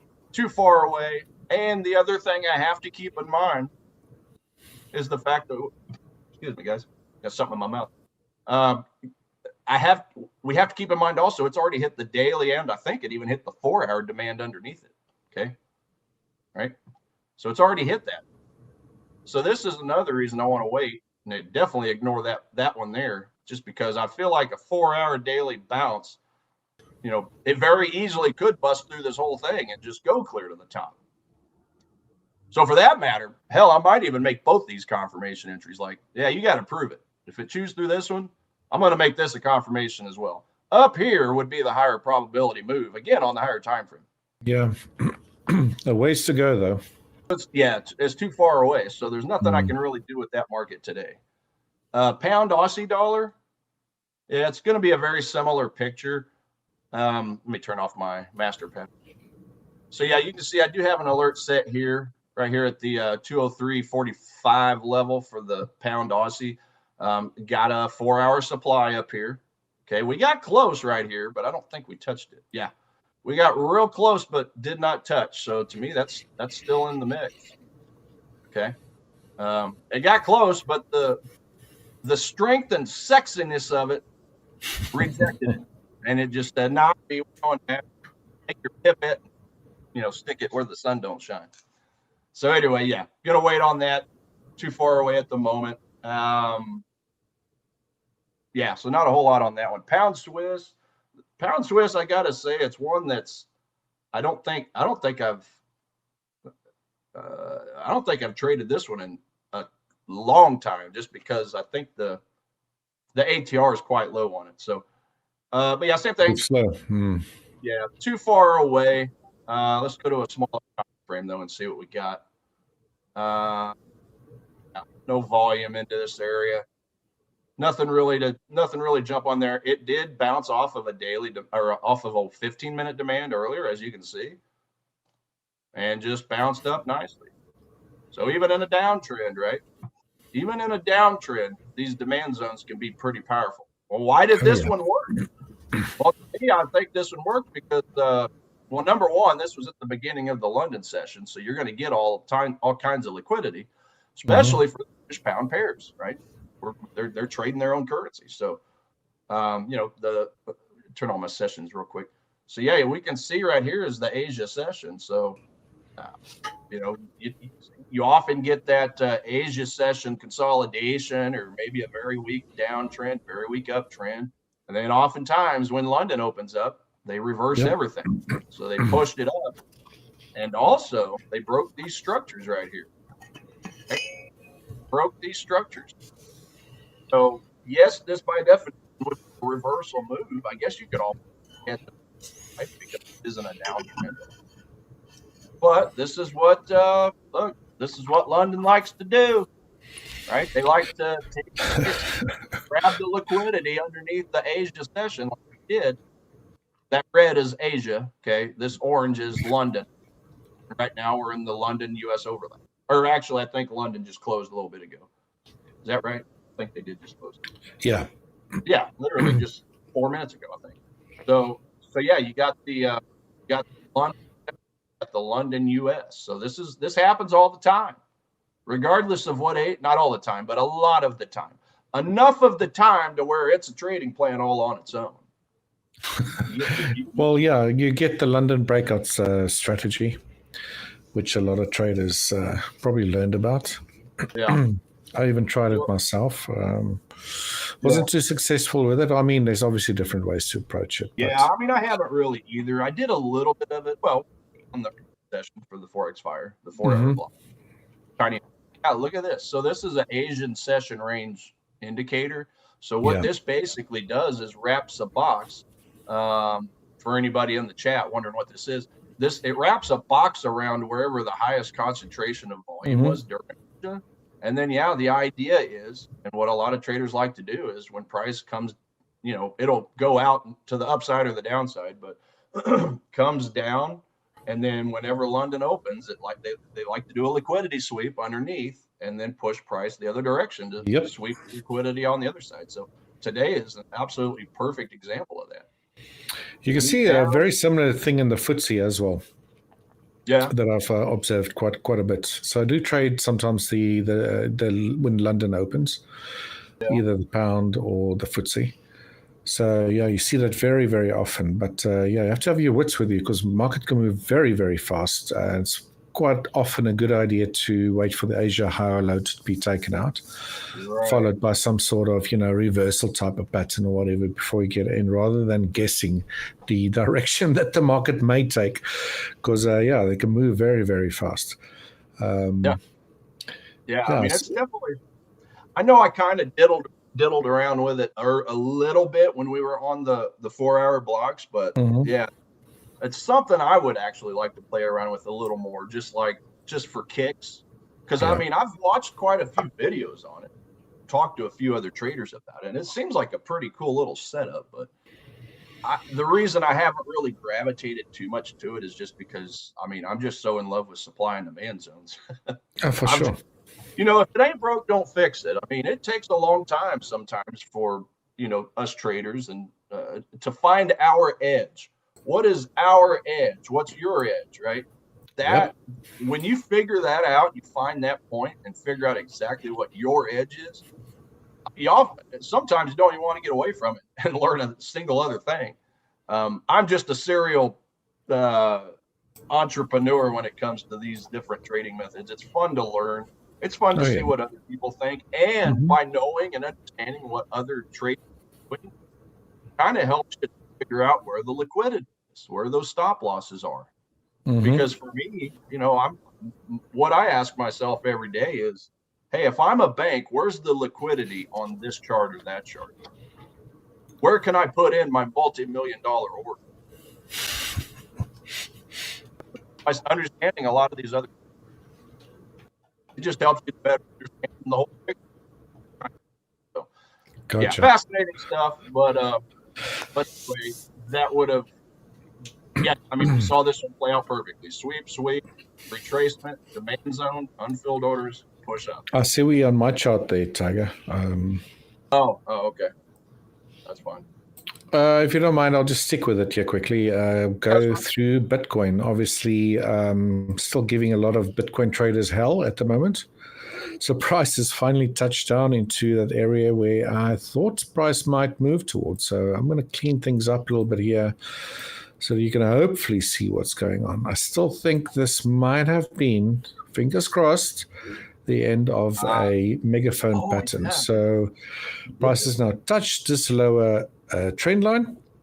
It has also just gone slightly underneath. The price is sort of hovering at this upward sloping channel. And right in that area where I believe we could potentially get a reversal. So we have to drill down to a smaller time frame, not much to write home about, right? So we are getting a little bit of a move to the upside or reaction from that actual downward sloping yellow trend line of the actual megaphone pattern, which I still believe could be a megaphone pattern. But it's going to be interesting. I'm not going to take a trade here at all. I want to be very, very, very careful. Wait until Monday. Hopefully we can get some movement upwards here and this area holds, right? So my plan would still be to see a move upwards if we get it, that breaks this lower high during this move to the downside. So we get a break of structure, change in character, or whatever you would like to call it. And if that occurs, then I'll probably get long. Stop loss then below here, maybe even add a little bit of Bitcoin to my portfolio on the exchange side of things, and then hopefully get that Christmas run or early Christmas run, at least for the Bitcoin guys, because I know a lot of them has been very, very stressed here during this decline.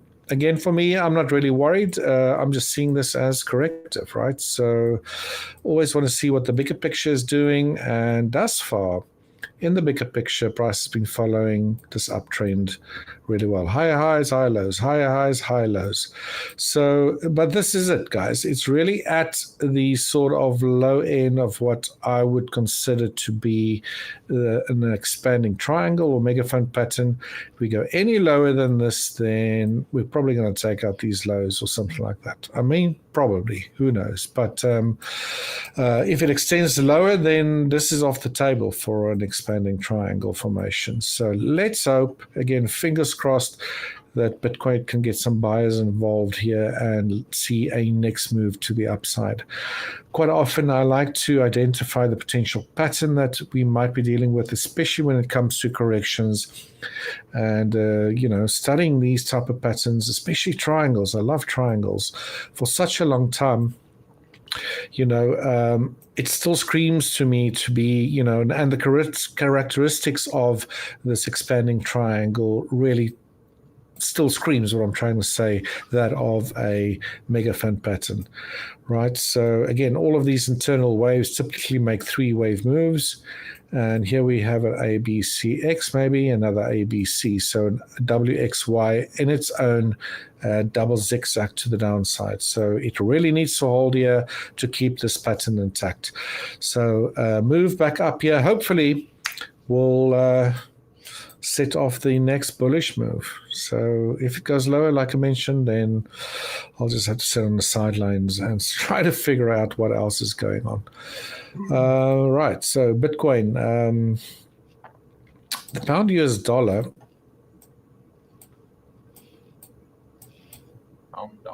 Let me just get rid of this. Again, it undershot that area I was looking at a few weeks ago. But price is still making a attempt to move higher. I think that there's still more upside potential here for the pound US dollar. Yes, we've seen a move lower yesterday, or today, sorry, this is on a daily time frame, but I still think if price were to reach parity on this move up, should it continue up, then we could make it all the way up into 1.32944 potentially. So the first range, maybe this was an A wave, maybe this was a B wave, or could still do this and then get going maybe next week to then complete a C wave. But sorry?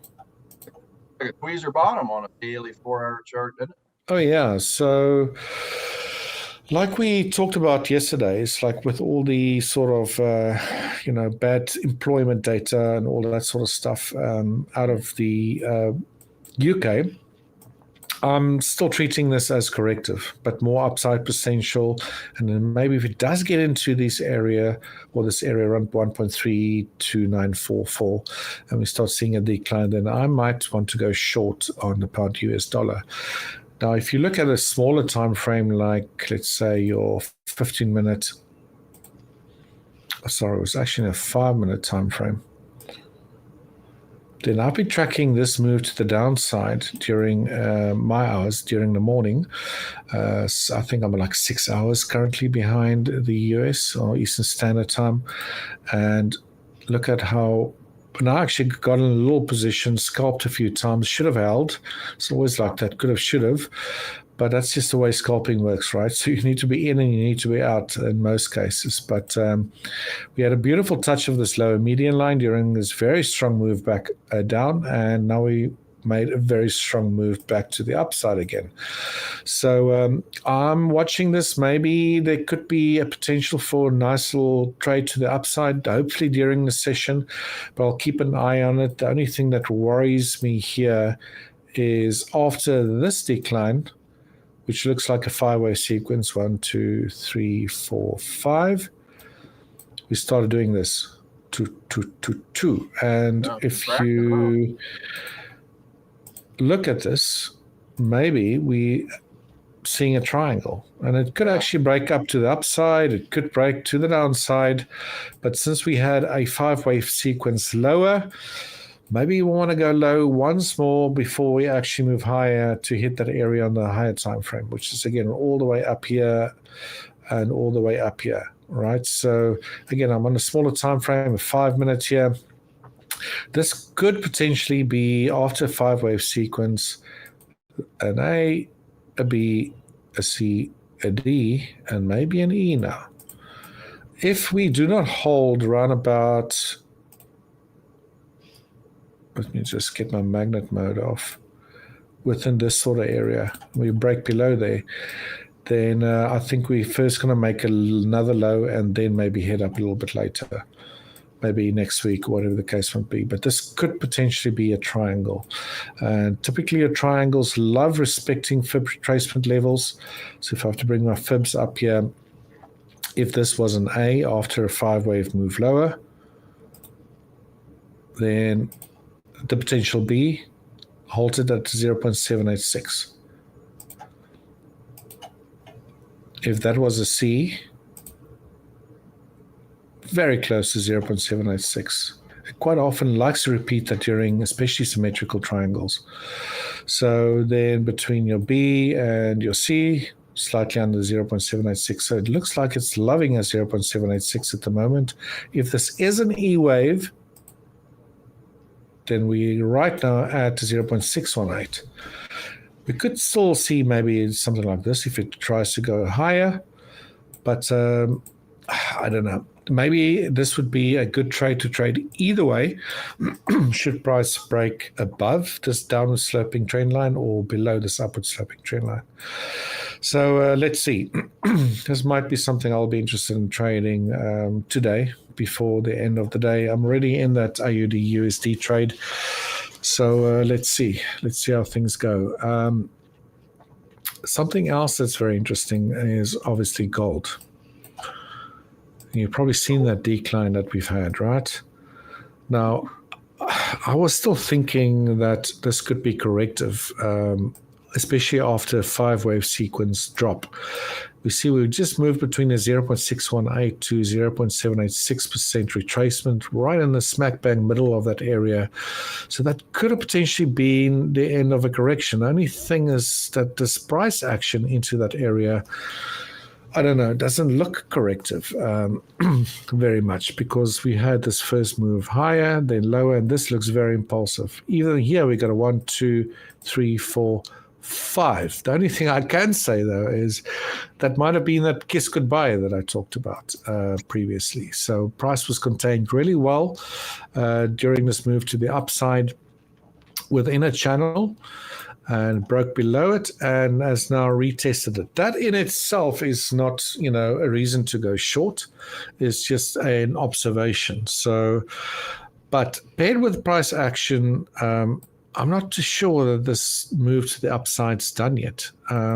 It could be that we've seen maybe an A, B, C, X, and now we gradually move up again and then see a decline, because I'm still thinking this move that's occurred to the upside or downside here is an incomplete corrective structure.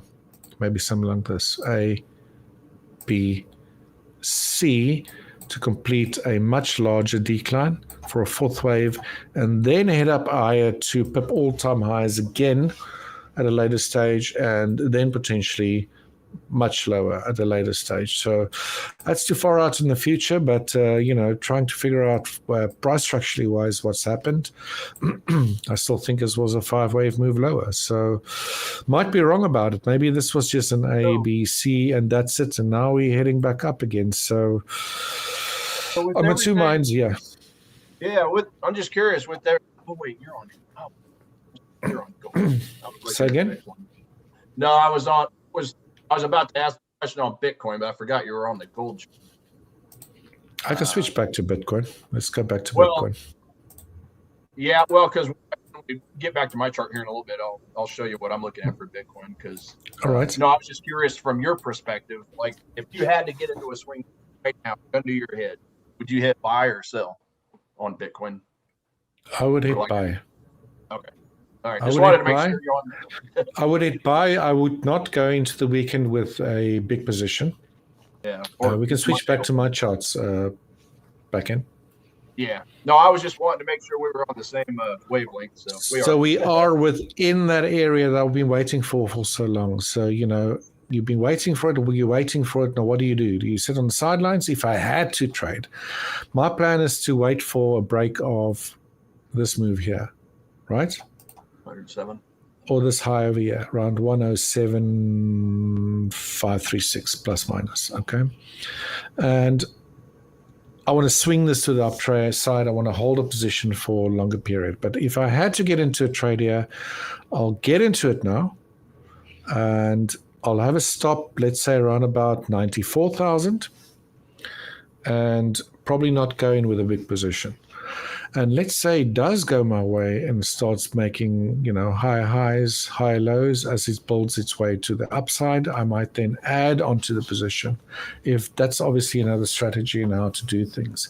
If you're convinced that, this is it, as I think it might be, because, follow the analysis, price behaved the way I thought it would, structurally wise, and I even had that pitchfork on my chart over here because it makes 3 wave moves within the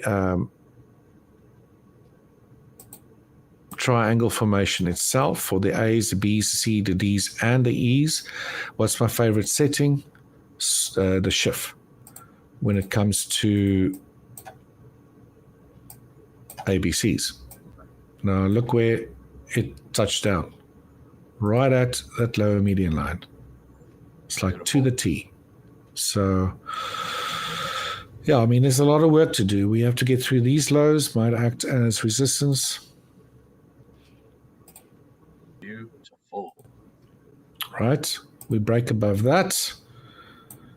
A break above the median line, then I would say, yeah, that looks really good. And maybe start building into a position. But again, I'm not going to get into a trade here. I would like to hold it for a much longer period of time.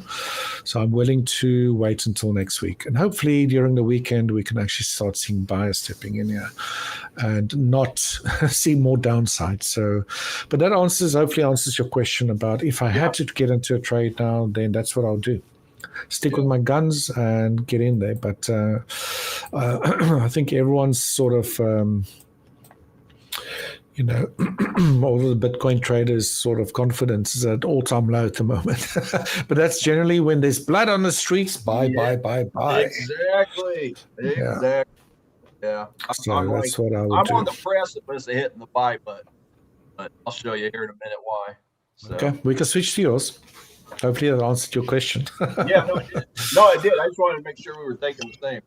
So, and we were. So, yeah, back in. Okay, we're good. So, yeah, when it comes to Bitcoin, I got a lot of Christmas colors up here. I'm starting to look at Richard's chart. So, one thing, the reason is, if I turn my drawings off just for a second, weekly chart, scroll in. Okay, there's current price. Right now, it's in a weekly demand zone. So I've got an orange. I draw my weekly supply and demand zones up in orange. So if I turn my drawings on, okay. Well, that's another plus point then. Yeah, exactly, because it's bouncing into an even higher demand zone. So now we go down to the daily and go scroll all the way over here. We'll just over here. Okay, we got our daily demand zone right here. It's going to be this one here. It's going to be this candle, right? Got a gap above it. And then if we go down to the 4-hour, which is where I like to take my swing trades, and then use the 1-hour and 15 at times, to find those other gaps. Then we go and scroll all the way over here again. I had 2 demand zones. So this one, price is already chewed through. So that's why I colored it black. Black means it's dead, right? It's rotting away, decomposing, right? And now we've bounced down to the other end. We got a 4-hour demand zone inside of a daily demand zone, inside of a weekly demand zone. That's even stronger. Now, obviously, I have a choice to make. If I were to take a trade here, well, do I put it under the 4-hour demand? Do I put it under the daily demand? Or do I put my stop under the weekly demand? So it just depends on the risk tolerance. Me personally, the way I try to do this, like let's just ignore the weekly zone for just a second and just look at the daily and the 4-hour. So if my 4-hour demand zone is way up high, like let's just say it's really small and it's clear up here, right? Well, I'm probably not going to want to add all this extra when the focal point of that zone is where that 4-hour block is. So I'd probably just likely put my stop loss, below the 4-hour, but just give it a little more wiggle room. So perhaps I put the zone somewhere in this area. Let's do this. So would you then want to hold that if you're right and it starts moving in your direction until maybe all-time highs, or you're going to swing it to, I don't know, a supply zone upward to the upside or something like that? Yeah. There's a couple spots here that could all for that, but okay. But yeah, let's just say that was the demand zone. I would probably just be putting my stop loss under the 4-hour, give it a little wiggle room, and let it be. And if my demand zone is, like in this case, I have two. Well, and I'm sorry, I have the other there. But in this case, if the demand zone, let's just say the demand zone were further down, well, that makes it easy, right? If my demand zone were further down the daily demand zone, well, that's easy. I'm just going to incorporate the whole daily demand zone as my stop loss, because it wouldn't make a whole lot of sense, I don't think. If my zone were clear up here, yeah, it would still be very safe and very conservative, but you're taking away a lot of your reward side of your reward risk ratio, right? So anyway, I just thought I would show that. But yeah, as it stands right now, got my demand zone here. And it's getting close to it. So let's go back to current price and see what happened. So yeah, let me just zoom in. Okay, so now I've got my weekly demand zone, which obviously we're going into.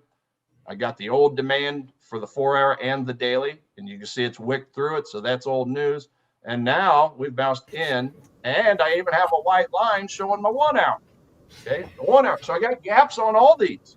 Why the hell don't I just pull the trigger now? To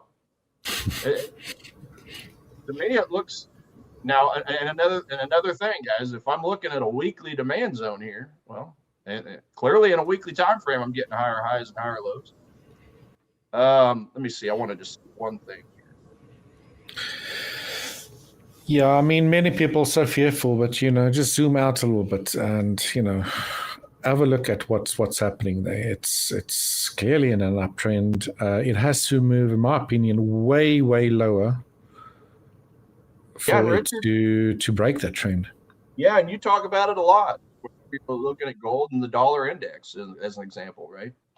Quit getting so caught up in the noise and just zoom out. When in doubt, zoom out. So you look at this thing on a weekly. Now this would probably be obviously more days of a swing trade, but who's to say this ain't going to continue the trend and just move on up to at least the all-time highs, right?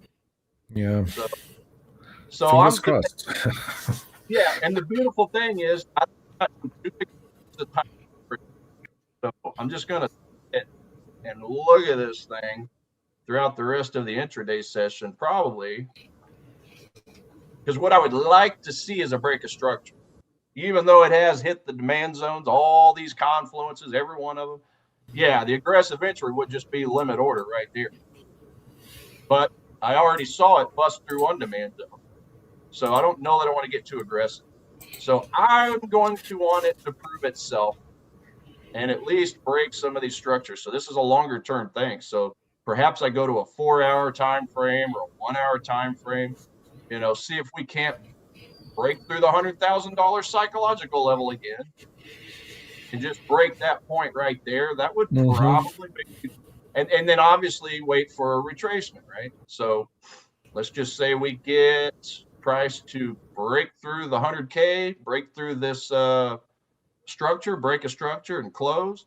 All right. Then I've got to see a retracement to a newly formed demand zone to take this thing clear to the top, like I was showing earlier. So yeah, perhaps this candle right now could potentially be the start of a demand zone, right? If we see this candle close, this is a 1-hour candle.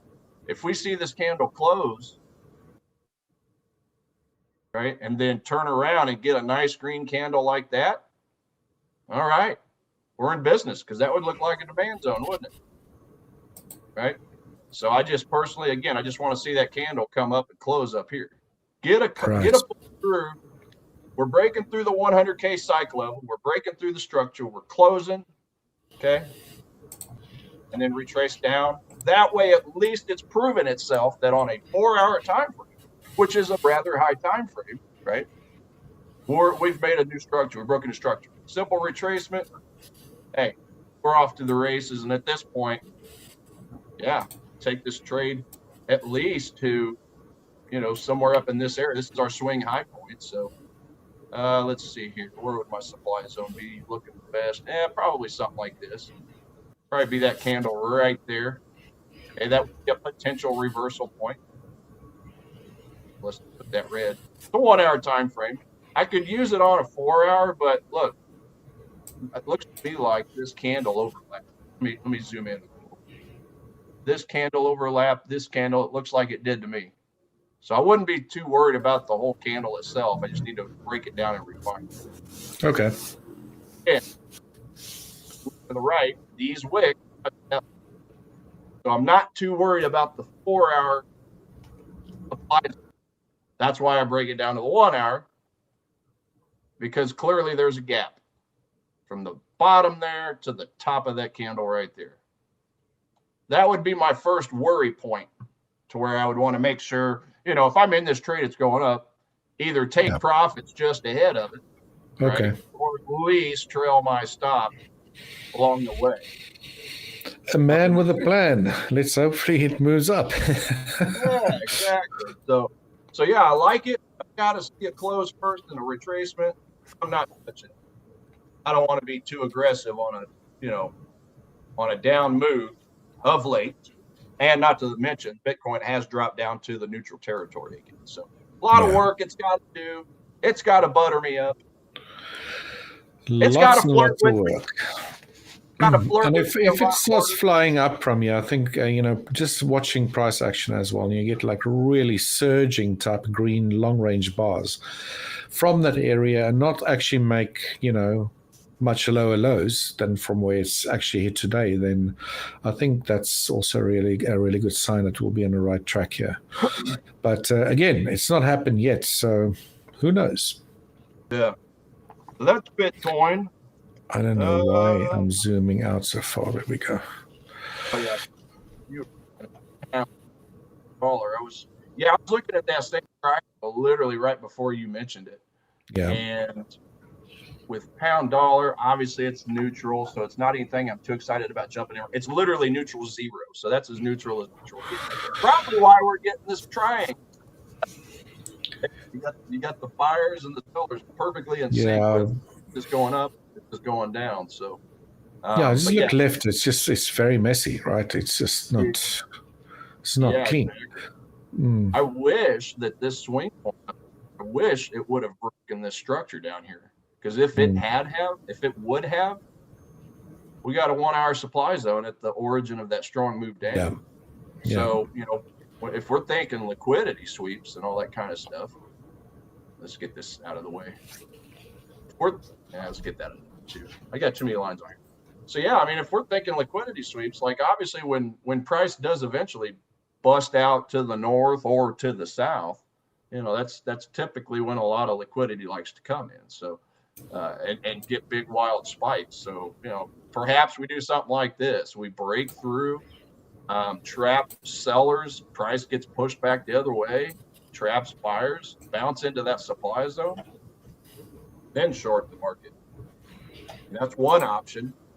That's one option from going off of this higher time frame 4-hour supply zone. Right here. Right. So that would be one option. Now this has been mitigated. That's why I colored it light red, because it had already been touched back here, the very bottom.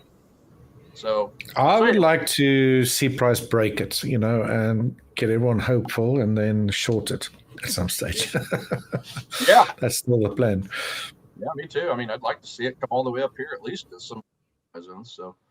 But anyway, yeah. And I did put an alert down here. It looks like I drew it up on this. I think it was a 15 minute. Yeah, a little bit of a 15-minute demand zone down here, just to see if we get any type of reaction from the bottom side. So again, we talked about that liquidity sweep.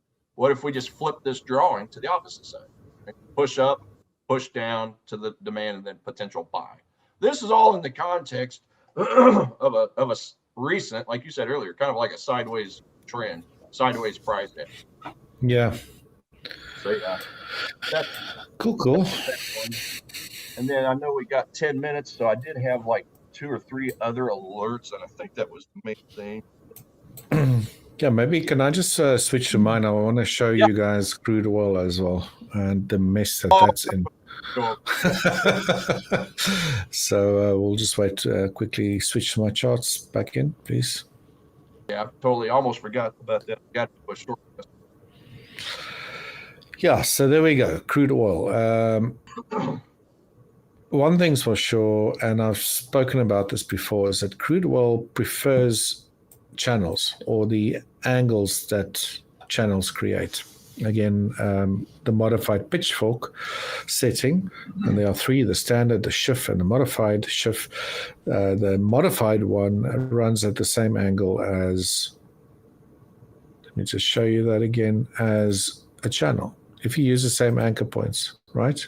You can clearly see that but I obviously like to use the pitchforks too, because if priced in leaves or, trades above or below the lower ends of the channel, it will quite often do so with a measured move, right? So what we've seen here, just using these 3 anchor points during this decline, after price hit this larger channel of mine, couldn't break through it, acted as resistance. We've seen a 5-wave drop downwards, A, B, C back up, another 5-wave move lower.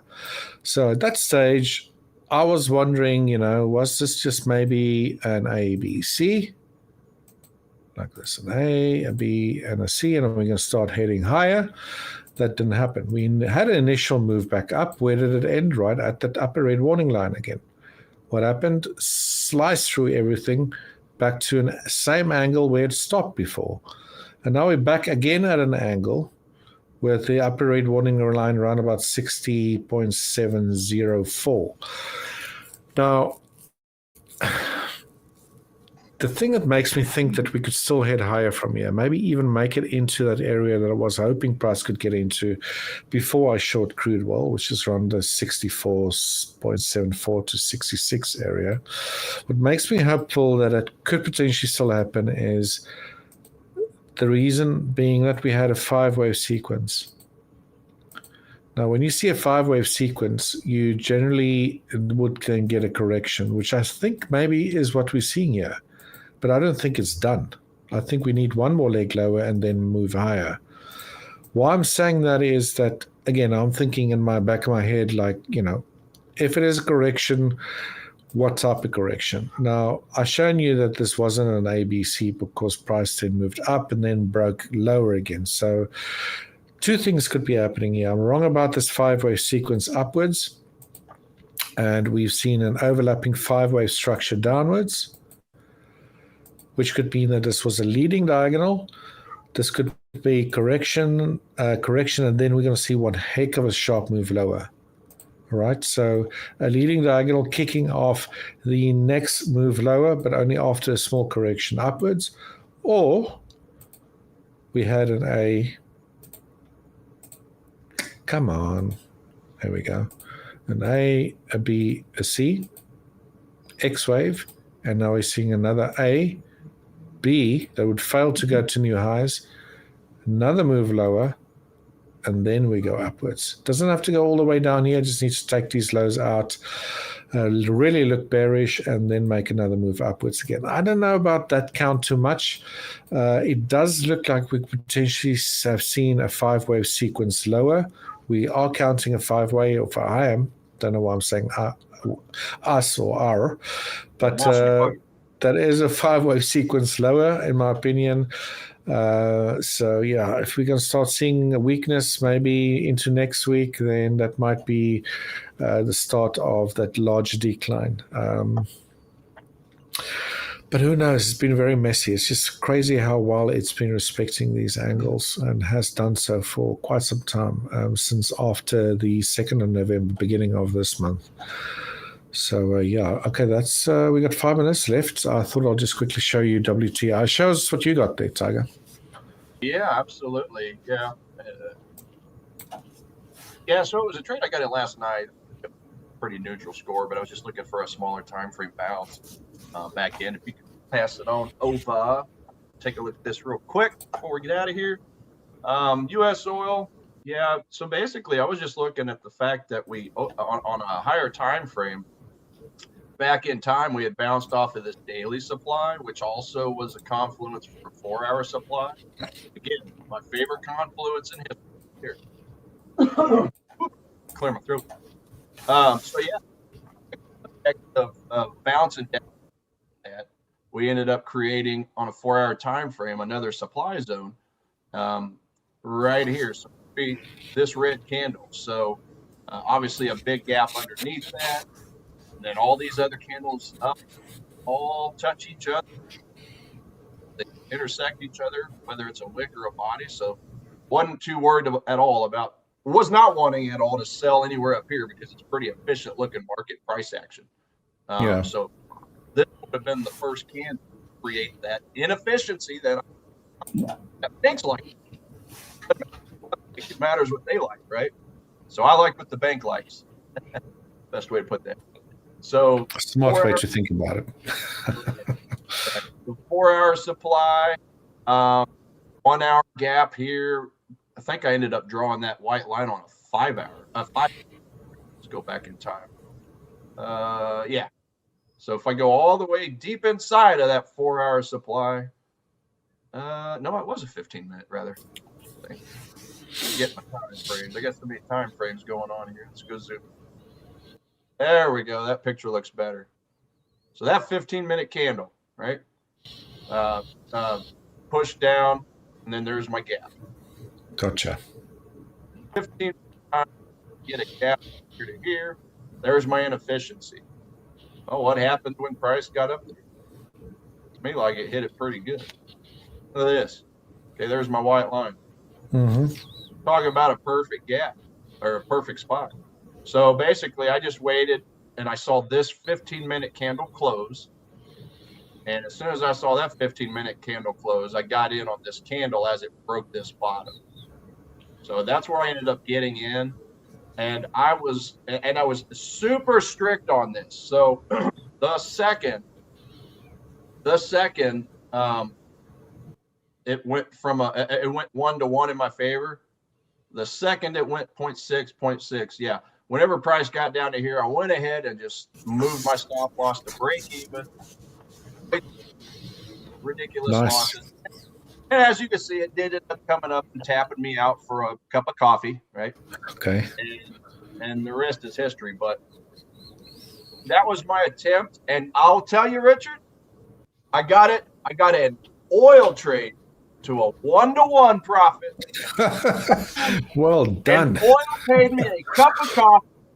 So that, to me, is a celebration because of all the dirty language that we talk about to crude, right? Crude is rude, like I said in my news. So, hey, small victory. For me, on oil, that's a small victory. Getting a 1-to-1 out of it. So good stuff. Good stuff. Thank you, Mr. Rude Crude Oil. Well, hopefully you'll trade some more of that next week. Yeah, I'm going to try to actually teach you the lesson. Hopefully, crude doesn't teach you a lesson, but yeah. Steps, right? Whatever the case might be.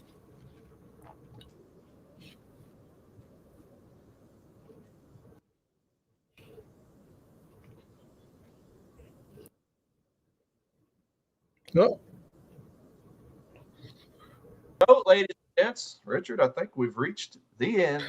That is the end of it. We're not going to have a news segment, are we?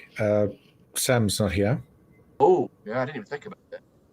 All right, so I think we're going to switch right back to Coach Darryl with MAG7 Madness, and then Tony will join him again for the last stretch of the day, power hour, as well as the closing bell. So do stay tuned for that, folks. So from our side, have a great, fantastic day, the rest of your weekend. Wonderful Friday. And cheers. A good one. Cheers, Tiger. Peace, love, Bye-bye. and grits. Adios. Cheers.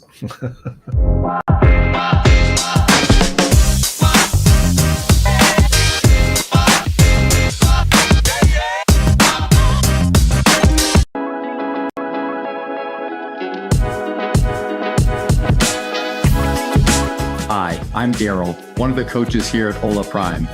Join me as I unwind after a long day of trading and coaching.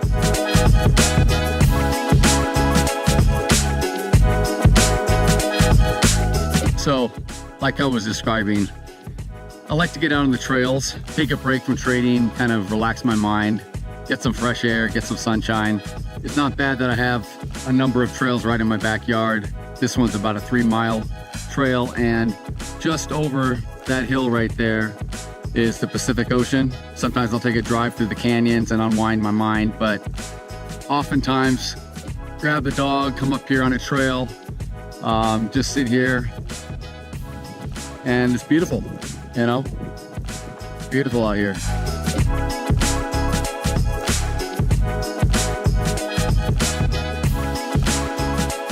Every trader sees the market differently, and if you've been trading for a number of years and haven't had much success, instead of continuing to learn and research and add more, I would suggest maybe trying to unlearn some of the bad habits and removing some things that hold you back. Oftentimes, being simple in the markets is best, and it's only until we can remove and take away the things that we keep repeating that cause us the errors and the mistakes. Once we remove that, we can start to move forward, build some structure, and get profitable. I find that successful traders trade within themselves.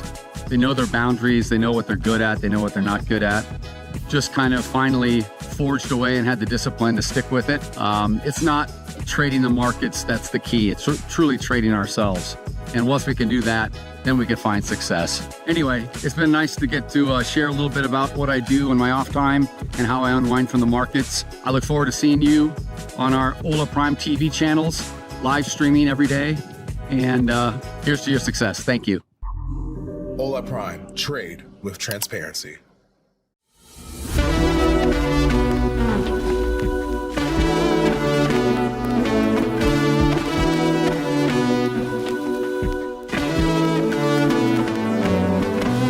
Hi there, my name is Paul, trading coach at Hola Prime, and this is a peek behind the scenes of who I am beyond the screens. I've been a trader for 6 years now, spanning from agricultural commodities to equity indices. My philosophy in life is to keep things simple, but not simplistic, and to seek clarity, not certainty. In the trading world, these concepts help me embrace a mindset of valuing action over doubt, staying disciplined, evolving with the markets, and maintaining self-awareness. The road to becoming a successful trader is a winding one, but with each twist is an opportunity to reflect and grow. There are no shortcuts in trading, and as a coach, it is my mission to help guide traders down a clearer path to sustainable trading. As a new trader, sometimes the thought of earnings potential can outweigh focus on what truly matters. Long-term success stems from a system of patience, resiliency, and consistency. 2 books I highly recommend that profoundly display these qualities are Mind Over Markets and Reminiscence of a Stock Operator. Outside of trading, I love going to the local beaches and golfing. They allow me to clear my head and have some fun too. Golf is a funny parallel to trade. It requires total concentration, adaptability to changing environments, and the majority of the battle is between your ears. You must have a plan to tackle each hole of the course, combined with sound mechanics to execute each shot. Comparably in trading, plans and strategies are important to build and refine, but precise execution matters equally. That's a brief bit about me. I look forward to seeing you in a live trading session soon and expanding our trading horizons together. Hola Prime, trade with transparency.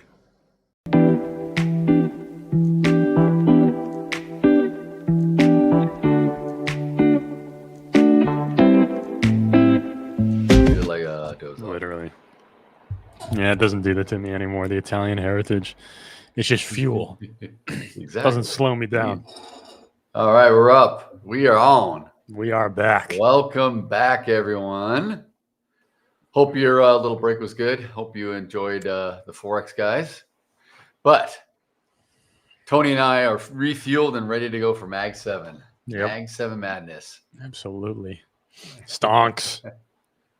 Stonks. We're trading stonks here. Yes, we are.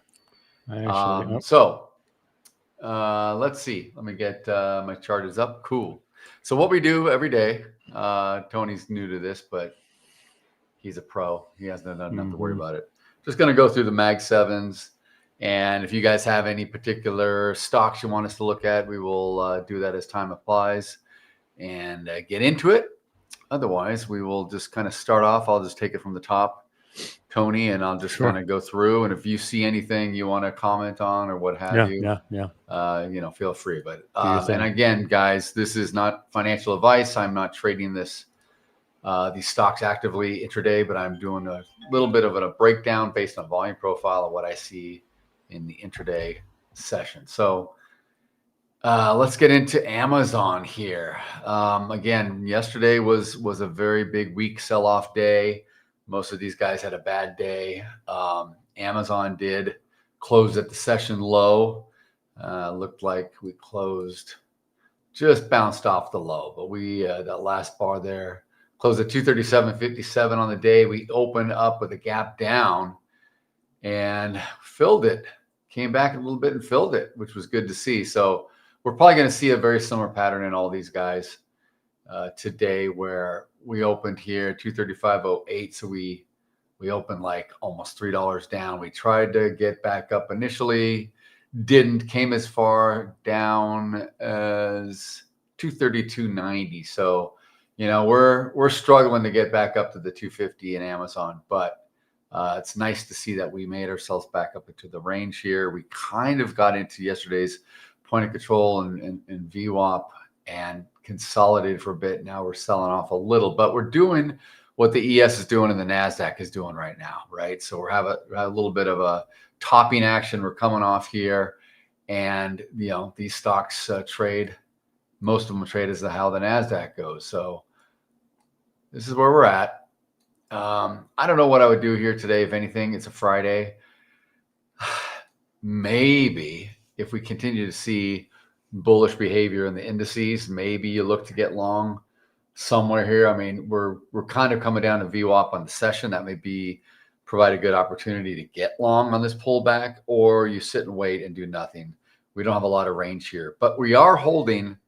Ironically, we are holding pretty much into yesterday's range, just at the very end. So see if we can stay above here, and that would be a good sign. Yeah. Otherwise, I don't have much else on this stock. Amazon. Yeah. Not bad. Let me build a profile too. I usually build a profile as I go, but I like to see the bars because it tends to. Point of control is up at the top here. Got to get back up if we're going to stay strong on the day. So we'll see. We will see. I know a lot of these names are obviously nuanced. I mean, they're stocks, right? But do they generally all they do move together, right? Yeah, you'll see this. As we start going through this, you're going to see a very similar pattern. You're going to sound like a broken record, man. I will too. It's just going to be the way it is. All right, let's see here. Moving on to Google. Just go down the chart. So again, see, we had another very similar pattern here. Now, what's interesting with Google is yesterday, again, we couldn't get up into that little gap that we had from, what was it? I keep getting these advertisements popping up my chart. Wednesday, we had a gap down.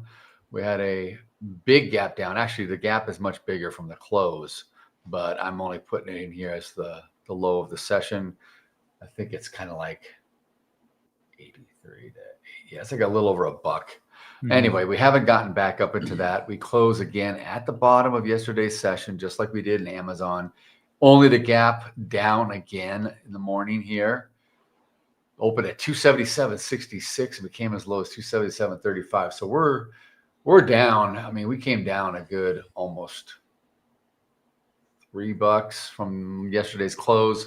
We have since come back into that, closed that gap, gotten into yesterday's value area. We kind of bounced around it, and now we're kind of, looks like we're coming out of yesterday's range. So very similar though. VWAP is underneath us naturally, and point of control is probably above us if I build this based on what I could see with this volume. And I don't know. I mean, I don't know if I would really get into any of these stocks. First of all, I don't want to carry over the weekend. I know there's guys here that own these names, obviously in their portfolios and what have you, and that's fine. And some people are looking at opportunities to dollar cost average and what have you. But from strictly an intraday, and this is the other problem, Tony, with getting on at this hour, we're already like midday. Yeah. Much of the moves already happened, right? Naturally. Over. Exactly. So, we're really just looking at like, is there anything left in the remaining 3 hours of the session on the day? Or, sometimes we do get, based on how things are moving, we could see opportunities as we were talking about them. But like, where's I didn't grab it. I'm going to build a profile out here. It's going to look the same. Watch, it's going to be very high. Yep. Point of control right at the top. Very similar. So, we're kind of getting back up into the point of control here. We're kind of getting back up. We'll see if we can get above it. And I'm going to come back and revisit all of this before we get off the session or the segment here. So we'll come back and see if any of this is breaking out, if it's breaking down, what have you. But these things are just hanging out. Literally. It's good to see them back in, kind of getting back into yesterday's range. The thing with Google, though, Google's been really good because Google, I think we had a double. Where did we go? We had all-time high. Yeah, we had all-time high back here after the earnings last Friday. No, Monday. No. I'm sorry. I'm wrong. All-time high was back here on Thursday, October 30th, after the earnings from the overnight from Wednesday. So we gapped up and we got back up there this last Tuesday of this week. We got back up there and we made a new high. Yeah. And so now we're selling off. So let's see if we can hold this bottom area here. It looks, I don't know. It just depends on how the indices go really on this, but I'm bullish. I'm bullish on Google long term. Let's see. I think everybody is, right? If you want the AI trade, it's not even the AI trade, right? It's just hardcore tech, Internet of Things. There's more than just the AI trade in Microsoft and Google and stuff like that. So yes.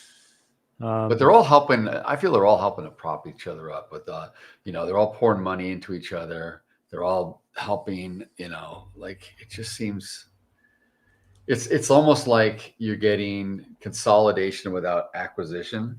Yeah. If that makes sense. Yeah. They're just all throwing money at each other. They're all building data centers. They're all, it's they're feeding each the other. sexy word. Yeah. It's everything's there, but we'll see if it can hold. Yeah. Meta is interesting though. Meta is very interesting. So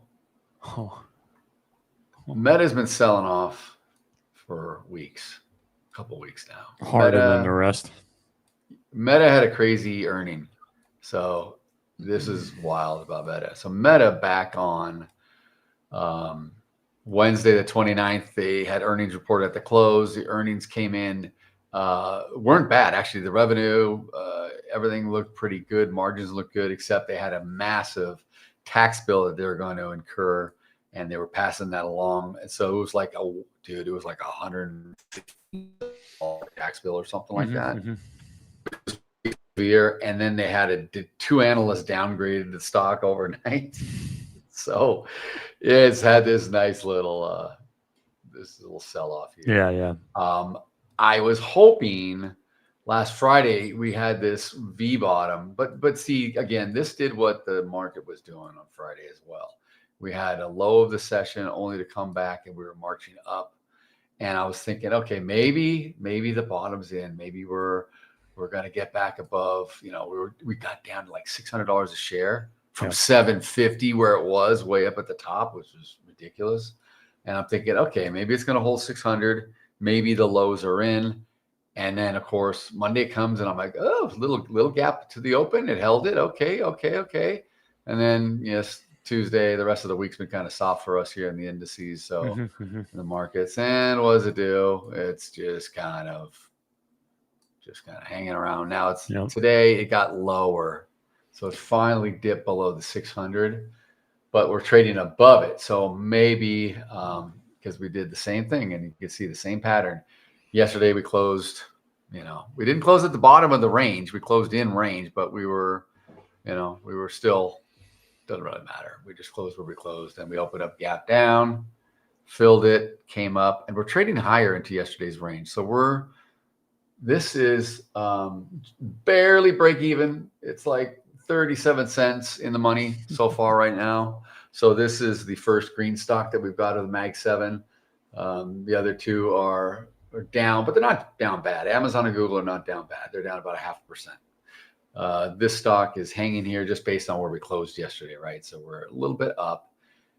It'd be interesting to see if the S&P and the Nasdaq continue to, maybe kind of hold its highs of day where they're at, or even go further.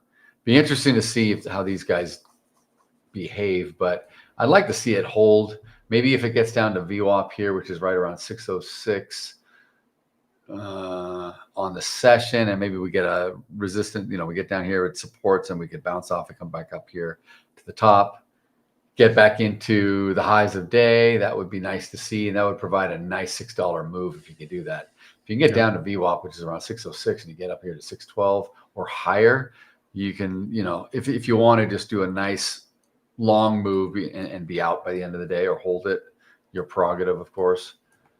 But it looks like it's in correction in territory a little bit. It does. I thought it was doing this last week too, though. A week ago Friday, I thought the same thing. So 600 is that's a psychological number. I think if we can get above here and hold this, maybe that bodes well going into next week. But as you can see, same pattern. Point of control is up at the top. VWAP obviously is coming up because the volume's up there, and three stocks in, three same patterns, identical, broken record. Yeah. This could be the catch-up trade, though. For sure. This is the one that it seems like the AI thing. And then I was just reading. It says India's 2023 digital personal data protection laws require Meta to limit personal data collection in India. And obviously, we know how big India is, right? Absolutely. Boosting user controls over the information, right? So that's a tough one for Meta. Can't monetize that data, and that's what their whole business model is based off of, right? So, but hey, if you loved it at 750, then I think you'll love it even more at 600. You're exactly right. You're exactly right. You got so much premium built into this bad boy. And then Microsoft's been interesting as well. Microsoft, I think, if I recall, it's been holding this it's kind of in this range. It also has been selling off. It's been a little bit of a wild ride. We were at, this wasn't, I don't think, the all-time high, but we were way up here around $553 a share back on Tuesday, October 28th, only to see this thing come off way down here, dip below 500. And now, so we came below 500 last Friday. We closed below it on Thursday. We held below it on Friday. It was nice to see us get back up on Monday. We had a slight gap up. We've been holding this little gap all week until today, and now we filled it. So we came down. We came down and we filled it, but what have we done? We've come even higher. So this is a different pattern. This is almost a flipped pattern from what we're seeing. And sorry for getting it dizzy. I'm just trying to scale in and out. All right, so I'm going to get rid of this box because the box doesn't apply anymore. That gap has been filled. We closed near low session yesterday, though. Let me just highlight, where do we close? 503.35 was our closing print. We opened up down at 497. Where do we open? 497.95. Came as far down as 497.44, so just barely. And then we tried to retest the low. Next, and these are 5-minute bars. We tried to retest the low again. Well, it was probably like a minute later. Then it came to the upside because it was just over. And then we went off and up. And then what was interesting about this? We opened up with a gap down, but we didn't have any pullback like we did in the Nasdaq or the ES for the first half hour, first 15 minutes, right? We didn't get that here. Yeah. This was just up and up and up. This has been a full, it's a gap and go, but it's weird. It's like a gap down and go, but we've been trending up until the last, kind of what made the high of day right around 12:10 Eastern. And now we're having a little bit of a rolling over, if you will. But we got as high as yesterday's, probably at least value area high, if not a little bit above it. And we traded above Thursday's range completely. Almost did. Not quite. So let's see what happens here. This thing, I like this stock for the longs. If it comes back again and gives us more rotation to the downside and maybe holds up again around VWAP, or even, I don't know, maybe it comes down and 500 is way down here. It's got to stay above $500 a share. So if it gets down to like maybe yesterday's value area low or point of control, great buying opportunity. Potentially keep a tight stop to the downside in case excuse me, in case it goes down on you. But you can ride that thing up and maybe you get a nice return to the upside and maybe even close beyond yesterday's high of day. So I like Microsoft. I like Meta and Microsoft certainly more than I like the other two so far. And news wise, I don't think I have anything earth shattering. I mean, it's all the same stuff. Yeah, I know. I'm actually trying to flip through the news as we go too. Yeah, I know. And it's just analyst stuff, and I appreciate that. Yeah, that's all. I kind of what does it really some of that mean, stuff though? because right, exactly. It's one guy. Yeah. One dude's opinion. Yeah, we're lifting our price target 2.5% on an $800 stock. That's awesome. Yeah. I love when they go many quarters out. Oh, we think it'll get there in 3 or 4 more quarters. Like, oh God, talk about pro forma. Yeah. What do the greats say? You can't predict what the stock market's going to do up to, for sure. They say 18 months out. There's no way. No way. Yeah. No way. I don't think. But I mean, even a couple quarters, like especially nowadays. Exactly. So Nvidia's been a mess. No doubt about it. Nvidia's been a mess. Nvidia's down below $200 a share. It's been struggling. So Nvidia. Okay, so what do we do? Nvidia hit all-time highs on Wednesday, the 29th, after earnings were posted, I think close on Tuesday. And then we had a little bit of profit taking Thursday, Friday. We gapped up on not this Monday, the previous Monday, almost retested the all-time high. We came close, and then we sold off hard, real hard. Came down below $200 and came down as low as $78 or something last Friday. Gapped up on Monday this week. Okay, and it was interesting. The behavior was interesting. I remember talking to Paul about this because you had these erratic moves.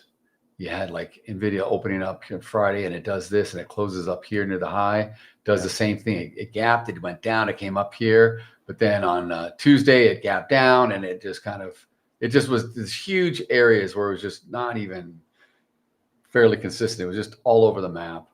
And it was different than the other stocks. The other stocks were all kind of trading similar to how the Nasdaq was moving or the ES, or they were just kind of in lockstep.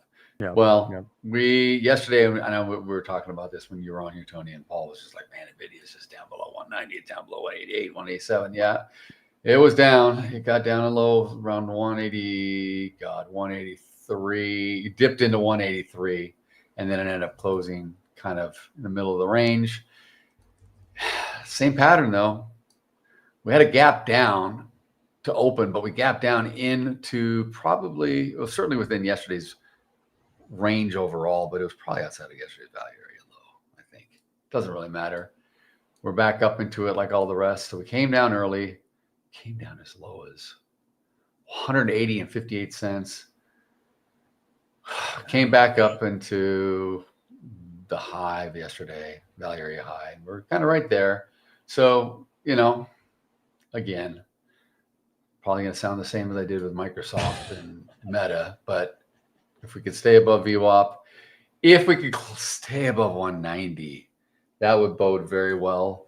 And because this stock has proven it can move in a hurry. We can get above 200, you know, easily, like Monday or something, or even today if something crazy happens in the market here, or we get some news, right? We can get some more crazy news out of anything AI related or tariff related regarding China or what have you, and this thing could just go. So I don't know what to say on NVIDIA. I mean, it's nice that it's trading at the upper end of yesterday's range, so that's good. You know, it's holding there. We came and dipped below it, but we got right back up in a hurry. So I don't know. We'll see what happens. I wouldn't do anything in this stock. I couldn't put a trade on today here. Just too uncertain. I wouldn't know where to go. So I wouldn't do anything. And then, but you know, this is I should point out, besides Microsoft, and Meta was in green territory, but it's now kind of dipped below. It's kind of hovering right around break even. Microsoft is up almost a point percent, and this is a little bit higher. So, you know, we don't have a lot of stuff in positive territory, but we have a few. And the biggest gainer on the day is Tesla. And look, pattern looks exactly the same. Yeah, all of these can't escape it. It's all the same. It's just where it opens up, right? It's just where it is in range in retrospect to how it traded the prior day or two or three. We do have a gap up here still with Tesla. Tesla's been, I don't know, man. I don't know. Tesla, I mean, I know a lot of people own it, but to trade for trading purposes, I don't know what I would do with Tesla. It's been, I don't know. I really don't know. I just don't know. I'm just trying to go back and look and see some stuff. Yeah, it's the same pattern though. All right, so what do we have? Opened up, opened up with a gap low, filled the gap, came up here. We're trading in the middle of yesterday's range. Can we get up there into the high of yesterday? Maybe fill this little gap we have up at around 426.25 at the upper end of it, and you know, 424. So it's like a $2 gap. But if we get up there, that would be good. If it closed near the high, that would be very good. Same thing with all the other stocks. If we get up there, it would be a good sign. Maybe next week, you know, I just think we got profit taking in the market and a little bit of weakness, but I don't think the overall bullish move is done. I don't think the buy the dippers are gone. So I would probably look to get long here again. I would look to get long if we come down here around this VWAP area, which is interesting because VWAP on the session is like at 401.15. So it's so close to 400. We can stay above 400. Anytime we can stay above these psychological, you know, century mark numbers, it's good. And I don't know what there is on Tesla news-wise, but it's now that we're talking, it's starting to move up a little bit, but interesting. Not coincidental. The ES and Nasdaq are also making a little bit of a move to the upside right now. So you often see that when I'm talking here, and these things start to go, is because the indices or an index is moving. We're making our way up to the high of day again, retest possibly, or maybe extend. Don't know. $410 currently. So here's what everybody wants to know. Which one of these would you recommend? Come on, Mr. Analyst. Today? Yes. On an intraday basis? Yeah. Or, you know, no. I just mean, you know, you look at them every single day, don't you? So which ones would you recommend? Which ones do you like? Unfortunately, I look at them. I think I like Meta. Yeah. To be honest with you. Yeah. I think I like Meta. I think I like Meta because of the gap and the premium. Just I think we're going to start to find some bids and work our way up. Sure. You know, but it's interesting. I'm looking back at Meta here, and I thought, okay, the bar was covered. I was going to say it looked like it was coming down when everything else is going up, but it's not. Build the profile, yeah. So we're holding there. Sorry, my volume profile, that gray covers it up when I zoom in too tight. So I hear you. I just like to see the composite off to the side over there. Yeah, I mean, I don't know. It's early still. We still got more than a half hour left. See, we did all that so quickly. Yep. Rocketed through that. Paul and I usually take forever going through this stuff. Yeah, I know. Well, I mean, but what do you guys stocks, have? What do they're you boring. guys? Yeah, I know they are. Well, it's today's tough because they're all. I mean, they're really all the same. They're all mirror images of each other. The profile, the price action. It's just all the same. And even yesterday, much of them closed and had a very similar pattern yesterday. So when you break down one, you're kind of breaking down all of them. Anyone else? Anyone in the chat want us to check anything else out? Let us know. But I will go back here. We'll look at some other stuff as well. We'll have some fun. What do you like to look at? I know you trade some unique things. I see on your Shit Twitter caps. feed. You're looking at always. Yeah, you're looking at all kinds of stuff. Yeah, you follow the Twitter?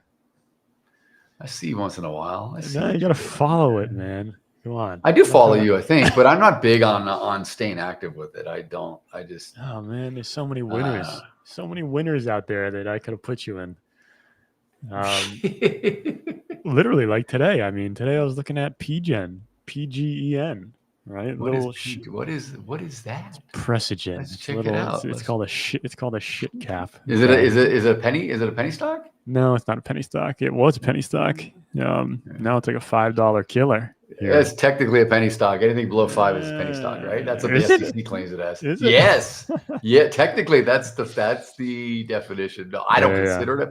I consider it under $1 or whatever, then it's a penny stock. But yeah, no, I think that's the actual SEC definition is anything trading $5 or under. They technically, it's not a pink sheet stock, but it's they call it a penny stock, right? Yeah. Look at this bad boy. What makes you? I mean, I was working in freaking Boston doing healthcare shit. So, I mean, I'm always looking at the healthcare companies. I know. So what did you see something coming out? Was this? No. So this is this is longer term. And even though it's up so much, it's still undervalued. Again, my own research, right, guys? Is my Were you in this already? Before I am in it. I'm still in it. Yeah. Before today, long before. Trust me. If you zoomed all the way out, I was in it when I shouldn't have been in it. Okay. I stuck with this thing. So basically, we got a gene therapy company here, guys. This is biotech stuff, right? This is biotech shit. Biotech stuff. Yeah. They do with like synthetic biology applications, energies, chemicals down on the neuron level. But last night they actually had released some earnings, and obviously with these crap companies, guys, like it doesn't really matter, right? They're going to lose money. They're literally just burning through cash because they're trying to create drugs, right? And this company is actually going through commercialization with the FDA. They got approval to do that. And really, for anybody else that follows the healthcare space, the earnings call last night, I mean, I was just flipping through it before we got on here too. I didn't listen to the call, but a lot of the stuff is largely like de-risked now. So there are a lot of questions about, management having enough cash to get through all of like 2026, because like I said, they're going through a commercial rollout of a drug that just got approved by the FDA, fast track approved. This was like 4 months ago, something like that. And even with all the shakeups over at the FDA and the Health and Human Services place, this company has almost been like safeguarded to be like, hey, we're making a lot of changes. They're actually making a lot of changes to infant drug companies. So like a lot of these biotech companies, if you guys don't know, you're going to get a healthcare lesson on equity research right now.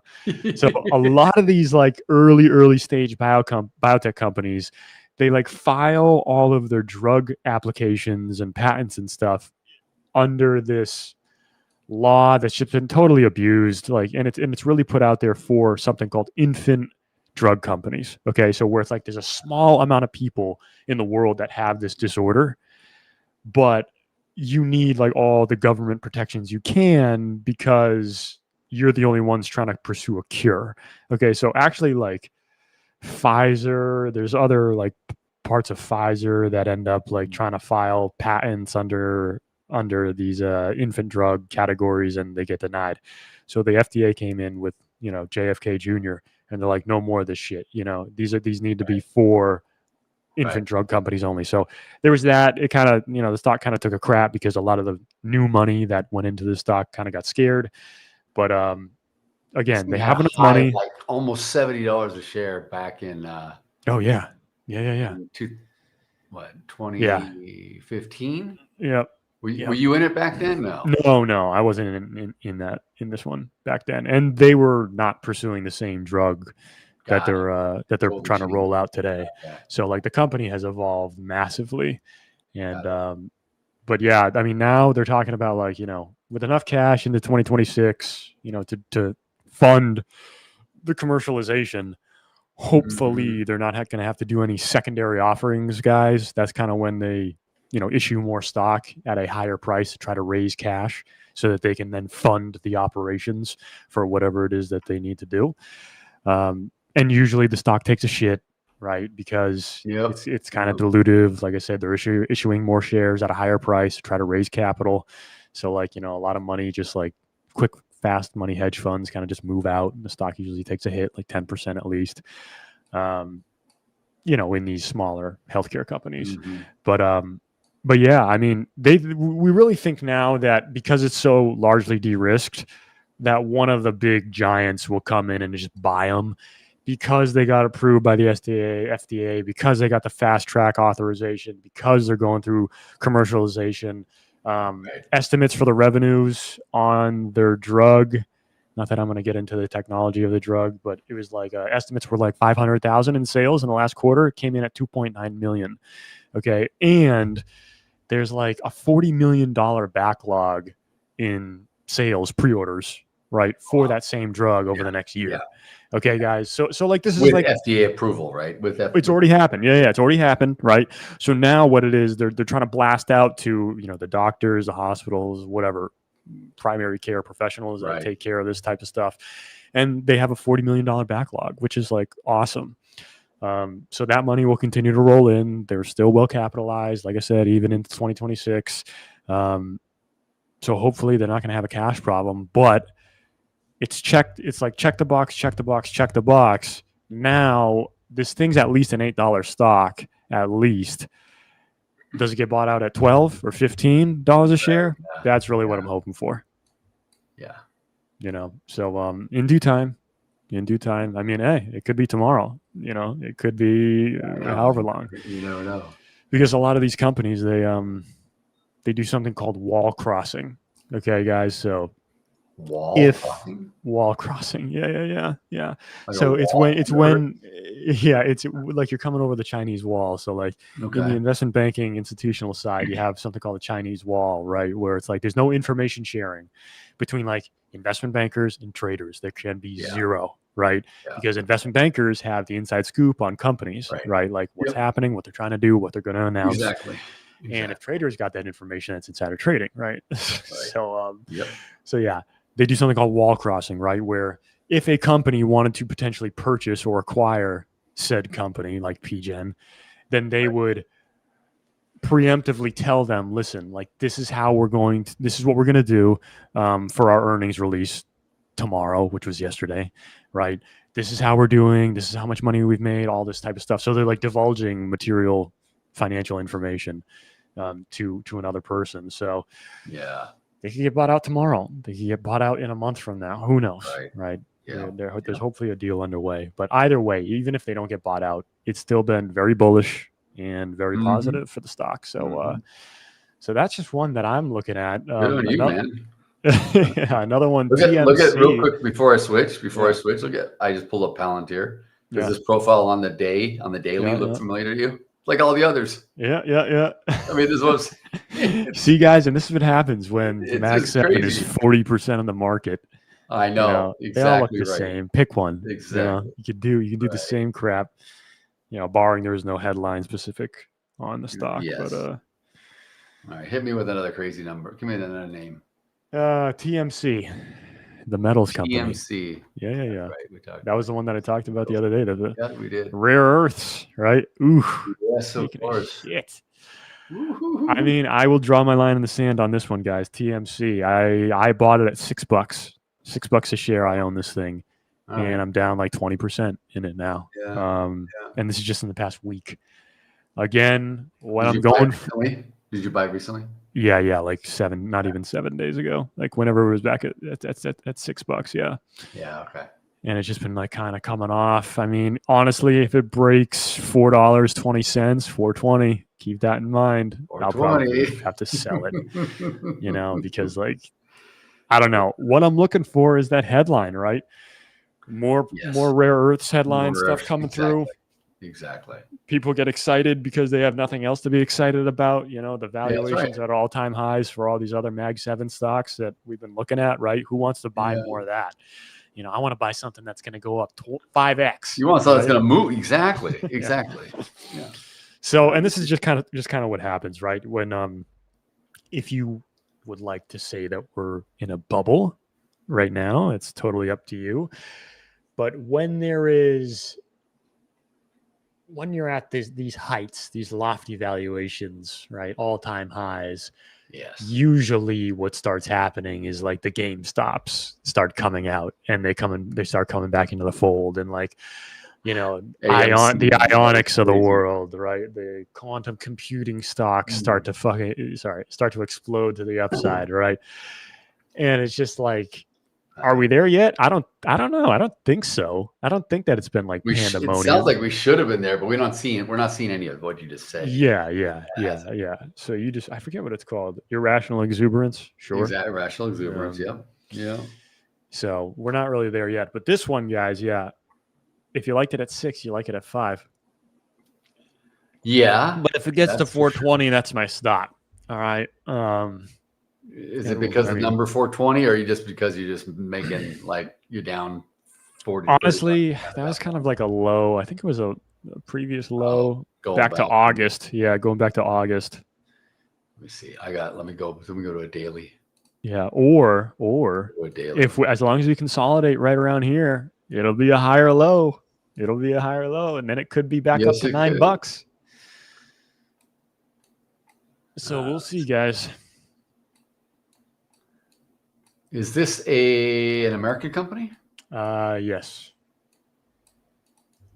I believe so. Let me see where they're headquartered. No, Vancouver, Canada. Sorry. No, they're Canadian. Okay.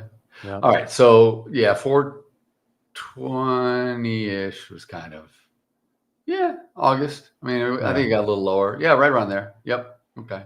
Yeah, I can see that. Yeah. So, I mean, or at least I'll sell half of it or something. I don't know. But we're just looking for that headline here on this one, guys. It's a tough one. It's not the best one. Yeah. It is definitely risky on this one in terms of recommendations. But what's another one that I've been into? X4. That's another biotech. XFOR. That one's been pretty good. I've heard of that one. I know the CEO. I've heard of XFOR. She was I probably brought it up on the stream before. That's probably why I've heard X4. Oh wait, there was a user that was named X4 too. And I think that's how we started talking about it. That's how we started talking about it. Yeah. X4. That was a stock. It hasn't done much. It's been consolidating for the last 3 months. Yep. Well, they fired their CEO. Thank God. She was a train wreck, and super awkward in real life. Some of these scientists are, man. They're weird. She wasn't even fucking, whatever. She wasn't even a scientist. Sorry about that. No, she wasn't. She was just the CEO. I'm not going to say too much. All right. She was just really bad at her job. And I was waiting for her to Or personally? Fired. Like you met her personally? Yeah, I know her. Yeah. Okay. Yeah. She probably doesn't know I'm on Hola Prime, but whatever. So, and I just never believed in her, and she was doing like dumb stuff with the stock, and there was allegedly a buyout takeover bid for this company, and this was pre-split, so they went through a stock split. What's the stock trading at now? $4, $3.50, something like that. It was $3.68. Yeah, it was a penny stock before, guys. They did 10 for 1 split. And it used to be like literally 40 cents, and there was a buyout bid allegedly for like $2.50, and she said F off. And this was after years, if not 16 quarters of just the shareholders getting schwacked, right? While her and the executive team are taking $6 million a year in cash comp, on top of stock, right? And the thing's only like a freaking $50 million market cap, right? Oh my God. Oh my So you God. got 10% a year going to the executive team. And, she's selling shares left and right, all that type of stuff. We get a buyout bid. They're like 250, right? And again, same thing. FDA approval on a drug. They're going through commercialization. They got another one in the pipeline that's going to be like 50 times bigger in terms of market capitalization for, potential revenue, whatever you want to call it, for the first drug. Say it's like, I don't even know, $800 million on the first drug. Well, the second drug is like $4 billion. In like potential revenue over the next 2 years, right? So like serious stuff. Right. Sure. Somebody comes in, some Italian healthcare company comes in and was like, I want to buy you for 250. And she's like, screw you, stock's trading at 50 cents. And I was very vocal on Twitter saying, like, we need to do something here as shareholders. Like, she needs to be fired. We need to vote yes on this. Did she comment? Did she see it? Or I think so. I think that she did, because I know that other board members did, and like I was totally my Twitter was blowing up when that was happening. Like people forwarding it, like retweeting it, like all that shit. And then I said something about her getting fired. I should go back and take a look at it. But I said, watch, if you fire the CEO. And probably the CFO too, right? Because everybody needs to go, clearly. Sure, They've just been putting the thing in the crapper. If you fire them, watch the stock, go up 100% at least. And then literally the thing's like double or tripled since they've been let go or something. I don't know. At least doubled for sure. So yeah, that's another one that I'm in. It's largely de-risked again. I don't know about buyouts anymore, but they're going through the commercialization. They're posting revenues. They're posting a little bit of profit, and hopefully things will again begin to materialize at X4. So hoping for that one, guys. What about you? Any small caps? Any small ones? No. I used to do that game. I don't do it anymore. Oh, I used to. Come on, you're only 10. What is it? MicroStrategy. 10 doubles from like a couple $1 million, right? Yeah, I know. Yeah, and some of these things go up 300%, man. It's true. Yeah, it's true. Bitcoin's hanging on to 96,000 by its fingernail, and MicroStrategy's kidding me, hanging on to 200 a share. God, it was, dude. They were at, just last month they were trading over 350. What do you think, Michael Saylor? You gonna keep buying more Bitcoin?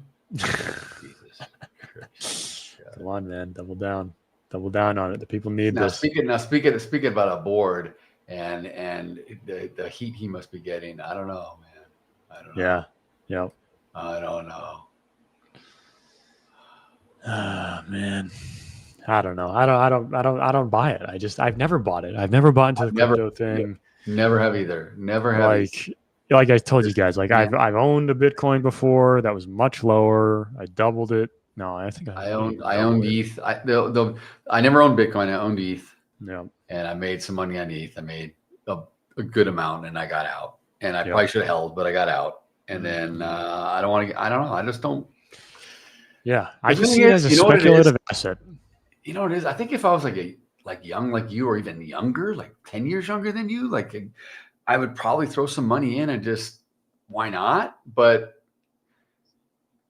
I make money in other things. I don't, I have a bunch of things tied up already, and I have, what I mean? It's just like, I know I can do it for like my kids and things, but I got real estate for them, other stuff that's paid off, and other, you know what I mean? Like, I don't know. I take money out of when I trade, and I do other things with it. But I don't know. Just to me, it's all about where can you make money? Where can you make value? What can you do? If you're good at something, great, stick to it. Why try? I'm not trying to do everything. I don't want to get all, fragmented and move my focus around too much. Yeah. But I will say the penny stock is kind of fun. To me, it's gambling. Like it's you're throwing It's like, like you're playing a game at a casino. You can just put some down and see what happens with these stocks or that stock or what have you. Because unless you have the ability to do something, move it or something, I don't know. I mean, you're kind of you're just sitting on the sidelines, right? Yeah, seriously. I mean, even like what you were talking about with the last stock, what was it now? X4. Oh, X4. Yeah, like yeah. X4 or PGen. No, the one you knew, X4, where you knew the CEO and all this. I mean, you still don't have any pull, right? I mean, you can only do so much. So. Oh yeah, well I know. I was just trying to rally the shareholders to all be outraged, right? And you have more information because you know like what's going on behind the scenes a little bit, right? Yeah. That's no, good. but that's the other thing. Better than most. Even from like meeting up and like it's just like no one. You can't get any information out of these people. I mean, not that they're not supposed to give you any information. Yeah, of course. Yeah, for sure. No. They're sending all that stuff to Nancy Pelosi, man. What are you? Yeah, I know. Seriously, you got to feed the bigger fish, not me. Come on. 10K into 50K doesn't do crap for me. 10 mil into 50 mil, that does a lot. That's different. That's right. That's right. Oh God, do a lot for a lot of people. Yeah. Looks like moderator Mike is calling me out on the gold indicator in the chat. What's the gold indicator? The gold indicator. No, this is the level. This is the level break indicator. I named it, right. I mean, it's literally just a breakout indicator. Then this is what I was talking about earlier today, right? We got on. Let me denote on my chart here. I never mark up my chart. Flag mark. Is this a good? No. Can I make it bigger? Just put some stuff in. Yeah, whatever. Can I make it bigger so you guys can see this? Settings, coordinates, visibility. No. Okay. Let me just delete it. So this has been gold today, right? I mean, we said like nothing really to do. I mean, you could try to paint some trend lines and see. You could try to guess where it's going, but I got two things on this one. Level break indicator, buy line, sell line. Very simple, right? You break above the buy line, you buy. You break below the sell line, you sell. Okay, works pretty well when it's when things are moving and grooving. It's almost like an anchored VWAP type thing. High low, obviously. Let me look at a pretty good one. I mean, there's a couple of good ones, right? You get a nice bust through, but then you get a retracement. You set your stop loss somewhere below the buy line if you're getting long again. But it can be really helpful to just try to identify breakouts and breakdowns, of course. And that's usually what I'm looking at, right? Because when gold or silver starts moving, I mean, it really starts moving. And, like Coach Paul and I have been doing some gold and silver trades. It's like, it's pretty easy, especially with this indicator, right? It's just like, hey, anytime you get a punch through one of those lines, buy line or the sell line, it's like, just get short, set your stop loss. You can be a little bit liberal with it. And what is it? Is it a moving average? What is it? Yeah. So it's like, technically it's high-low VWAP. Okay. And high-low. Say it again. Well, the top two lines are VWAP. And what's the bottom line? So this is the thing. Buy line, right? So if it breaks above, that's where you want to start buying. Sell line is if it breaks below. It's the same thing. It's high, low VWAP with also a time series VWAP. So like over. Is that blue one at the top? Is that the top? No. So that's actually just the sessions VWAP. Okay. Or the day, not the session, but the day. I'm trying to read it. That's all. Yeah, I know. So it's just really small. Yeah, and then there's a time series.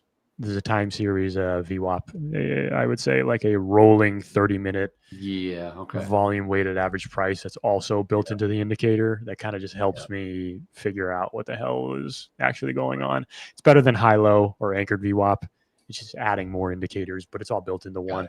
I'm actually starting to think like because there are indicators like this that like this is what I use, right? For when I try to do some of these gold or silver trades or the precious metal trades, and you guys see how they go, right? When we're live on stream, like yesterday, like we had some really good ones. The day before, we had some really great trades, right? Yeah. So maybe if there's really a push to like get some of these indicators, we could try to maybe publish them in conjunction with Hola Prime, and like kind of get you guys, moving and grooving and looking at the same stuff that some of the coaches look at. But again, we'll see. We gotta clear it with some other people before we start offering up different products. But that's just one of the things that I look at, guys. Yeah. So going back to it, we got about 8 minutes left in this session. Supposedly talking about stonks. Let's go. Any other stonks that you guys want us to discuss? It's always like this, man. Crickets. Yep. Unfortunately. You just roll right into the futures again. Yeah, I do. We literally do. Okay. I mean, Paula, are you guys going to take a break? Are you guys going to break? Or you just roll into it? Oh, you can. You can take a break. I just roll into it. No. I don't need to. I don't need to. You will. Trust me, you will. Because we got to go another freaking 2 hours. Yeah. 2 hours. Yeah. Well, at some point we will. I'm gonna post on Instagram. I go back through and I look at stuff, but this is what's interesting is Apple was not doing well when we first started talking about it, and look at it now. Yeah. Now it's like, it's up $1.20, and it's, and then what's interesting is, like the S&P, the ES is selling off a little. Nasdaq is. It's hanging tough. It's hanging above point of control in the session so far, well above VWAP, certainly into yesterday's mid value range, mid everything, just looking decent. Amazon, not too much. Amazon's kind of going by the way of the indices is rolling over. Now it's trading below VWAP, right? So now, so when I was talking earlier about maybe if we get to any of these where they get to their session VWAPs and they're kind of holding on, maybe you look for, a bounce off to the upside. Well, I'd be probably out of my trade if I was to do that. I'd be trailing. I'd have a real tight stop, and that's not working out. So that one's not working out. I think Google's the same. Yeah, Google's coming down. I mean, the pattern's all the same, but Google's coming down to its VWAP. Meta, it's kind of the same thing, but Meta's holding. Meta's kind of consolidating. You got a little more of this. If you look at just kind of the profile, it's got this, upper distribution that is kind of hanging around. So if it stays in there, that probably bodes well. And like I said, I'd love to see this thing extend the range and try to do it back here at 10 after 12 Eastern. And can we get above point of control? We're currently coming down to the lower of this range here. So I'm not so sure, but the ES is starting to make a more powerful move to its session VWAP also. So we'll see what happens. These guys, they trade so funny. It's so similar, man. I mean, if you look at what the ES is doing and the relation to where VWAP is, I mean, VWAP and the ES is like at 67.42, and it just looks, you can just put them as an overlay almost. That's what, I mean, it's cool, but it's also kind of what makes these things boring, because it's like, I've seen this already all day. I'm watching it all morning. Same damn thing. I know. Name, right? Microsoft is okay. It's not coming down as hard. Nvidia. All right. So Nvidia was up. Nvidia's given off some. Nvidia's probably come down. See, now we're down at 188. If it gets down further, VWAP's at around 187.65. I don't know, man. I don't know about Nvidia, but it's okay. They all look the same. It's just the dollar value and where they are is just doesn't mean much. They're all the same. I mean, look, they're all. This is anything. No divergence. No difference. Most days we have 2 or 3 that are different. Today, they're all the same, man. It's unbelievable. They're all the same. Yeah, I know. There's no escaping. What I think is hard about doing the MAG7 stuff, and I don't want to really get into nitpicking on this or why we're doing this. I know MAG7, these names are popular. Everyone wants to look at them every day for the most part. Some people have them, own them, like we talk about.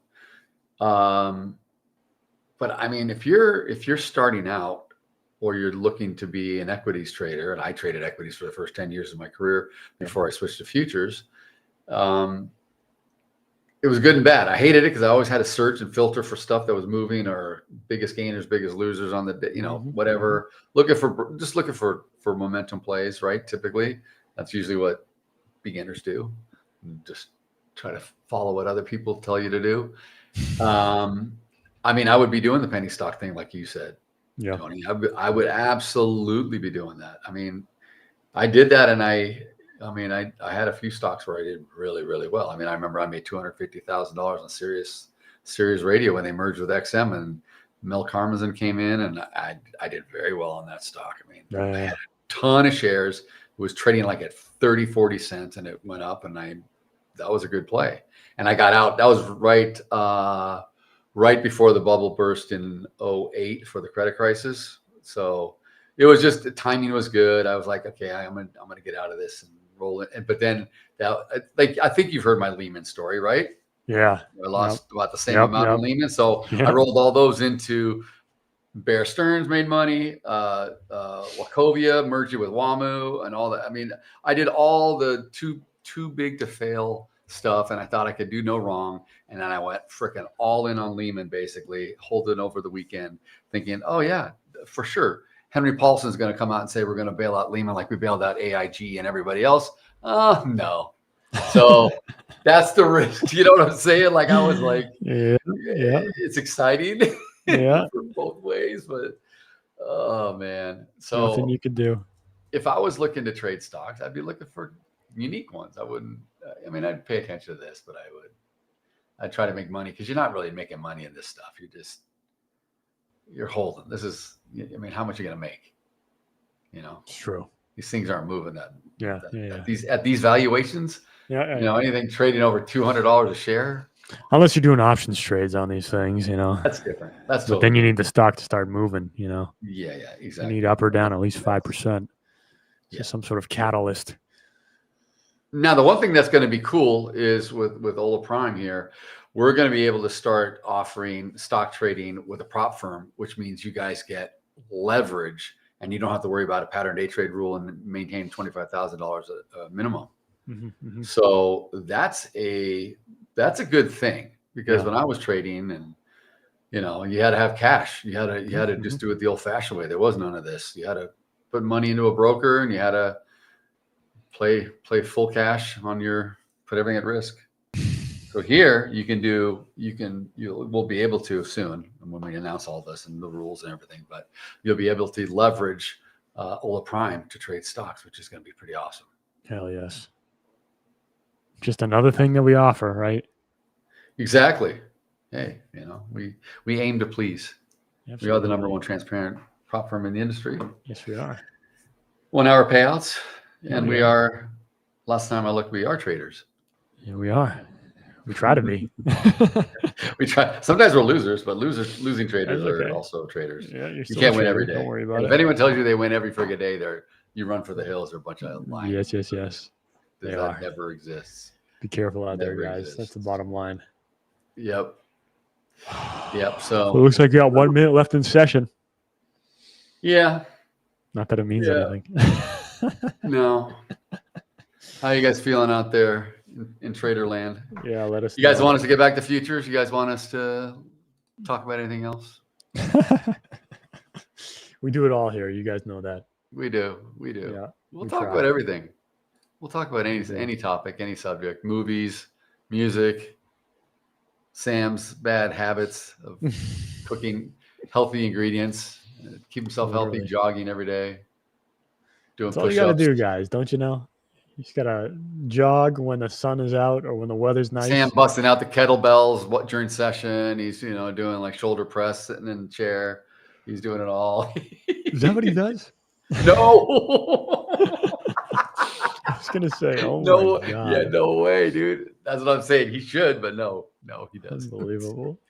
He'll get like 2 reps in and be like, Yeah.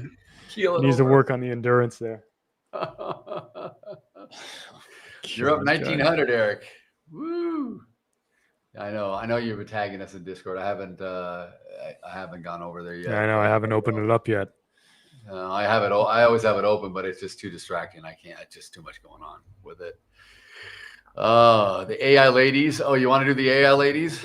We did this earlier. Should we do it again? Yeah, why not? If you give the people what they want. Oh my God. All right, let me go to my. They want to be entertained here. Are you not They want to entertained? get hot and bothered. Holy crap! These markets are dry. Which one's this one? Is this Tiger? Let's see him. That's Tiger as a man. That's Tiger's ball. Here's Tiger. Tiger as a man. You mean Tiger? Oh, wait. Regular Tiger. I mean Tiger. No, when they made him bald and. Oh, okay. All right. Let me do this. Let me. Can we switch to Tony's screen real quick, and then I'll get out of Trading View. I'll get into Project X, and I'll lock my monitor so I can drag everything over. Hell yeah! All right, cool. So let me get out of here, and then let's try to figure out where stuff's going. 25, 312 and a quarter. Oh, where is it? Entire screen. Here we go. Okay.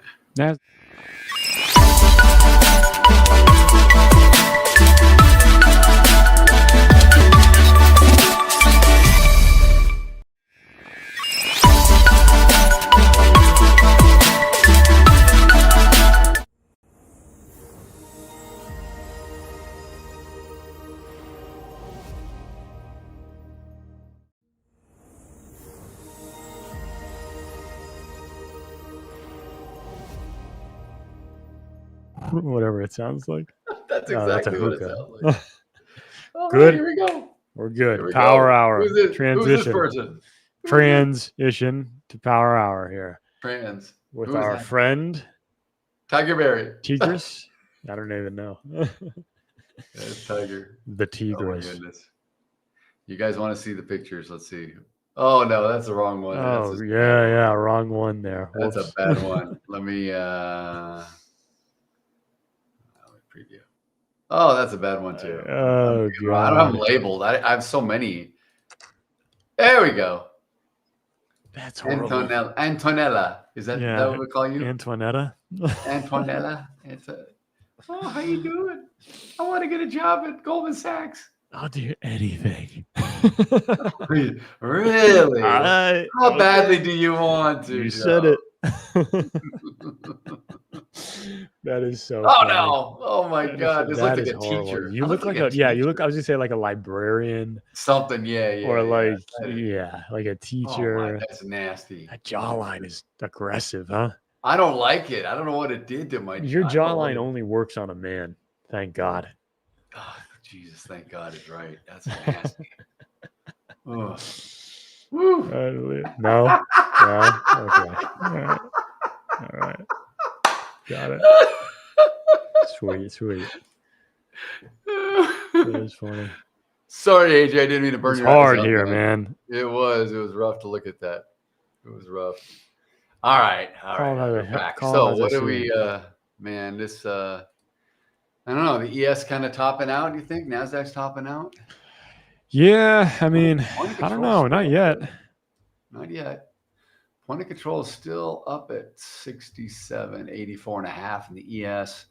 We did find a lot of bidders down here at 67.50, so we just came down there, which is also, like you said, it's the low of yesterday for the Nasdaq. But low of yesterday is not a little lower on the ES. It was like 67.46. I removed it already, but I think it's close enough, right?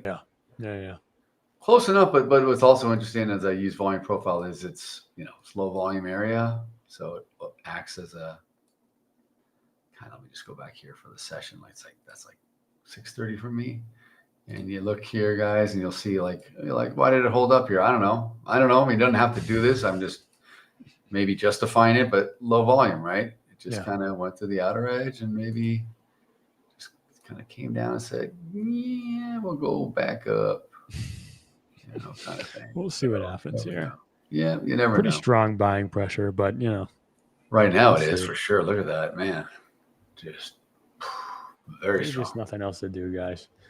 Pretty vertical, man, to be honest. That's a pretty big move. Oh, Wow. yes. Let me look. The ES has got a real strong reaction straight up. Nasdaq's not as bad. Nasdaq's more like a 45. Yeah. Oh, but it's rolling. But the ES is just like a big old reaction straight up. Well, your previous day's close in the 67.62 looks like previous day's close. No, the previous day's close. Yeah. 67.62. I don't really track it. You don't track it? Oh, I always do. Command and control. No, I'll tell you what it is. I have it. 1 second. Yes, is looking like it's going to break out right here. Well, so you talk about the cash close at 4 o'clock. Yeah. All right, hang on. I need to do this to me. I don't know. It's around. Let me just give you an idea. Let me just put. Yeah, like 72, like 67, 72. Yeah. Yeah. We'll see, guys. Either going to hit resistance right here, or we're going to bust through. Keep going up. I don't know. Looks like resistance. Yeah. I mean, it looks like it, but I don't know.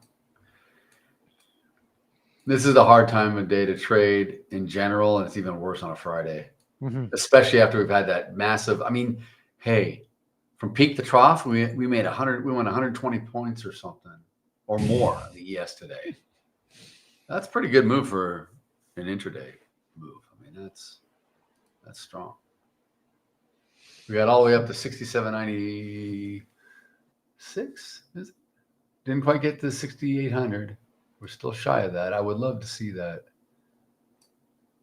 67.95 and a half, somewhere in there. Yeah, we went as low as, where do we go down to? 66.70. Just posted Instagram. 125 points. 125 points. Am I on Instagram? Yeah. Yeah, but I'm never on it. I mean, tell me, do you actually have any? Or do you post the stocks? I mean, the future stuff on it? I put the Hola Prime stuff on there, like the videos and crap, that stuff like that. What's your handle? Coach Daryl _trades. It's like a space, but like an underscore. Oh, I see it there. Do I follow you? I don't. Probably. Now. I don't know. Oh, okay. I follow Sam. Yeah, Sam's active. I'm not active. Yeah. Hey, I got a new follower. Yay, first time. There you go. There you go.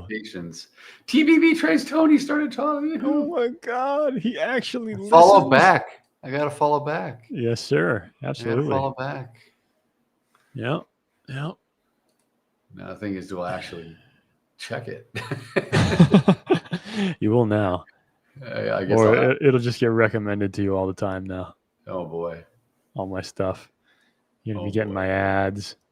Oh my God. Yeah. Course recommendations. Seriously. Buy this, buy that. Join Hola Prime.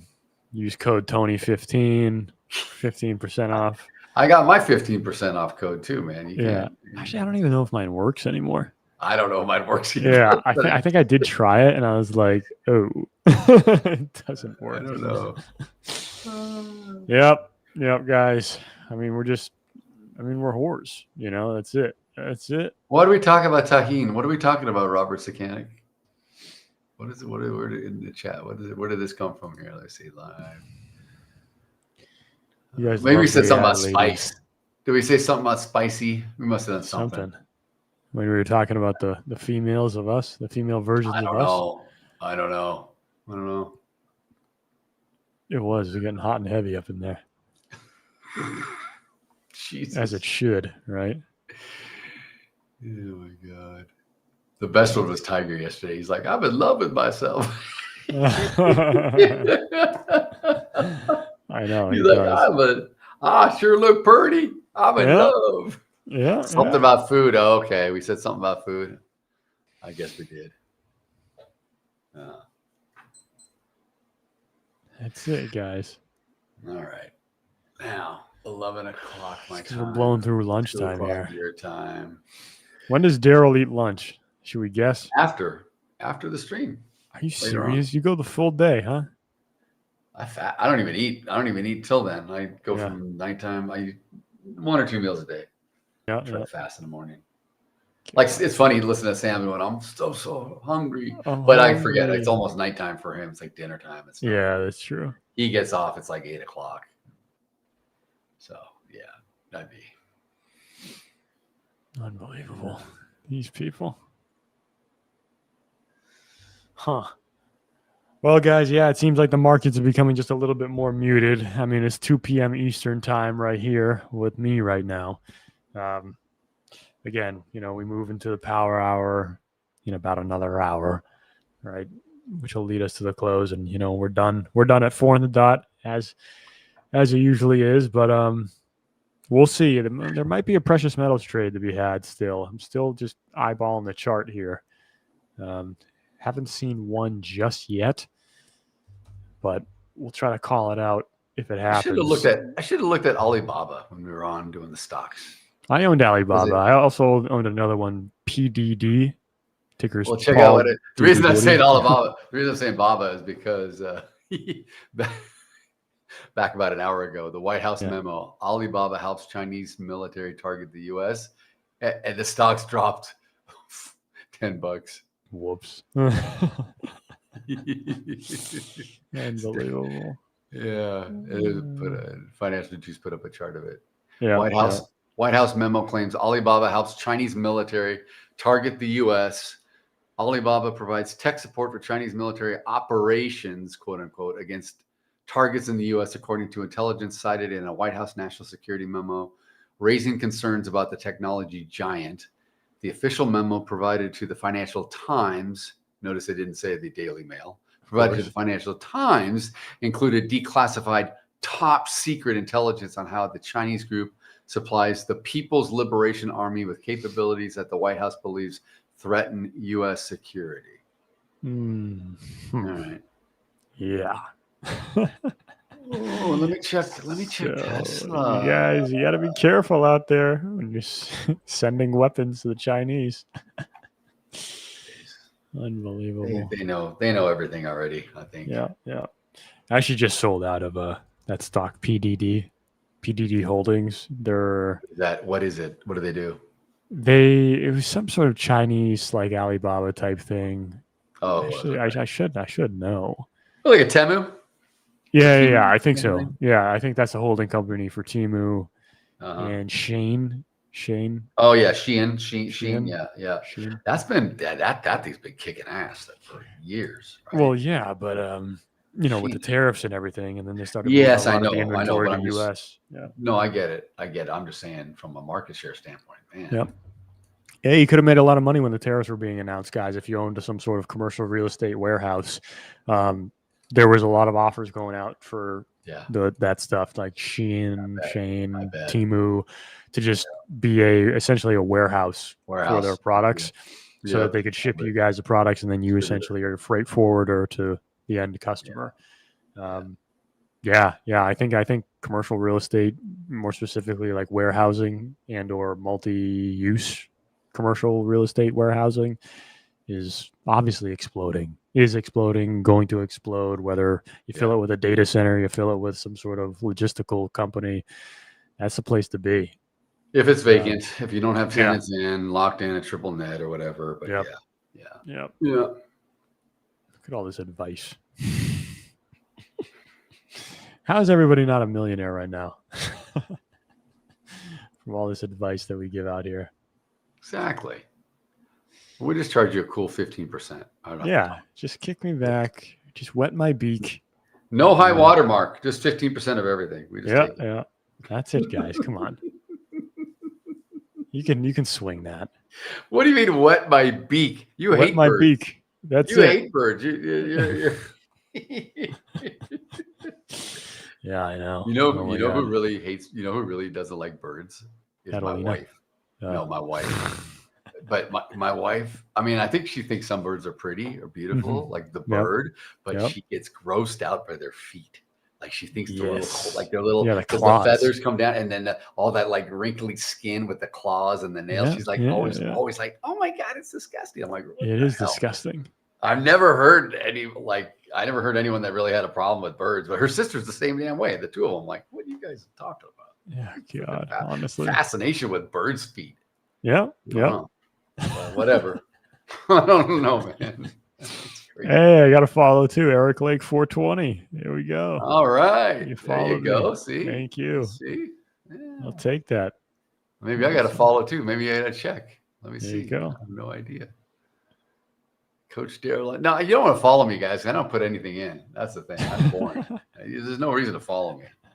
Just go on LinkedIn. If you guys want to go on LinkedIn, you connect me on LinkedIn. I do more on LinkedIn probably than anything, and I don't do much there either. But at least if you message me or reach out, I'll definitely. No, Hola Prime. That's where we're at, right? Yeah. You guys can catch us here. That's the best.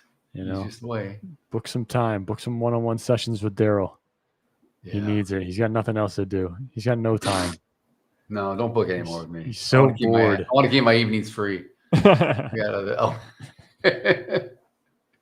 It goes in spurts, though. I don't know how about you. Like, it would go when you were on. Like, I'd go for like a week of nothing, and all of a sudden I got 3 back-to-back every day. I'm like, where did the hell did it all come from? That's how it is. You announce it, yeah, and then it's over. It's over. Yeah, after that. It's out of sight, out of mind. If you don't keep saying it, they forget, right? Yeah. And I wonder why I always get whenever you guys blow your accounts, you want to schedule time. Absolutely. You just need somebody to talk to. I need a pep talk. Come on, what I do wrong. Unbelievable here. Man. Still nothing happening in the Nasdaq. Unfortunately, sorry, ES Nasdaq. It's a really tight range. It's like since that little move up, it's been kind of nasty. Hey, I'm actually surprised that we are where we are right now, given what happened overnight. I fully agree with you on that. Yeah. In fact, when we got off the air and it kept going up, and the ES was going I was like, no way, is it going to 6,800 again? And I'm like, oh my God. And then I was looking at where it could go, and I'm like, could we go up another 50 points to yesterday's highest session? Like, I mean, we could, and we still, I mean, exactly.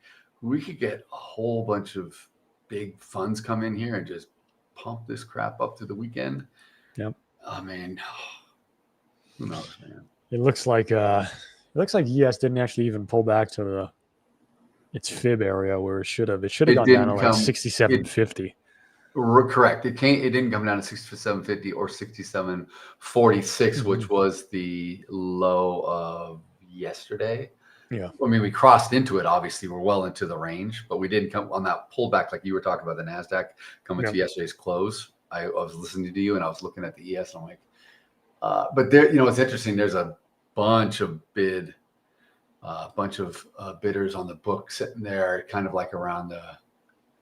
Well, actually, that algo just pulled. Interesting. It was 500 contracts just got pulled, but there's still about 400 between. It's below 50 though. It's like 67.49 all the way down to like 67.46. There's a little band in there. Yep. Sitting on the bid, but there's nothing on the offer. So I don't know. Maybe we'll come back down to kind of get to there. Ironically, also session VWAP is right there at 40, about 44, 67.44. So it maybe it'll come down, get through 50, eat through some of that, maybe even get to VWAP, and then I don't know where we go. Maybe I mean, point of control's up here though. Now everything's up. Everything's to the upside. Yep. Who knows, guys? Still just sitting around waiting. Let me build my profile. It'll look just like the MAG7 profiles. Yeah, I know. Literally. It'll be literally exactly this. I swear to God. Let's see. All you have to do is just leave one of the MAG7 charts up, and you can tell where any other stuff actually is doesn't going. look. It's not as bad. It's not as bad. There's more volume in the middle there, right? But it's we're definitely to the upside. Yep. So yeah, and we're holding. So I put that little purple band there, the little box, right? That's just kind of identifying low volume for me. But we didn't get down, and that's at 50, 52 is at the top of that little box. So we didn't get even to 50. We'll see. We'll see what we do. I wish it would move around a little more. It's kind of freaking slow right now.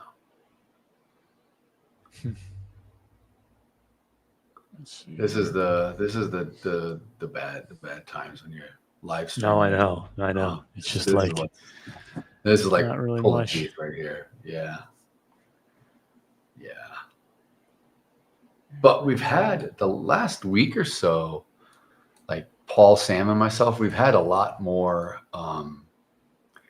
afternoon action. Like normally we kind of dread it because it's just like nothing. Well, I mean, this is a thing. It's a Friday, like you said, right? Yeah, I mean, but I'm saying like just the last week or two, like the volatility picked up to where close of days and stuff, it's gotten pretty good. Where we're like, oh wow, we're almost at the closing. You know, like wow, session's over. That went fast. Yeah. Right now, I don't even want to look at the times. I'm like, we got like an hour and 50 minutes left. Don't worry, we'll we find just something. We gotta start cracking jokes. Find something here. I need Sam to start going off. We can just kidnaps Russell again. Yeah. We can just find what are those jokes that Paul likes? Oh my god. The dad jokes? No. Holy hell! What are you guys doing to me, AJ? I want to kill you. This guy. What is it? Let me see here. Oh my god! You made me look. This is nasty, dude. This is wrong. He made me. Don't show. We gotta show it. Oh my god, this is bad, dude. It's a live stream. AJ. Come on, bring it up. AJ, bring it up. Oh my god. Yeah, I'm gonna show it. I'm gonna download it. Oh, absolutely. Freaking God, Darylina, he called it. He named the file Darylina. You no way, little rat. You little rat. Look at these guys. Oh, Boggett, I see you too. Both you guys. Yeah. Hang on, I gotta. All right, bring it up. Oh yeah, I'm sharing. I mean, I'm. Look at this bad. Look at this. They do look like some Scandinavian nurse or something or whatever. I don't know what I am. What in the world? Hey, my skin's very clear though. AI did a good number on that. Jeez. Look at that, dude. Look at that. Brigitte Nielsen, watch out, baby. Oh my god, that is disgusting. I'm sorry. Isn't that crazy, dude? Oh my Isn't that god. crazy? Isn't that crazy? I almost can't even see if your hair. Well, like it's blonde. It's blonde. And it's like pulled back. Yeah, I know. It's super high. Yeah. Wow. That's totally, dude. That is so. Daryl as a blonde. That is something else. So funny. I know. Oh my god, that's nasty. You look like now you look like you're like some sort of. You look like a CEO. You know. Yeah. Like yeah. Some financial firm, I'm running like right? a Swedish massage house or something. I don't know. Like, Yeah, like I look Scandinavian, dude. And Elegant, very elegant. Oh my lord! Wow, right, Darylina. This one I gotta save this one. Oh man, Darylina. Yeah. All right, thanks, boys. You gotta do on a Tony now. You can't get off scot-free. I'm beautiful. So yes.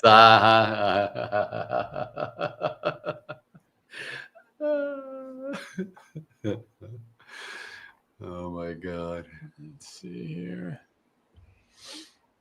You know what's funny is Sam says that he's gonna, because we didn't get to Richard yesterday, we were running out of time, and you need like a certain photo. Like it's better if you get like someone like a still picture or what have you. Yeah. And so that's why he was able to get your Instagram. It worked or whatever. Perfect. But, and then like he tried to get our Ola Prime ones, but they're all cropped. You know, they cut how they do the outline of us. Yes. So that doesn't work. So you need like one with a full background. So the app like thinks like it's like looking at you live or whatever. Like okay. Yeah. Yeah. So he was like, oh, I could pull up. He's like, oh, this is great. He's like, yeah. So he found your Instagram photo, and I think it's on your Twitter one or whatever too. But it doesn't matter. Yeah. He got you off of that, and then we were trying to do everybody else.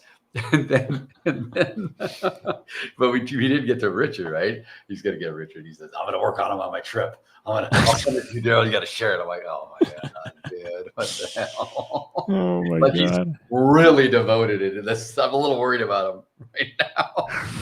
I'm like, okay, Sam. Really. It's unbelievable. It's yeah. Let's have some guest traders. Come on, man. Call up some of your buddies. Call up Tanaka. See what he's doing right now. Who's Tanaka?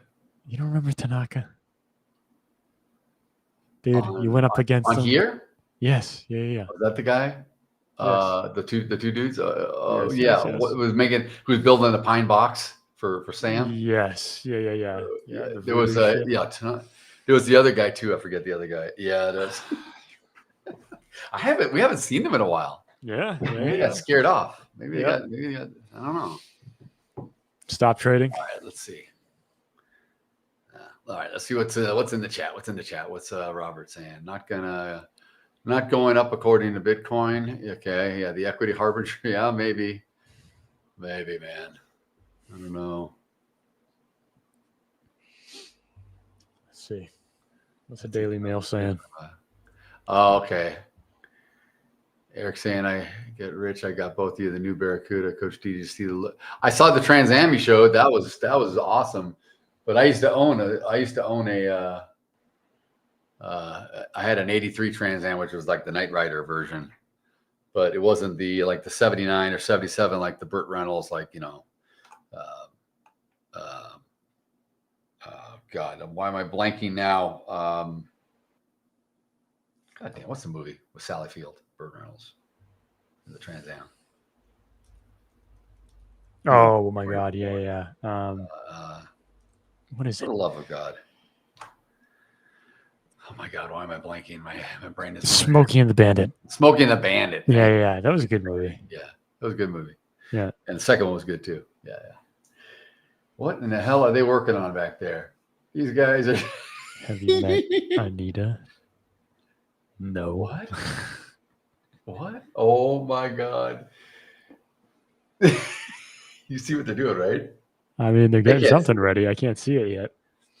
Oh my God, I see Epstein. Oh my Lord. Do you see it? Oh, this is me. Yeah, I'm reading the Daily Mail right now. Oh, that's you. Yeah. It's not on the live stream. Sorry. No, I know it's not, but I thought, oh, that's your screen. Yeah. Oh, I thought that was a back end doing it. Yeah, there's nothing good in the Daily Mail right today. It's just all about stars and. Is it a tabloid? It's a tabloid rag. Yeah, but usually there's some government stuff. Oh, it's a good one. Here we go. Oh, it's an exclusive. I don't have a login. Maybe we can get Hola Prime to get us a subscription here. Top fighter pilot breaks 45-year silence to reveal a bombshell UFO encounter with a 50-foot triangular craft at a nuclear base. That's probably a good read. It probably is. Oh, another one. Info. You believe in that stuff? You believe in UFOs? Aliens? Yeah, kind of. Oh, I do. Oh, I definitely do. That Atlas thing?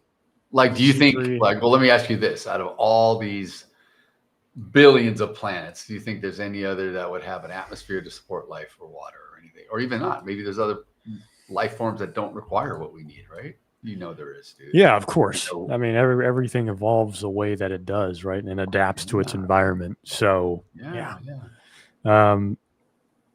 But I mean, I just think, way back, back to the Egyptians, right?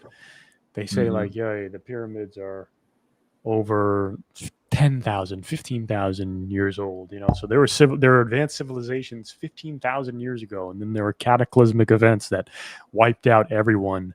Right. So the Egyptians didn't make it with human power. They were made with. No, not even just that. Is that there's not the Egyptians, I mean the pyramids, right? There's so many schools of thought around the pyramids, right? They're maybe the Egyptians found this advanced civilization / inherited it, and they didn't build all this stuff. They just inherited it. Right. Yeah, I took it over, and I don't know. I have no idea. It was abandoned. You mean they just? Yeah, almost. It was their ancestors that actually made the stuff, right? And then because you see some of the stuff in Egypt, and it's great that Sam's going to take a look. I don't mean he's not going to Giza. He said, right? He's not going to Giza. I don't know why he won't. I would. Yeah. But I mean, for that long, I'd be everywhere. I mean, you look at some of the stuff, and they're like, yeah. Have you been? Have you been? No, I haven't. I haven't either. I definitely would love to. I mean, one of the wonders of the world, right? One of the of course seven wonders in the world. Sure, I think so. 7 continents. I think so. Yeah.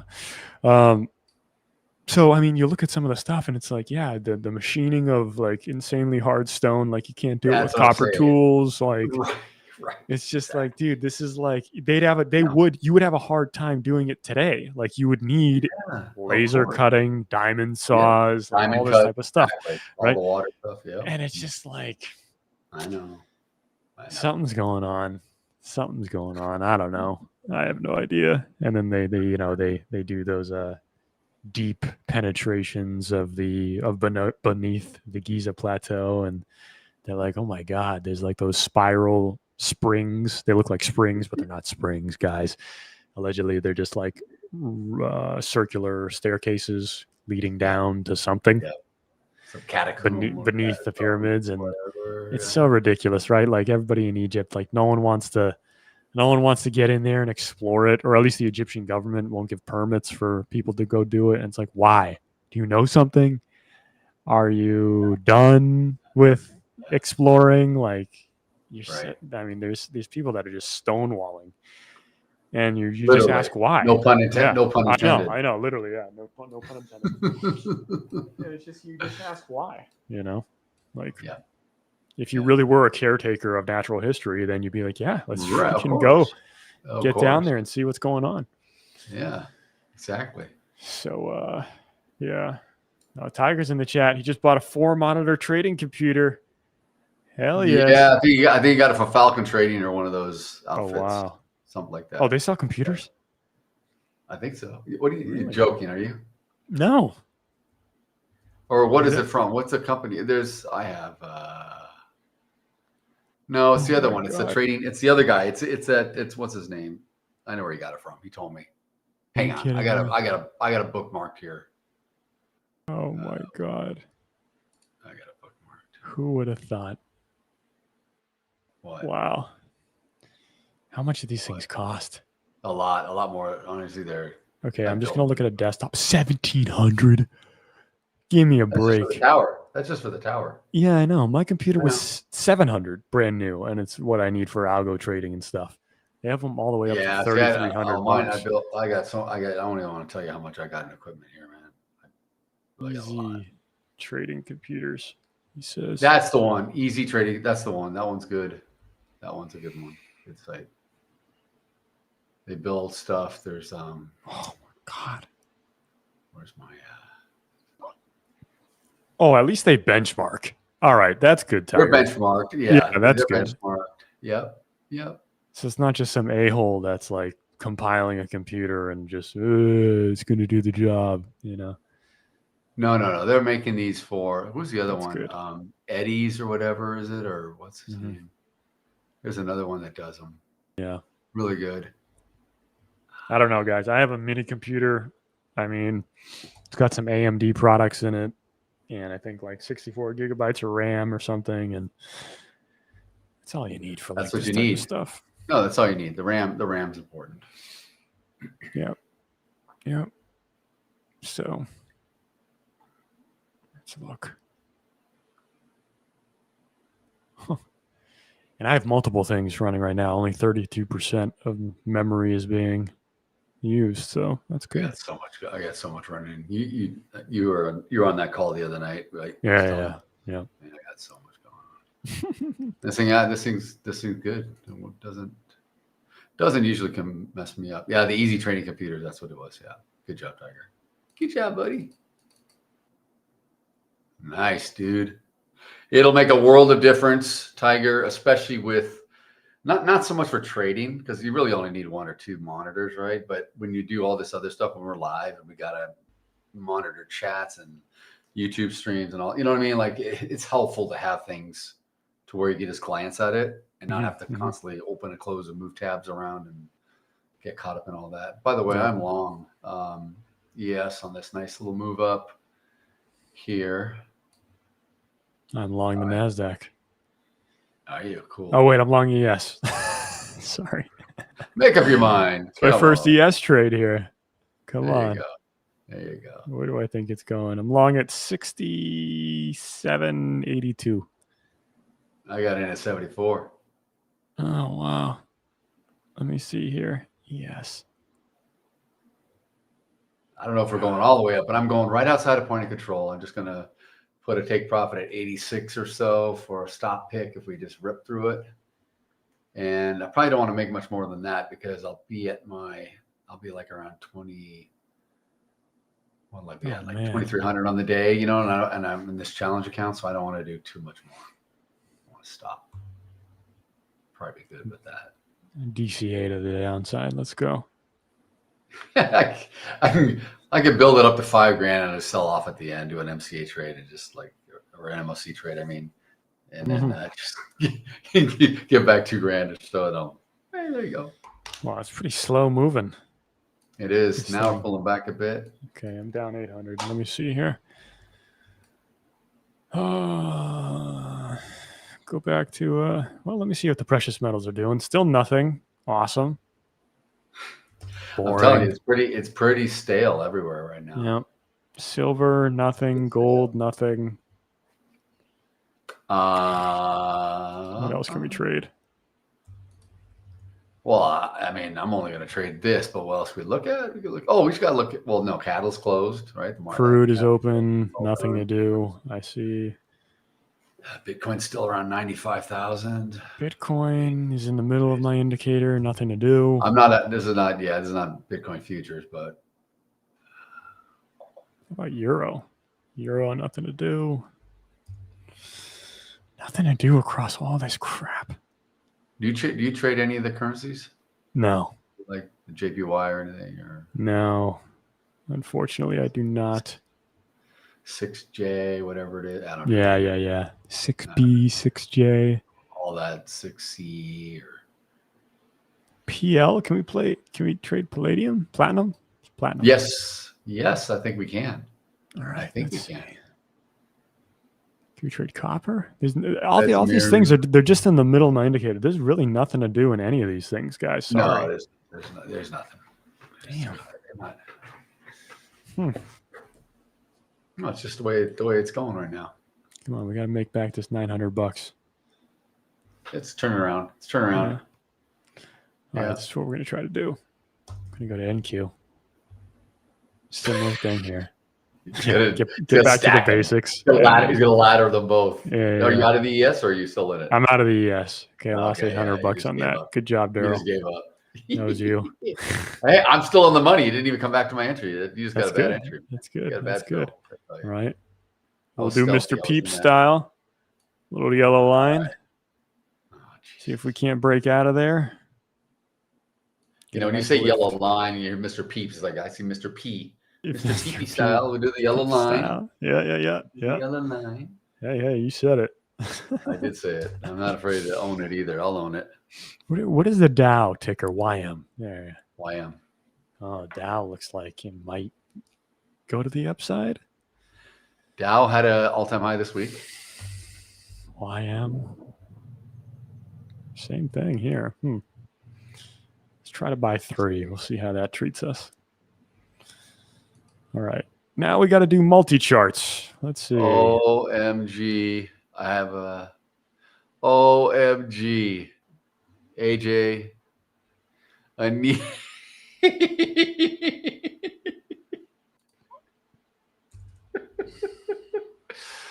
What's up? Oh my God. You want to hire this girl? Be your assistant? My assistant? Yeah, your assistant. Oh my God. I look like I can't even say it. I look like a female. You get the same haircut, dude. You get the same haircut, the butch haircut.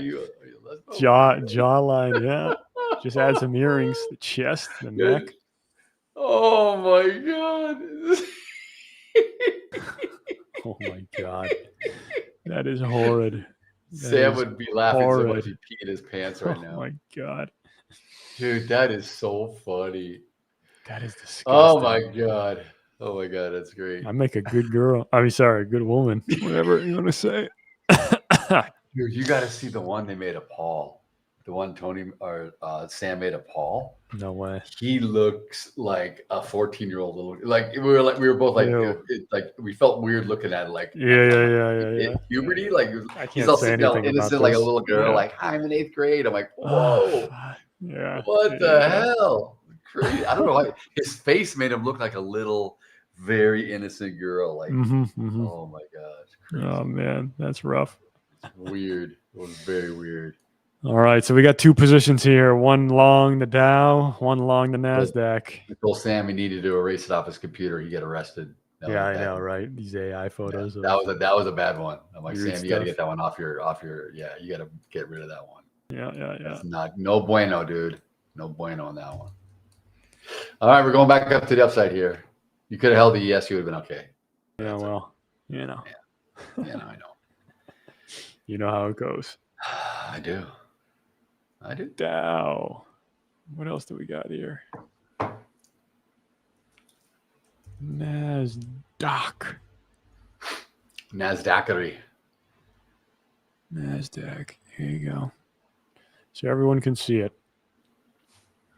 We need this to go up. If not, we're going to get so run over. I'm long again, Green Otter. Obviously, yes. Why not?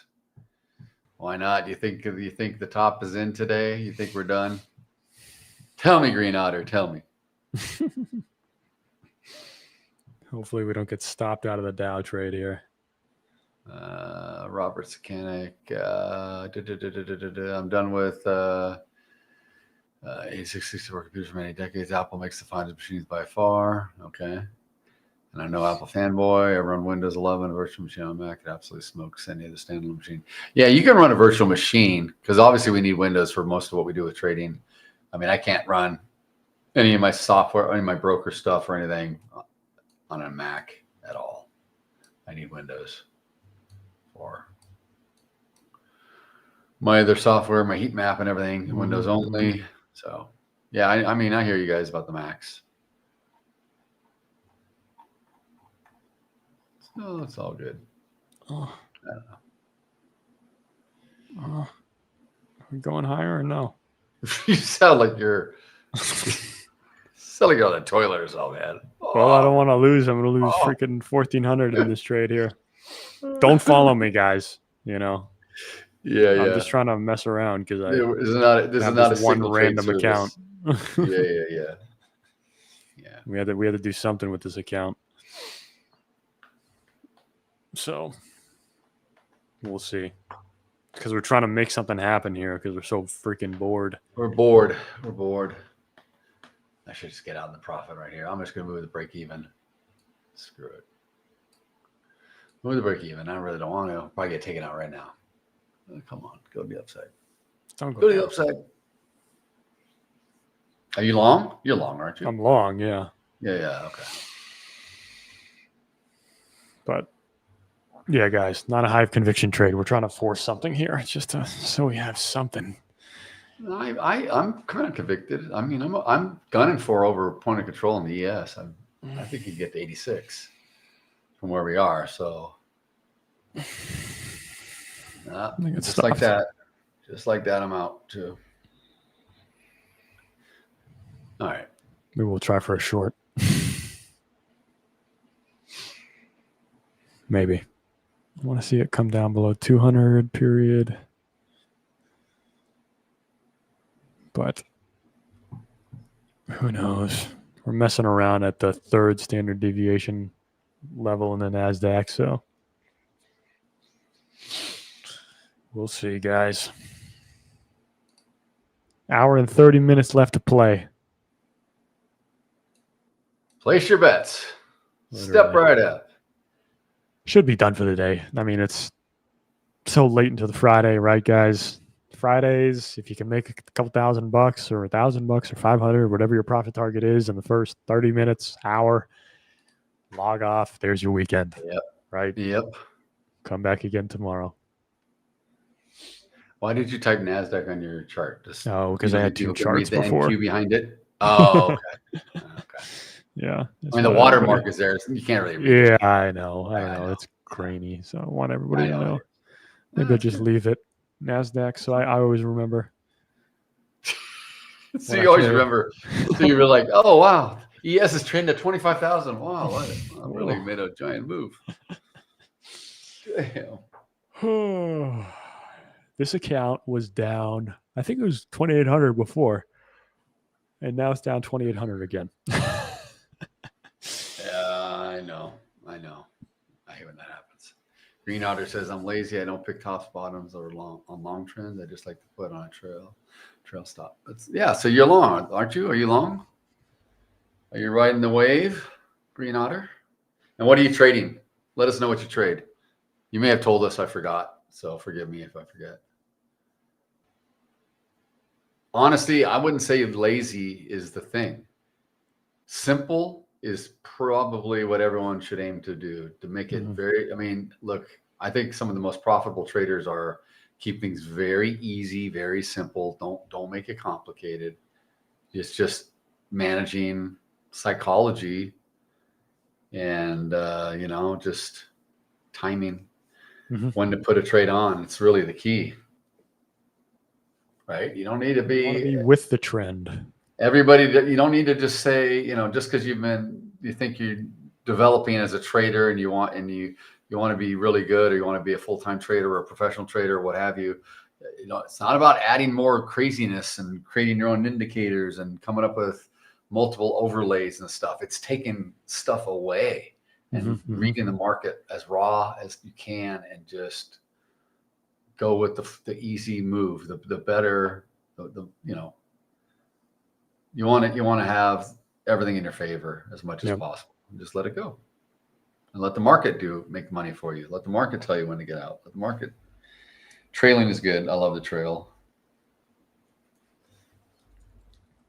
And all right, let's get back up here. 28.65. You guys are good, man. You read it. Perfect. All right. You trade the MES, the MNQ, MBT mostly. Okay, cool. Perfect. So are you giving me grief when I'm long, or are you just teasing me? Let me know, Green Otter. He's always like, Daryl's long again. Why? Or something. I'm like, what? What are you talking about, dude? What are you talking about? Just need to trade NQ. Come on. He's doing micros, man. Put the big boy pants on. That's what I tell Paul. He's always doing micro stuff. I'm like, dude, what's come on, man? What the hell? You're like, oh, I had a great day. I made $54. I'm like, dude, what? I know. Yeah. No, seriously, dude. I'm like, doesn't even fill the gas tank in California. For the day. No, it doesn't, dude. I'm like, come on, dude. Come on, put on some size a little bit. Well, that's the thing, right? Go ahead.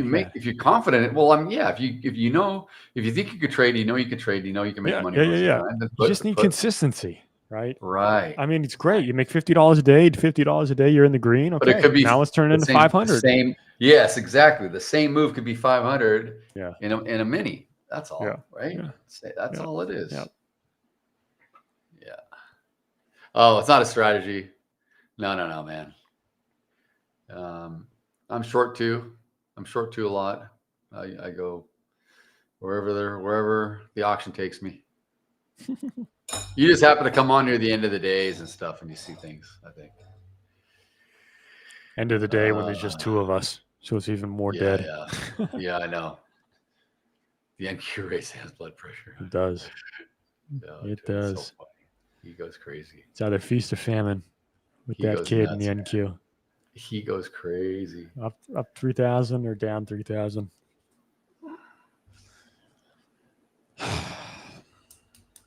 Yeah, we'll see. There's still nothing happening here, but hopefully we get a break to the upside. There's a lot of ES is starting to get up there. Let's get up there. Yeah. Let's get up there at 86, 87. I got to take profit at 87. I'm back long, been long.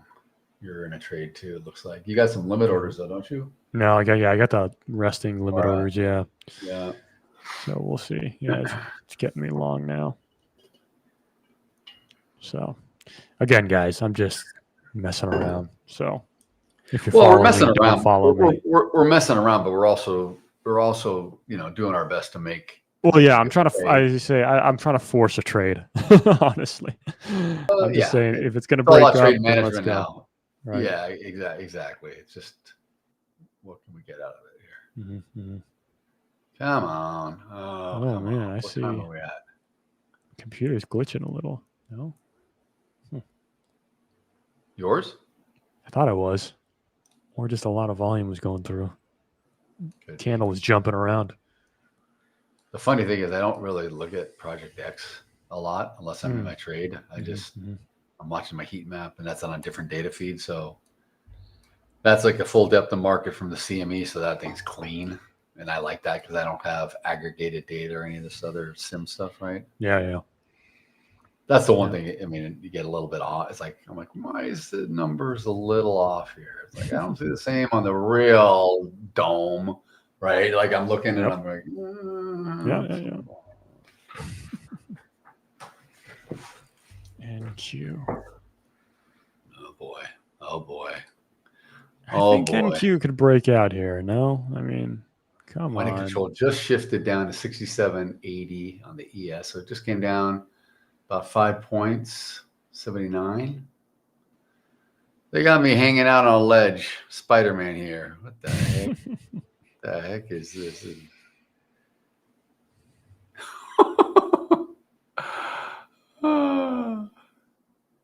This is cool. I guess I'm supposed to be trading from a MacBook or something. They got me hanging out. I'm on the Chrysler building.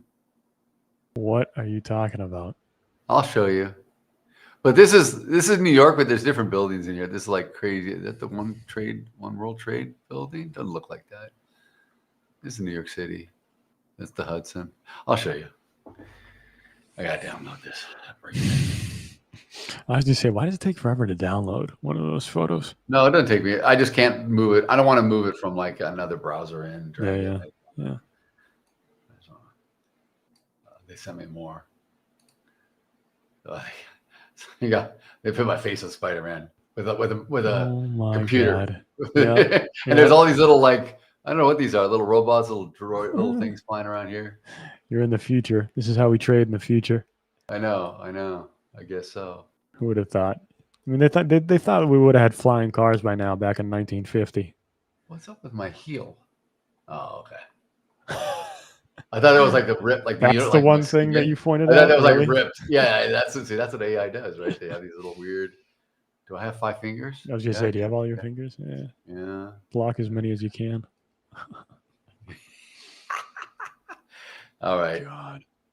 Oh, so funny. This is a grind. Into the future while trading futures. Yep, that's what AJ says. Good job. All right, come on. Let's get up there. God, we still got 15 minutes of power hour at least. Yep.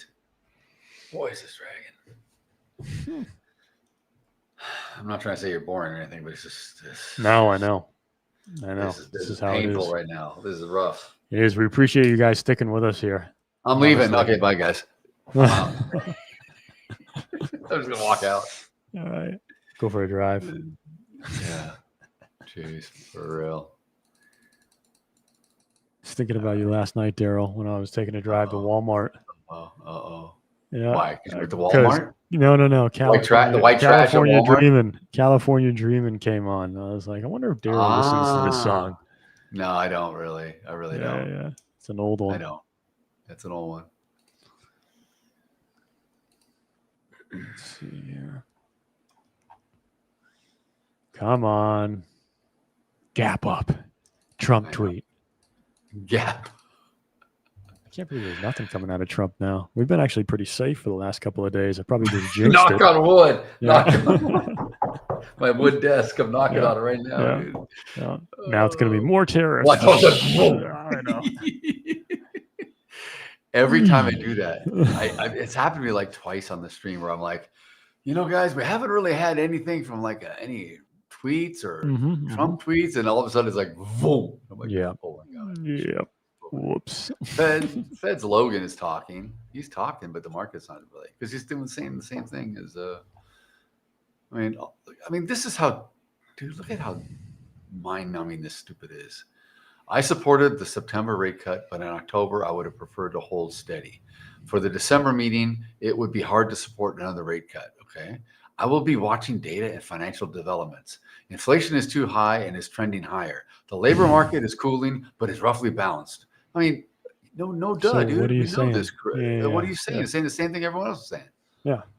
I mean, I don't know, man. And then he says inflation concerns are not just about tariffs, of course. Yeah, of course. It's about stimulating the economy too much. We've missed our 2% inflation goal for over 4 years now. You guys are the ones that say you want to get down to 2%. 2% inflation, I mean, 3% inflation is fine. It doesn't really. I was gonna say, well, it's whose relative. fault is that?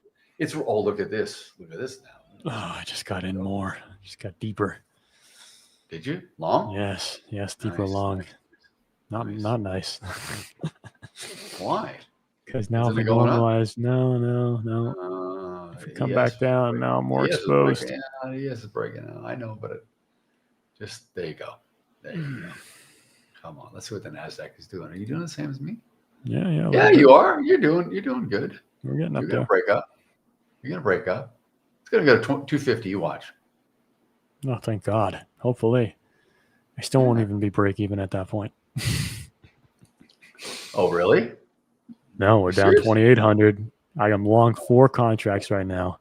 I make. Oh no, but you're down 2,800. Yeah, but you're down in that account. But I'm talking about your actual trade that you're on. Yeah, I know. No, and I don't care about this account, guys. Like I said, don't follow me on this one. This is not skin off my back if it goes south. Right.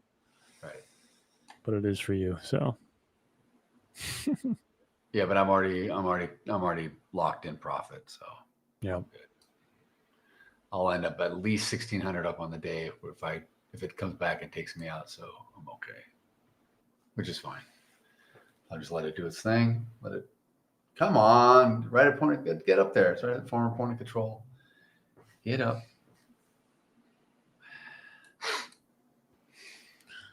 We'll see.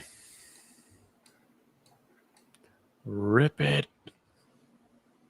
I'm actually happy it's given us an opportunity to trade, though. Mm-hmm. Sometimes I know. At least it's breaking. No volume. Yeah. No nothing. Yeah. At least we got something going on here. All right. There we go. Okay. Come on. More buyers coming in. Come on.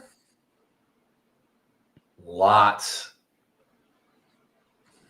of contracts on the offer right here. The ES is trying to push through and to get into 90. The little wall. Mm-hmm. Come on. Sellers are really absorbing. Just push through. Come on, you could do it. Or sellers pull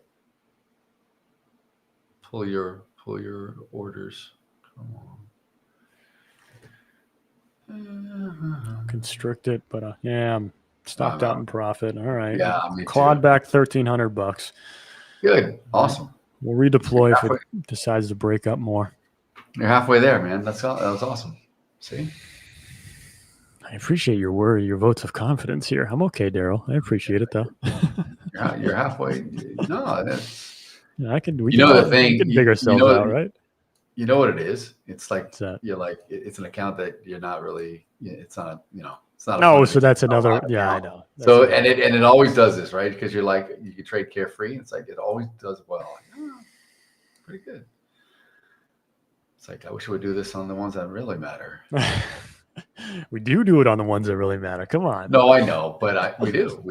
We show it every day. But I'm just talking about Let's see how we're doing on this account. Okay, total we're down 1,500. Oh, this is the first day that I started trading this account. Let's check the other one. Yeah, this one is the one that we've been trading on the live stream with. So we're up eight grand this week. That's pretty good. Yeah, that's good. 4K day today. This is the one that matters, people. Yeah. All right. Go back to the charts.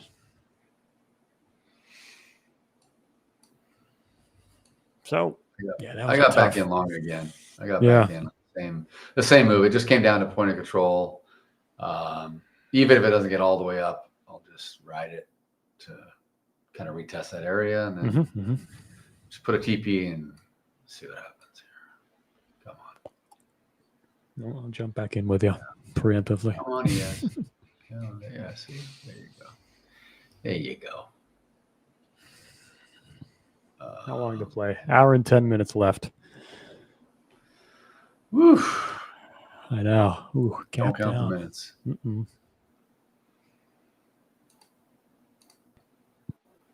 Damn. Come on. Get up there. Trend, do something. All right. I'll check again for everybody on the precious metals. Nothing. No man's land. Silver. Let's see. There we go. Yes. Yeah, silver. Yes. Maybe a break lower. Maybe. Hi ho, silver. Away. Yep. Actually, hi ho, silver. Go down. All right. You take it over. Just a minute. Give me a minute. Yep.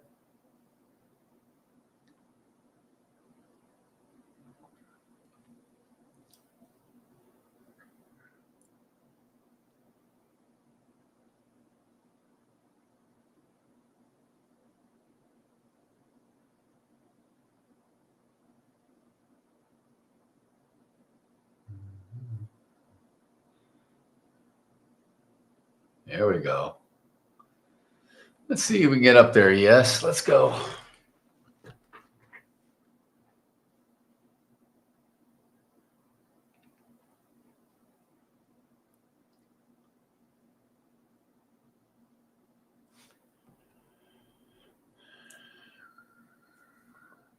There we go. Get on up. 88. Can we get there? A little push up. Looks like we want to get to the other side. Come on. Point of control just changed up here again. Back to where it was, guys, in ES 6785. Come on.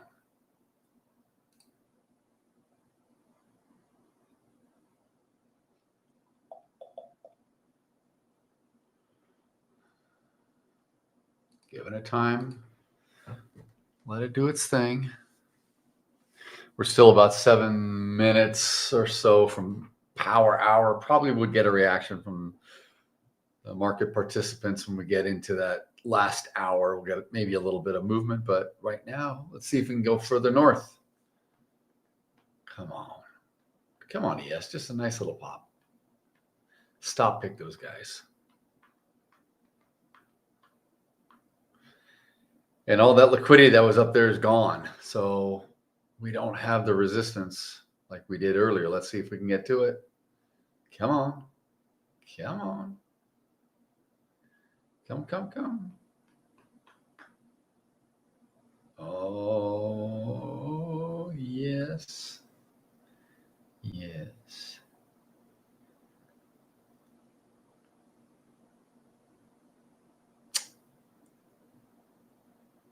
All right. Do we want to continue to the upside? That is a question. We do. I think we do.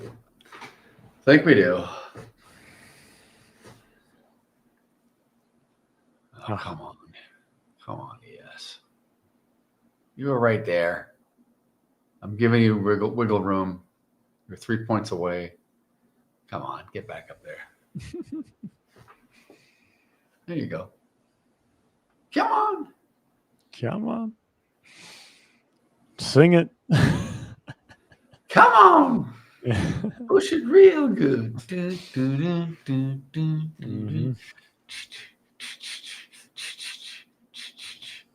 Haven't sang it in a while. I know. Push it real good. It's a theme song for this stream. It should be playing in the background the whole time. Oh, that would be cool. Anytime you get long into a trade, you start playing that one. Have a little playlist. We should have like a maybe 10 songs, just a short little playlist that you can just rotate through. I mean, if they don't want to do it in the live stream, you know what they could do it. If you get a recording of it, then you throw it on Instagram. You can add the music, no problem. There you go. All right, let's see. Do we have music right now? Cap cut. Let's go. Come on, don't tucker yourself out. Let's go. What about your son? Is he doing any trading while he's at school? No, I don't think so. He better not be. Got enough of it at the house. He does it. He wants to. He's got like he keeps asking him where should he put his money. He's like so eager, right? Like all these young kids are. Yeah. And I'm like, I mean, aside from doing something like what you were describing with penny stocks and trying to a nice 50 bagger or something big. Yep. I told him I want him to just park his money, learn to be patient, wait for an opportunity. I said the market will give you a tremendous opportunity to go in and you can buy up a whole bunch of good blue chips and what have you, and just don't buy. I told him it's just too too overdone right now. Yeah, it's just not the right time. And he's like, yeah, but I could just dollar cost. I said, yeah, no, you can, but then you can get so much more when it's down. Yeah, I know. And that's the thing is that like you still, if you of course, if you want a dollar cost average, but you don't have to do it now, right? You got so much time as a young person. Right. Like, that's what I told him. Time is on your side. just he's like, oh, I got all this money in the bank. I go, so what? What? Keep the money in the bank. You're going to school. You're a freshman. Keep your money in the bank. You don't need to burn a hole. It's not burning a hole. Just you got money. Most people don't have any money. You're lucky you got money.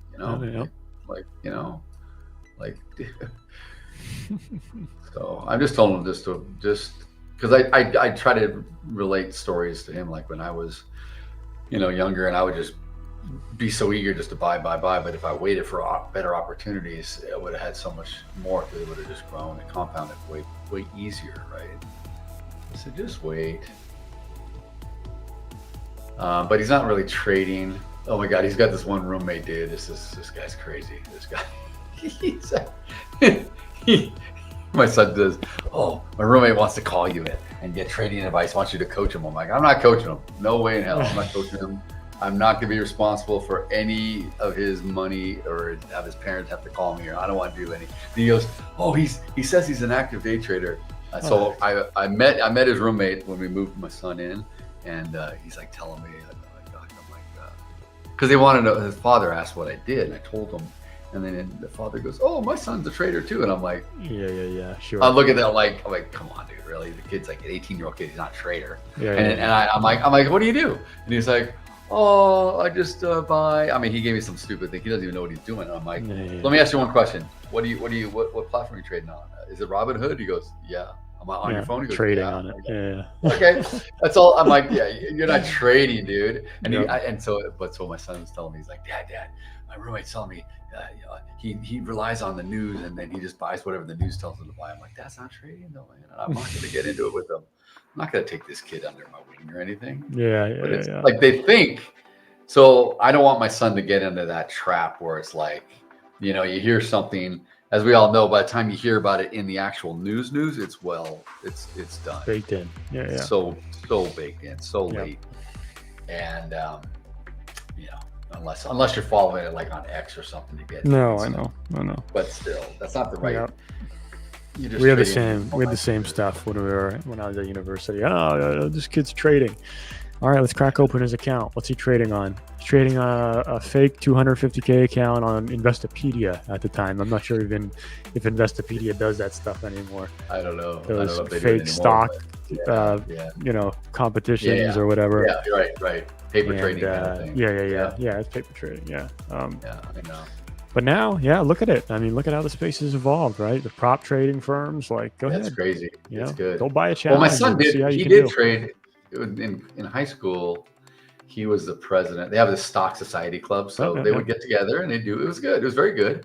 And one of the teachers was like he let the kids do the club, guiding them. One of the teachers was like the guy, and he would do options and stuff. Because I talked to him. It was one of my son's. It was his, I guess, history teacher or something. So I talked to him one event at school, and I was telling him I did futures, and he said, he never did futures, but he does like equities and options and stuff. So he's just kind of there just to teach the kids the basics. But they would have these nice little competitions where they would do it on TD Ameritrade, and I had to open up an account for my son because he was a minor, right? So I had to be like custodian.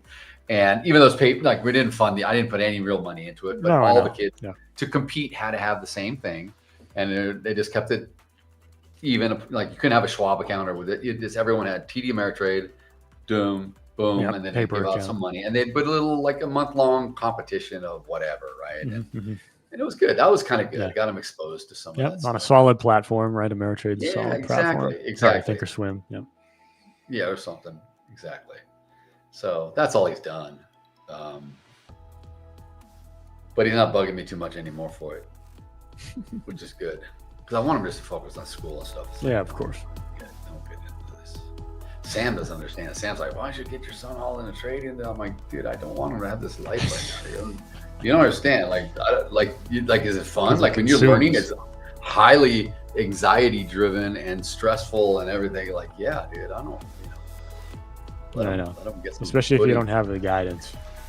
Yeah. If you don't have somebody that's there, especially when you're early on, if you don't have somebody that's over your shoulder there every single day to kind of guide you through the market, then yeah, it's extremely daunting, extremely anxiety driven, like you said. Yeah. So the thing is, the thing is, and I don't even think I talked to Sam about this. You'll understand this for sure. I can show, he knows kind of how I trade and what I do, but ultimately he's going to have to learn and do his own thing. He's not going to trade exactly me. So for that to happen, either he's going to end up blowing a ton of accounts, which is going to cost money, or he's going to put some money into a brokerage and it's still going to cost money. So I don't want him to I don't want him to lose a lot of money and get into a gambling mentality or any of this bad habit stuff yet, right? Like I want him just to focus on school. Let's just start learning to live on your own first and getting all that stuff down. I know. There's plenty of time to do there's plenty of time to do the other thing later. Exactly. And get, you'll have more confidence in yourself and things and your abilities as you get older. Yep. Because it's like, I don't believe in it. Like, I just can't, like, here you go. It's exactly what you do and do this, because they'll deviate. Yeah. Which is natural. Yeah. Yep. So for me to do that, he's going to have to go on a nice, it'll be a nice sim environment for a while. And then you can play around with it. Thank you. All right, cool. That moved good. That got us up there. I'm done. I'm at 2,534. I'm done. Good. 157,200 on the challenge account. I'll pass it next week. Perfect. Right. Perfect. Yeah. Take your profits and run. Yeah, and it's a Friday, like you said, and we're just in the power hour now, so there will not be any MOC trade for me today. Well, I could switch to another account and I could do it, but what the hell? Gamble on it. I don't want it. Yeah, but see, that's the thing. It's not promoting the proper healthy trading environment that we want. We don't want to encourage you guys to do this. Typically, I mean, I would not be trading anymore today, and any day in power hour, I would not be done. Whether I'm up or down for the day, I'd be done. And so I wouldn't, like, if I was like literally coaching someone or mentoring someone, I would tell them not to trade. So why would I show it? Yep. Sound logic. Yeah, moderator Mike, figure out life first. Exactly. Just plenty of time. I didn't start dabbling into trading until I was 27. I didn't have the money to do it. I wasn't given money. I had to make my own money.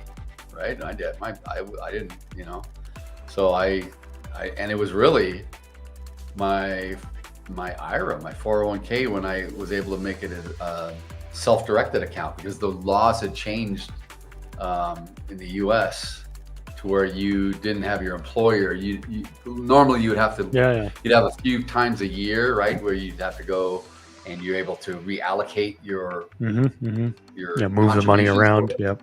Exactly. But then you were able to, if you wanted to, you were able to go find a custodian. There was many firms around that did this. I remember I went to some, I don't know, like a half-day seminar. You had to do it and then you had to sign off on some stuff, and then I was able to take my money and then start trading it on my own. And I liked it because I had like typically with most employers, they give you a pretty limited amount of things to own. Like mutual funds, 25 very funds. Limited exactly. And their own stock. Now I had a much bigger range. And so I started dabbling in that. I was just doing that on nights and weekends, right? I wasn't day trading it. Day trading was just starting to be a thing back then. The internet was just a year or two old. I mean, it was very interesting.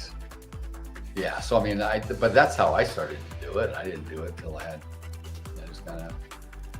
And of course, it started with stocks and mutual funds. And ETFs weren't even. They didn't have ETFs. That didn't exist. It was still decimalization. We were.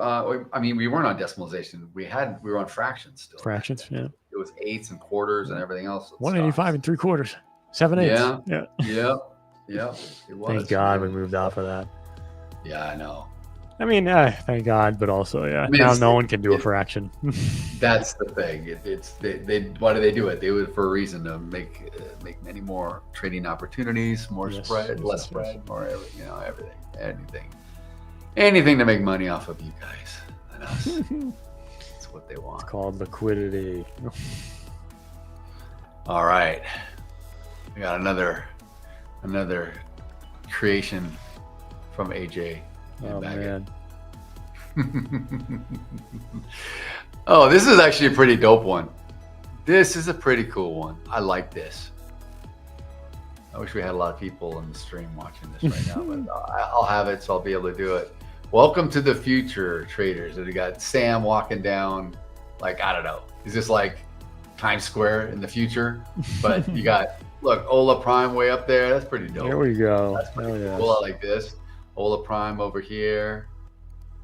And then Sam looking all cool in the motorcycle jacket. That doesn't even look like Sam, though. Look at that face. That doesn't even look like him, but it's kind of him. I mean, it's funny. Kind of. This may be you over here. Your back turned over. Yeah, I know. Oh, yeah. I'm out of here, man. Everybody's got a Bugatti, right? It doesn't matter. Yeah, I know. No, these are all EVs, though. It looks like. Oh, like future Tron cars or whatever. What's cool is, look at this. It's like, I don't know if the road green, like maybe this means this direction, red going the other one. I don't know. Is that interesting? It's funny how AI just puts that stuff together, you know? It is. It's like, oh, this is what the world's supposed to look like. Look, they got these pedestrian bridges up here, and then they got these.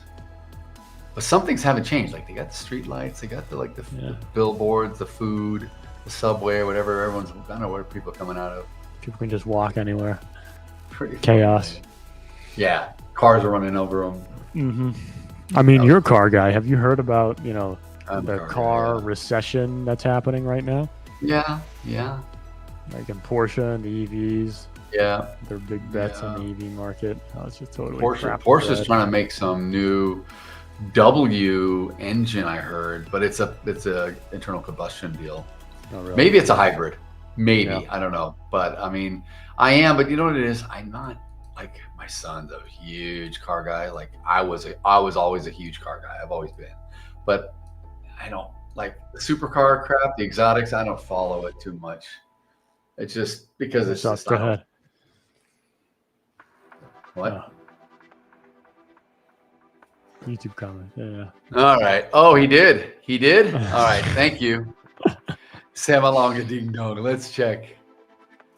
I was gonna say, oh, dude, the stream is not the same without my better half. Nope. Yeah.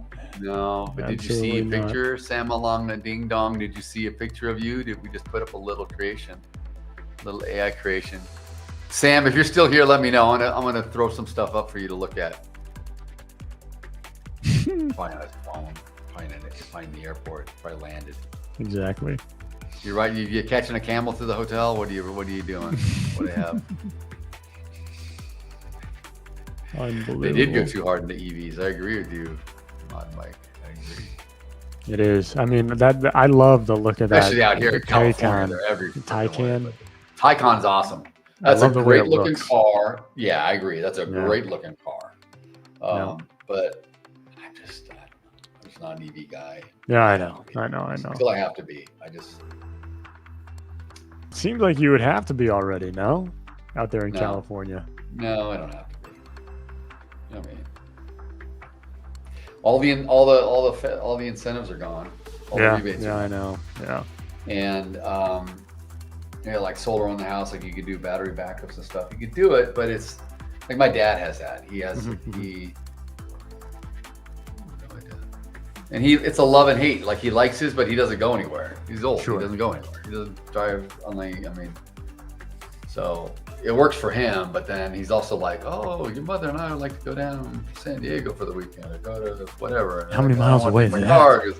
Yeah, because it's far. And he's like, I don't want to get like range anxiety. I don't want to go anywhere more than, he says, even though I got like 250-mile range or whatever, he's like, I don't want to push it. I don't want to stop and have to charge and sit for an hour or half hour. And he doesn't want to do any of that. I don't blame him. You know, especially the older people, they're so used to just gas and go. Yeah, you gas it up. Yeah. It takes a minute. I mean, how long does it take to fill up one of these EVs? Like at the that's supercharger. My dad does it in the garage. He just plugs it in. Oh, does a drip charge thing? He's got the whole house battery. Like he can run. He's got like, if the power goes out, like he can go 4 days off grid. Yeah. Like no, he's all done up. What was that, AJ? What did he say? Sorry to interrupt. Oh, thank you. Okay. I do have to read. All right, Sam, check this out, man. Check this out. Where are we?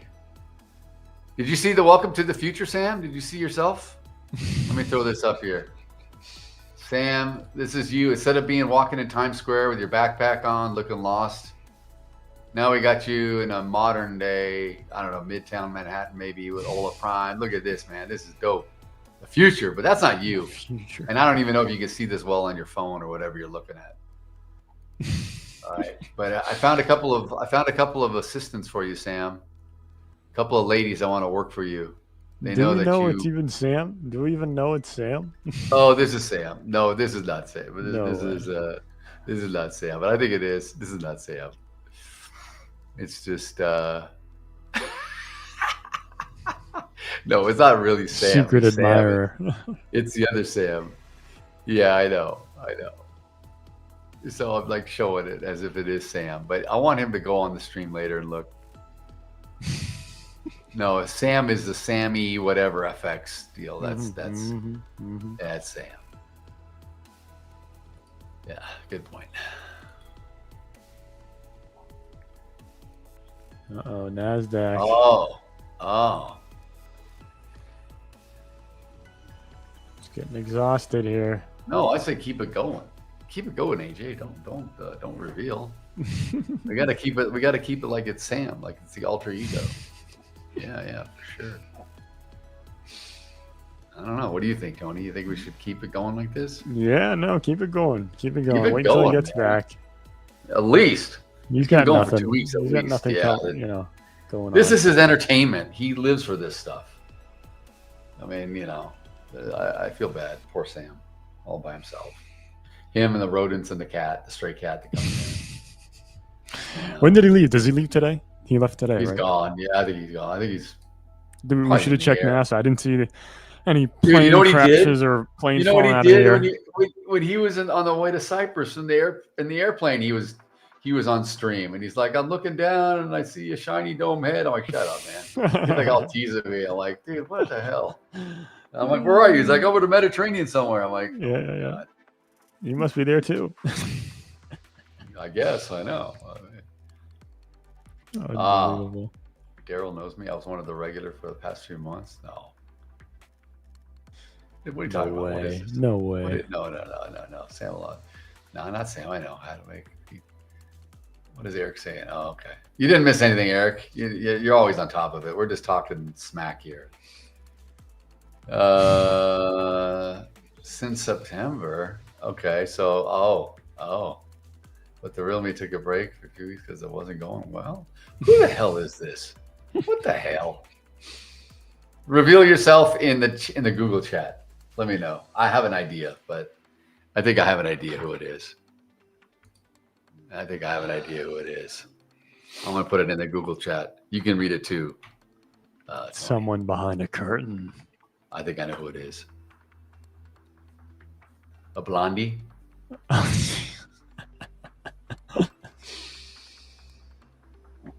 All right, what's happening here in the Nasdaq? It's just short playing out. There we go. Sam Alama, ding dong.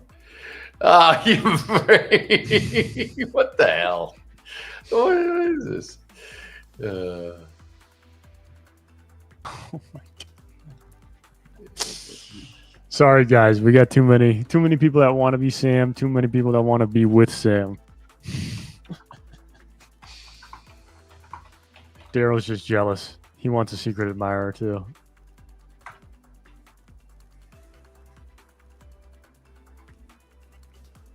What? Really? It's him. It's him then. He made it. Then it's got to be him. He made it. He made up an alter ego. Different. No? Really? It's not? I thought it was you guys all along doing it. Oh my God. Perfect. Oh my Lord. Okay. I actually thought it was them too. Who would have thought? I would have, dude. I would have bet money on it was them for sure. I'm like, that's got to be them. Like they created it. Like, well, you know what the funny thing is? It can't be Sam because when it came up, he was like, "What the hell?" And he really, and he was genuinely surprised. Like, exactly. And he was, all right. Somebody created this.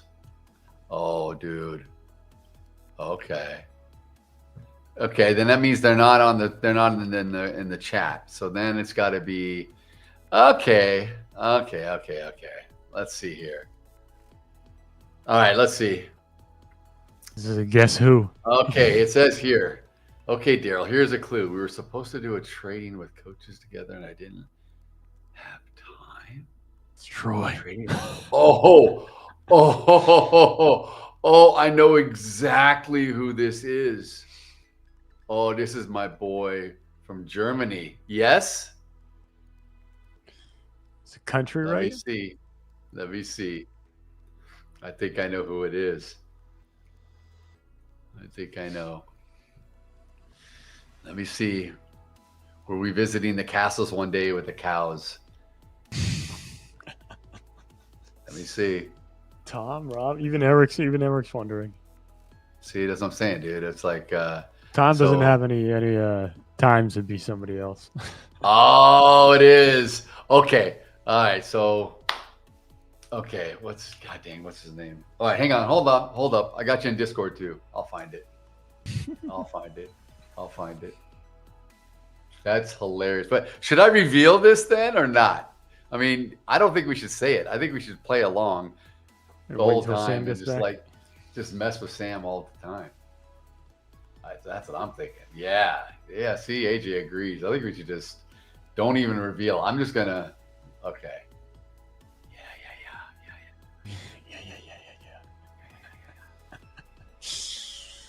Hold up. Who would it be? Oh God, dude, I know. Drive me nuts. I know you're really trying to figure it out now. No, I know. I reached out and talked. I know who it is. I just can't think of his handle. Oh, I know who it is. Yes, I know who it is. I'm going to type it on my chart real quick. Yes, it is. I'm going to type it on my chart. My chart, am I sharing? Yes, I am. This is who it is. It just came to me. And it starts with the same letter. And let's make this bad boy big.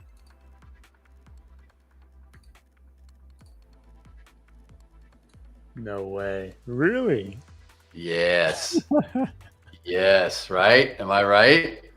No reveal. Let everybody guess. No, I'm saying this is it. I'm telling you. Just give me the go ahead and I'll delete. I don't know if I've spelled it right. It may be TH or whatever. Yeah. Yeah, it's that would make sense. That would make a lot of sense.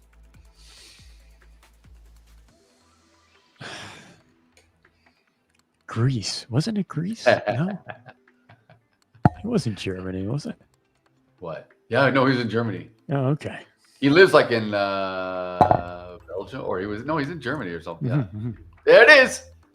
It's Tejas. I was on the missed Perfect. There you go. All right, cool, dude. Perfect, all right, now nobody tells Sam. Nobody tells Sam. No, I'm not saying anything. So what he did was he took a screenshot, he went back in and did that. That is so freaking funny.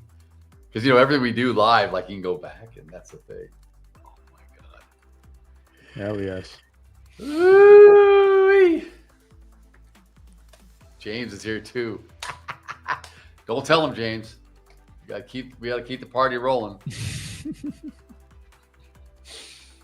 Seriously. All right. Well, we're selling off here a bit. Yeah. A little bit. I had a short, made back that 2,800 in that other account. So now we're only down 130. There we go. Done for the day. Clawed back. That's good, man. It's good to be green. Green on the week, green on the day, green going into the weekend. That's what you want. Yes, What absolutely. do you got? Oh,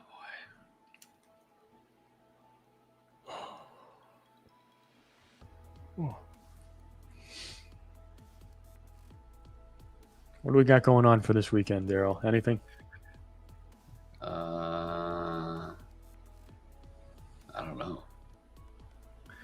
I don't know. It's one of those. I think it's one of those weekends where my wife kind of plans our social schedule, so I have no freaking clue yet. And if I ask her, what do we have? She goes, I told you. Didn't you write it down? No, I didn't write it down. It's raining here. It's going to rain all weekend long, which is so. And, California, when it rains, it's like it might as well be a freaking blizzard. We can't go outside. Yeah. We'll melt. We'll die. No, but I mean, no, I don't know what I'm doing. I think I'm sticking around. I don't think I'm going anywhere. I don't think I'm doing much of anything. Just catch up on the stuff that you missed out on the week, right? I have to do that for sure. That I do. Yeah, I don't know what I'm doing, honestly.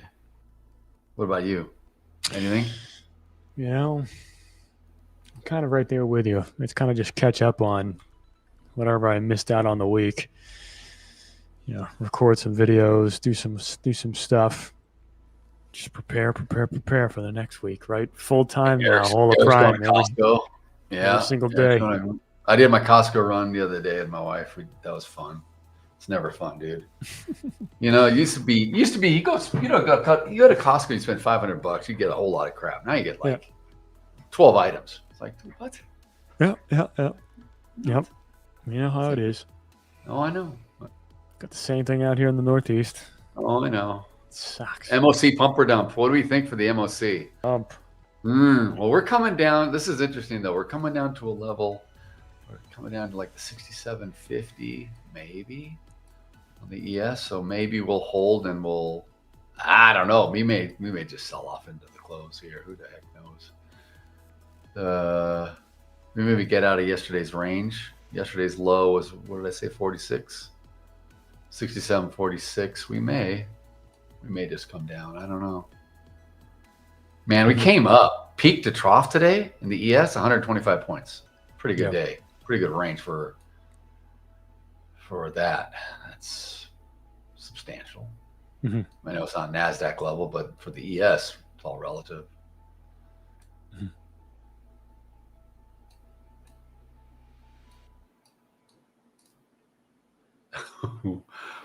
Going to scalp Bitcoin over the weekend? No, I am not. I'm not. That's a good question, Mod Mike. Good question.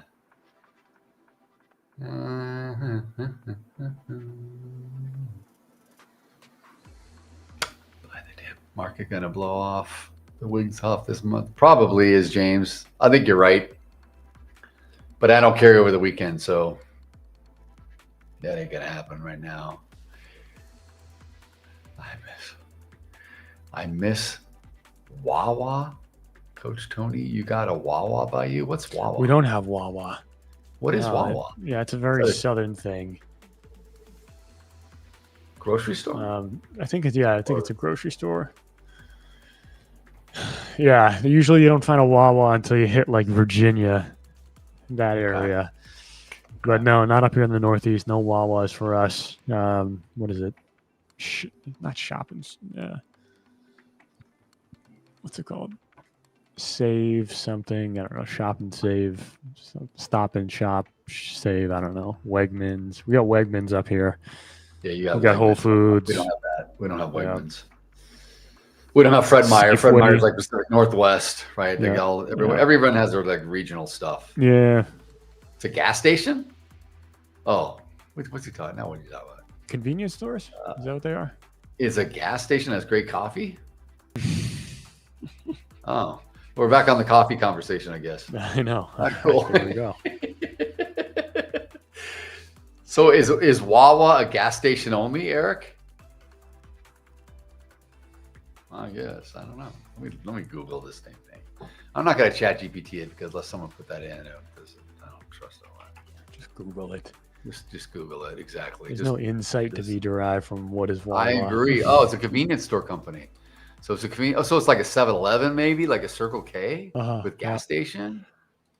Oh, it's got the Swan. Oh, the Wawa. I've seen that. Okay.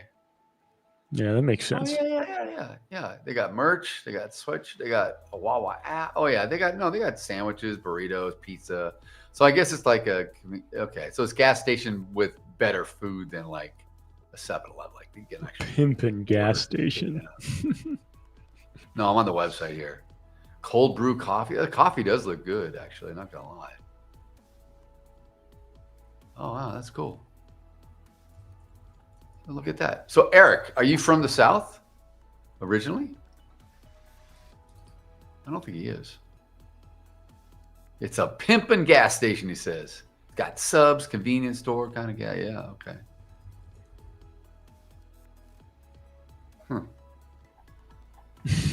Yes. Where are you? Yeah, I know. Where Eric, where are you born and raised? Just curious. If you want to say another planet, we wouldn't doubt it because you're so profitable. You're born in Dover. Okay, so you are a Delaware boy. Okay. There we go. All right, there you go. We got Buc-ee's. Yeah. Oh, yeah. The Buc-ee's. Kroger's. You guys got Kroger's? We don't have that here. I don't have that. Just got Walmart. I don't have that. I got Walmart. We got Walmart, Costco, Albertsons, Pavilions, Vaughn's, Ralph's, I guess. Or is Ralph's gone? I don't even know. Maybe it's gone. Something got bought up. I can't remember. I don't know. You can tell I don't do shopping much. I'm very I'm very male chauvinistic. There you go, right? You're just you go with a list. You're either gonna buy half of it or you're gonna buy 1.5 times it. I tell my wife I'm gonna go stock up on wine for the weekend, and you need some beer or whatever. We've got people coming over, whatever. You know, is my brother-in-law coming over, whatever. What does he want? Like, I just go for that. She's like, you just got it for alcohol. I'm like, yeah, I do. I go for the things that matter. And she's like, oh, well, can you go to the produce section? I'm like, come on. I gotta go. I'm like, oh, can you go get me some eggs and milk? I'm like, oh God, I just wanted to get home from the game and start drinking. Watch the game. I'm a big sports guy. Unlike you, I'm like we talk about all the million cable channels and all the streaming apps and stuff there is now. It's like all I care about is like live sports. That's all I want. I'll watch Netflix. I'll watch a few things, but like I'm big on sports, so that's my thing. I'll sit and watch sports. All my stuff. Everybody has their thing. Everyone has their thing. Yeah, exactly. So, but I hate going shopping for like groceries and stuff. Like I hate it, dude. Yeah. I don't mind going to Costco. I'll go to Costco because Costco's kind of fun. And then she always wants me to usually go help her because we'll get heavy items and she wants to lift up, whatever. I'm going to go buy a bunch of cases of water and whatever. Okay, fine. I'll help you put it in the car. Yeah, I get it. Yeah. Yeah, I get it. I'll do my thing. But then it's like, oh. I may go to, do you guys have Big Five sporting goods? Oh, we don't. No. We got Dick's Sporting Goods. Yeah, Dick's. We have Dick's. And then we got Bass Pro Shops. Yeah, we have Cabela's, we have Bass obviously.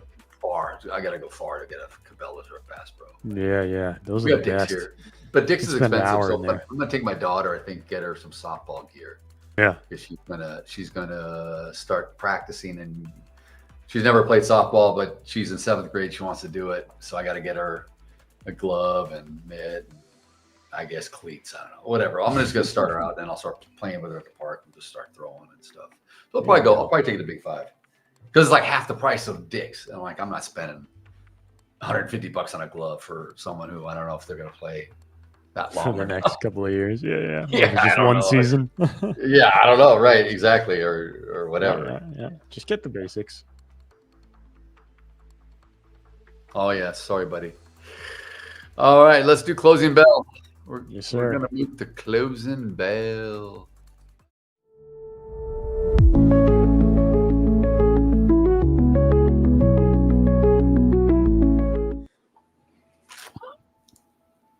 we're back. Closing bell. 30 minutes left to play, guys. You're almost there. We're almost there. You made it this far with us. Heck yeah. Good AJ, transition. is this the 67? Is this your son or is this Baggett's son? Who's the 5-year-old son? Yours. Okay, Baggett. I don't even know what that is. My daughter was doing that 6'7" stuff the other day. She's like, 6'7", 6'7". I'm like, what? Gotta be careful. 6'7"? Gang signs. Yeah.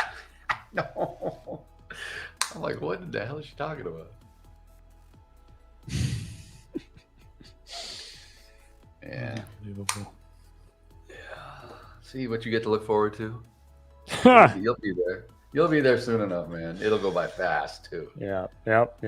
Always does. That's how life goes. Mm-hmm.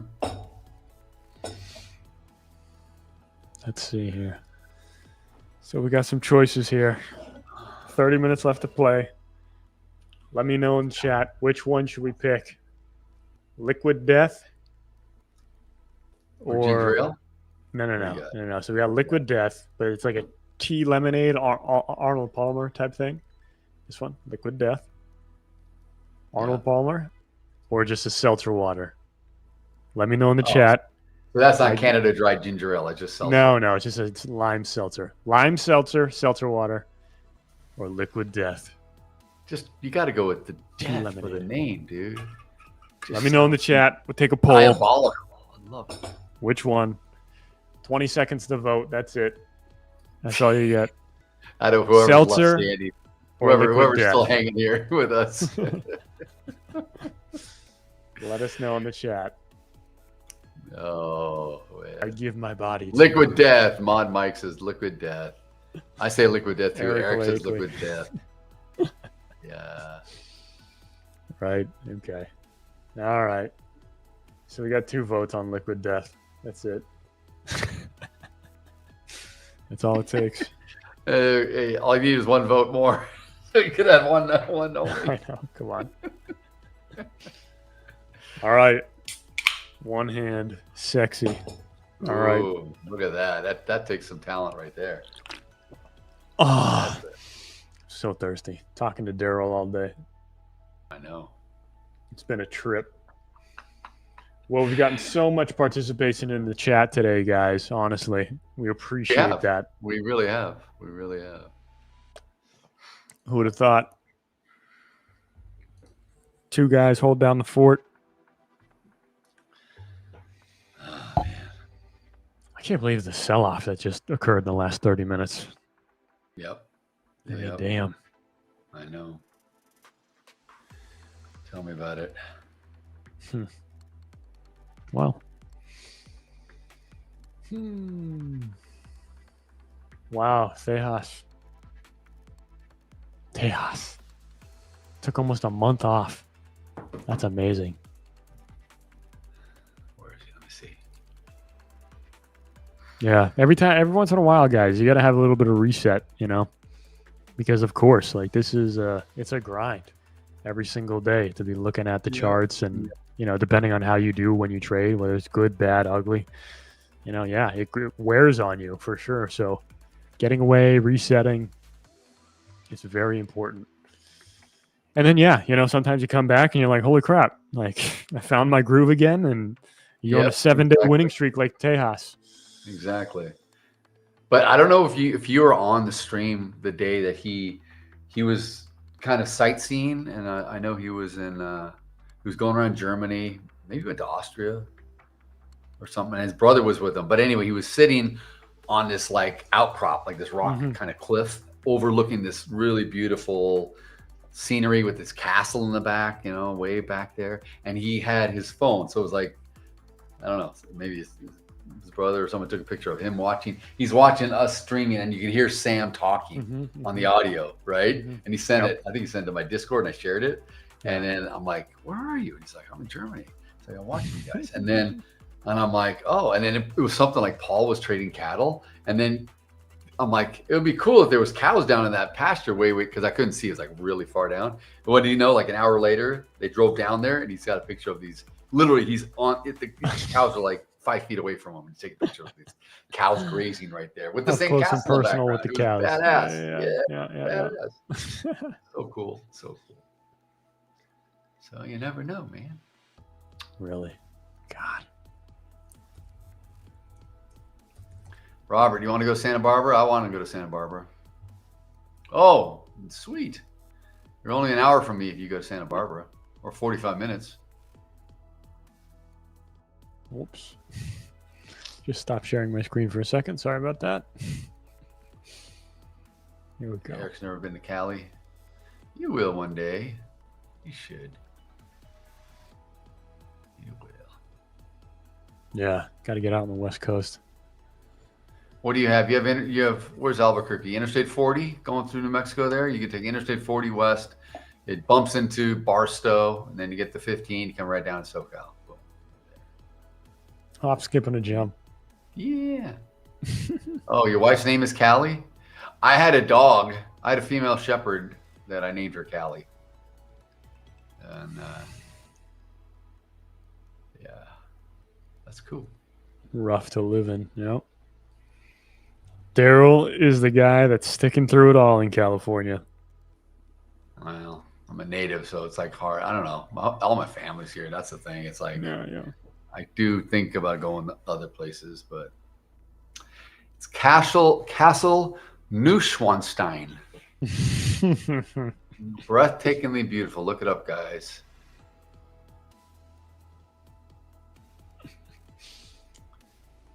Yeah, I got to get over to Europe again. Neuschwanstein? I don't know. Yeah, no, I know where you are, Eric. I know, man. Let's see. That's great. That's great. All right. 51.38. What's Tiger up to? Tiger, what's going down? All right. Let me look at what you said here, Tiger. I'll help you out. This is what I got. Does that look good? Okay.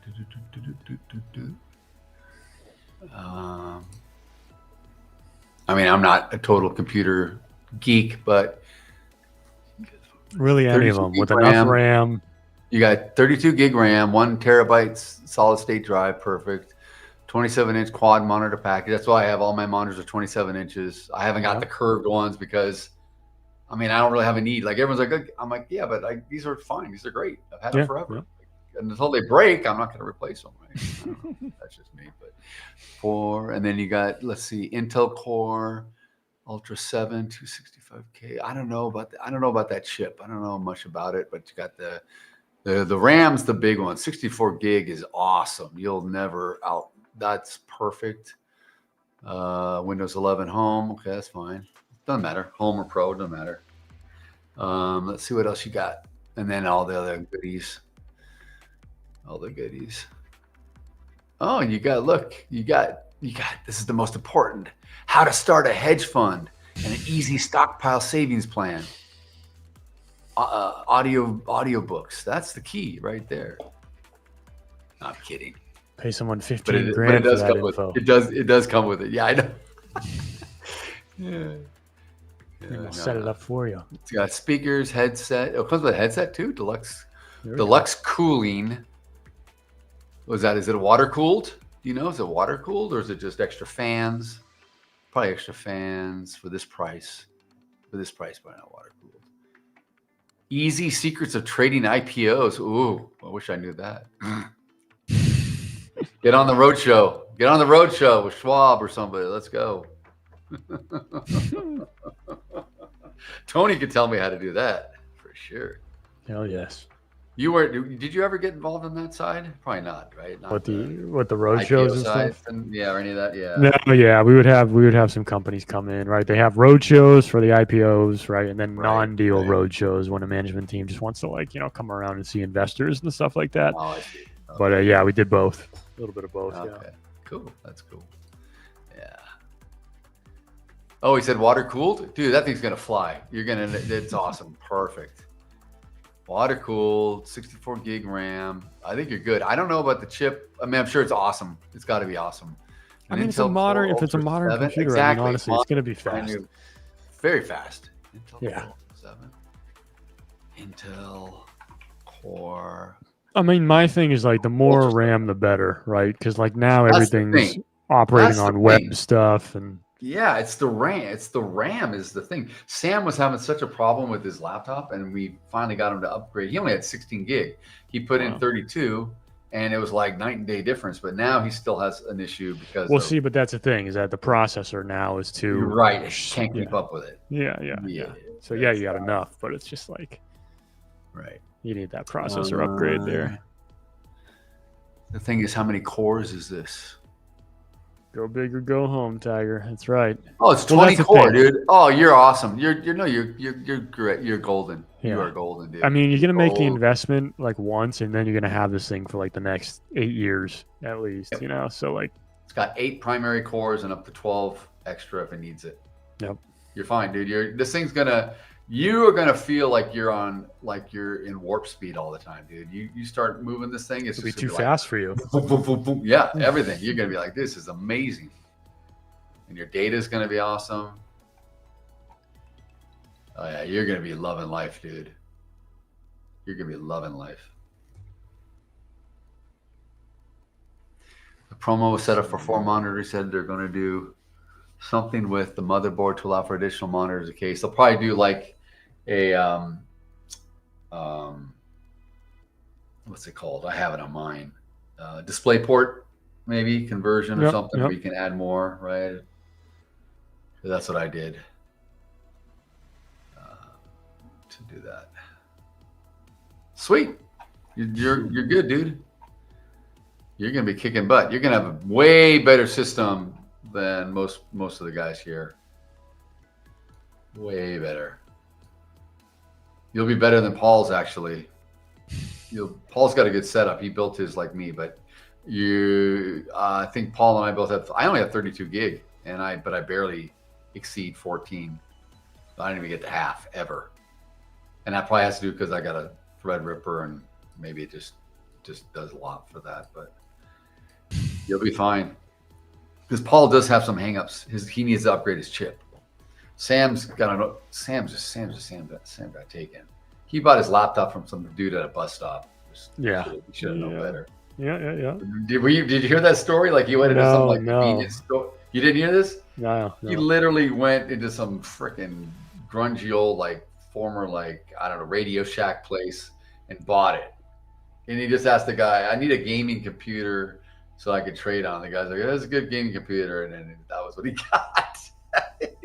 Unbelievable. And he paid a ton for it, like a lot. And it's only a year old. It's recent, dude. That's crazy. Yep.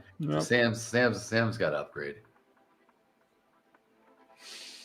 He's got to stop going to duty free. He's got to get those. I know, save on that, right? Yes, you can save on that. Payouts. Exactly. Put it towards this. Just buy a computer. Come on. You can do it. Background music. Let me try. I had it on mute, guys. Let me listen to the stream. We still have the background music going? Yeah. Be quiet for a second. Let me hear it. Oh, I hear it.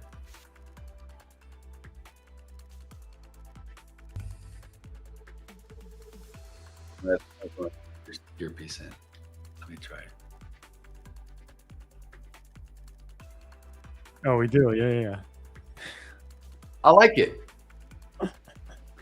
It's good. Yeah. It's good. I like it. It's not loud at all. Yeah. Yeah, keep it going. I said keep it going, AJ. It's good. I love how they keep popping in and out. I know. It's great. Get them on the stream. This is the cool thing about this software, though. We couldn't do this before. Now we can, at least.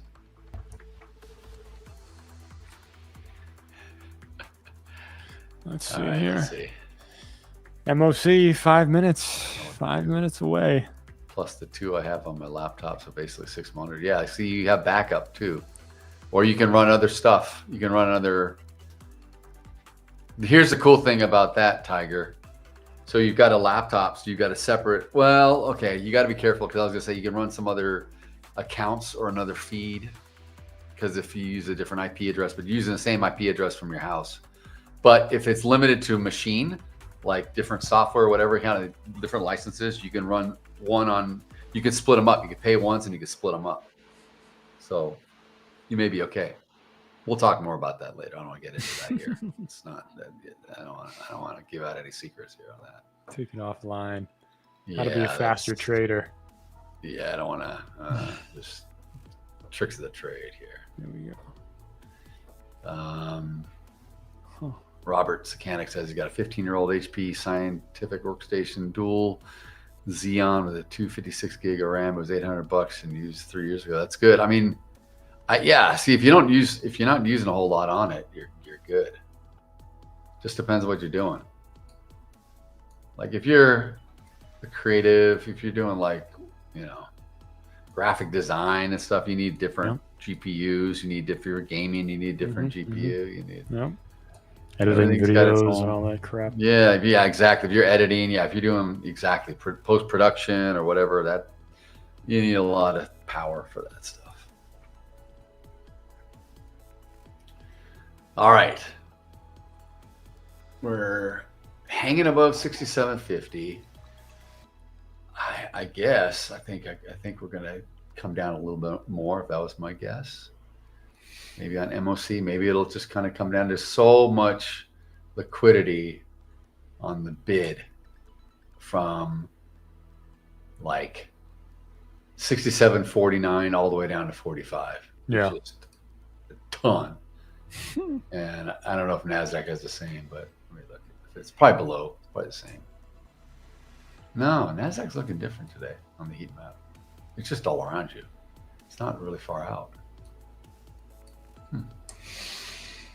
Yeah, we'll see. I mean, again, just holistically, Friday, you know, we've come off so much. We've tried to claw it back, right? So we'll see how the MOC looks. About 3 minutes, we'll get a look. Everybody knows, right? 3:50 Eastern time. Get a look at the closing bell. See how the equity market's going to do. Huh. All right. Yeah.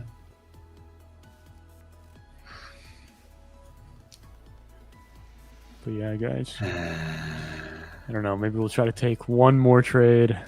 Maybe. MOC trade in an account that I don't care about. Green Otter. I love how everyone's comparing their computer specs now. Hey, if it works, it works, guys. I mean, doesn't matter what you paid for it. It's true. $329 sounds like a steal, though. That's crazy. Now it's just one of those things, guys. It's like, you know, you can get the big tower, sure, and build your own stuff and add your own stuff into it for sure. That's what I did. And you can get a mini one, you know, $600, $500 with like some awesome power, 64 gig RAM, you know, a nice processor by AMD. Obviously like 500 gig minimum. On the storage, so it's just like minimum 512. It's all over the place now. You know, obviously all the electronics manufacturers went deep coming out of COVID. So like, yeah, Black Friday sales are starting. So probably if you're looking for, you know, a new computer, this is literally one of the best times to be trying to look. Yep. I built this over 5 years ago, I guess during COVID or 6 years ago. It's been awesome since. But I overbuilt it for this purpose. Like, I mean. So you don't have just the battery, everything in it is just, I spent a grip. And it was crappy because it was during COVID when you couldn't find anything, right? It was so hard to get stuff. So I was paying through the kazoo for it. But I mean, I needed it because I had a Dell that was like going on the brink. And I was like, oh God. So. Anyway. Yep. All right. We might flip back to that other account, the test account, we'll say. Look at this coming down. Put a weird trade in it. Look at this coming down to liquidity. Let's see if we break. We got to see what the MOC is going to be. I think it's going to be kind of muted. I don't think it's going to be a big number. 1 minute. All right, I'm net short going into this MOC. Here you go, Tony. I didn't read this. 3 minutes ago, the U.S. Energy Department announces a $355 million to expand domestic production of critical minerals and materials. Oh. Is TMC getting any love? I don't know. No, down 3%. I mean, it's not today. billions of dollars. It's 355 million, though. It's pretty substantial. Yep. A lot of money. All right, 10 seconds here. MOC. Here we go. Let's see. Flush. It's gonna rip right through this. Go to 45 on the other side. This is a test trade, guys. Don't follow me. Ooh, it's bouncing off. Hold on. I think you're still coming down. It's a gamble. We're just trying to do You're something coming down. here. You're A coming little down. entertainment. You're going through. Old ES is like. All right, what's the number?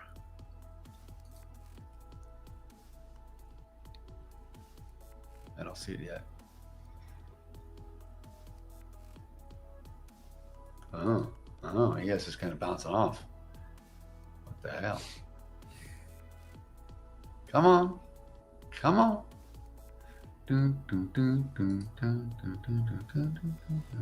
It's not on here yet either. No. Okay. Yeah, let's check. There we go. All right. S&P 500 minus 92 million to the sell side. Nasdaq plus 38 million to the buy side. Dow is minus 2 million. MAG7 minus 76. So pretty blah. Not nothing. Pretty even. Pretty even because it's an imbalance deal, right, guys? It doesn't mean that there's only 92 million, moving. It's a lot more. It's just that's the imbalance. It's holding though. It didn't get through. Okay, now let's see if we get down. Are you short? Are you in a short? I'm short. On the Nasdaq? Yeah. All right. Or the micro? I'm just kidding. No, are you kidding me? I did that on purpose. Get out of here. Are you on the MNQ? Are you on the MNQ? Paul, are you on the MNQ? poor Paul. I know. Poor Paul. Beat him up. Let's see here. He's not here to defend himself. All right. See Green Otter? I would have gone short if I was still trading. See, I'm not always long. All right, hang on 1 second here. Let me look at the heat map. Let's see if I can notice anything for you here. Oh, it's coming, dude. Hold tight. Hold tight. I think you're going to come back down and break. Where did you get in at? Like 75?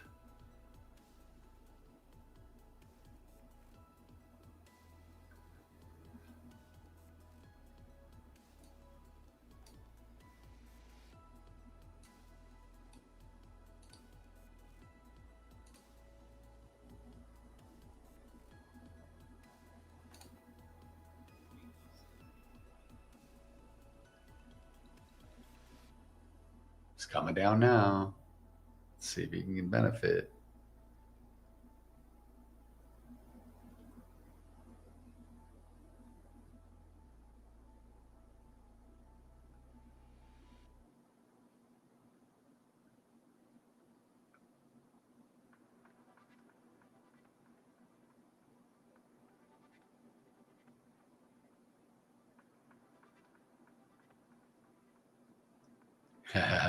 Come on. Let's push. Let's see if Tony, he may not even realize that is he in the money? We'll find out.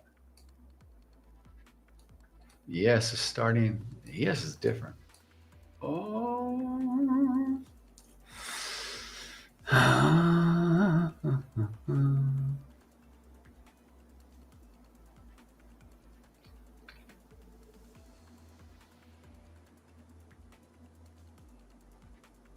All right, God. We'll see here. You were looking good for a minute. Where's your entry at? Like 75? Yeah, no, 25,083. Oh, okay. Well, hold on. I'm looking at the heat map. I'm watching the Nasdaq right now. Yeah. I don't know. It may not look too good. Maybe. Well, I want to, if it rips to the upside, great, because I'll buy freaking 6 contracts. Your point of control is at 150, 25. Oh, really? Yeah. On the session. Okay. That's from US Open. Yeah, that's point of control. You would have thought it would do a little bit more here. Like, God, this is nothing. I know. Well, like I said, we did a lot early, and I know. And you think for Friday though, well, it's coming back down here. Hold tight. You still got 5 minutes to. Yeah. close. It'll start really ripping at the close. Yep. So just MOC prediction, pump or dump. I'm dumping. I'm gonna say dump. Good on the chat. Good job. Good on the poll. We got a little poll. Make sure you guys participate. It's 50-50 there on the poll.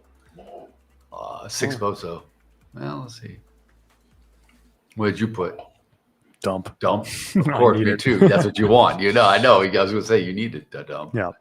And again, guys, this is an account that doesn't matter. We're just doing an MOC trade just because, like, it's tradertainment, right? Yeah, Tradertainment. That's what we want it to rip so we can start yelling.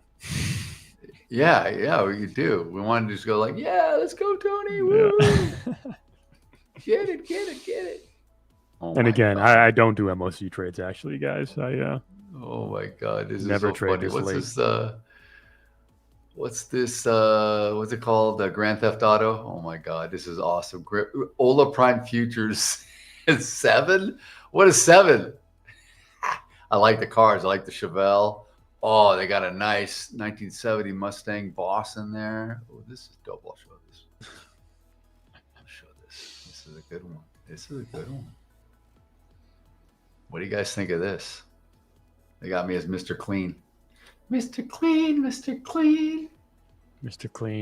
jacked. I know, whatever. Nice. Look at the cars, though. The cars are dope. I mean, that Chevelle, that red Chevelle is cool. It's kind of a Chevelle. It's kind of like a Malibu. I don't know. A little off. AI is a little off. I like it, though. It's good. It's good stuff. All right. Well done, guys. Well done. It's exhausted. The Nasdaq's exhausted. Hold tight. You're going to get a nice little final 2 minutes to the end. The bottom will fall out. It'll just drop. Well, the volume isn't even that much more. No, it's not. Ridiculous. But it doesn't have to be. Okay, here you go.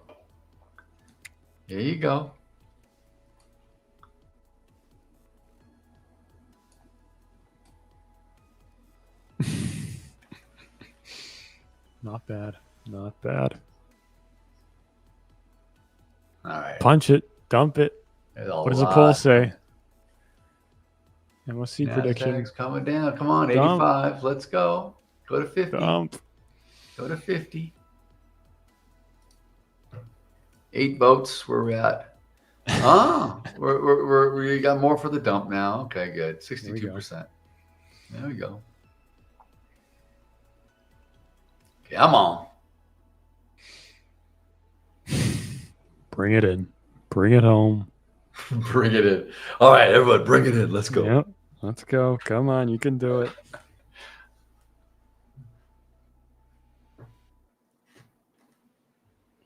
You can do it, Nasdaq. You don't want to go up. You're uncertain.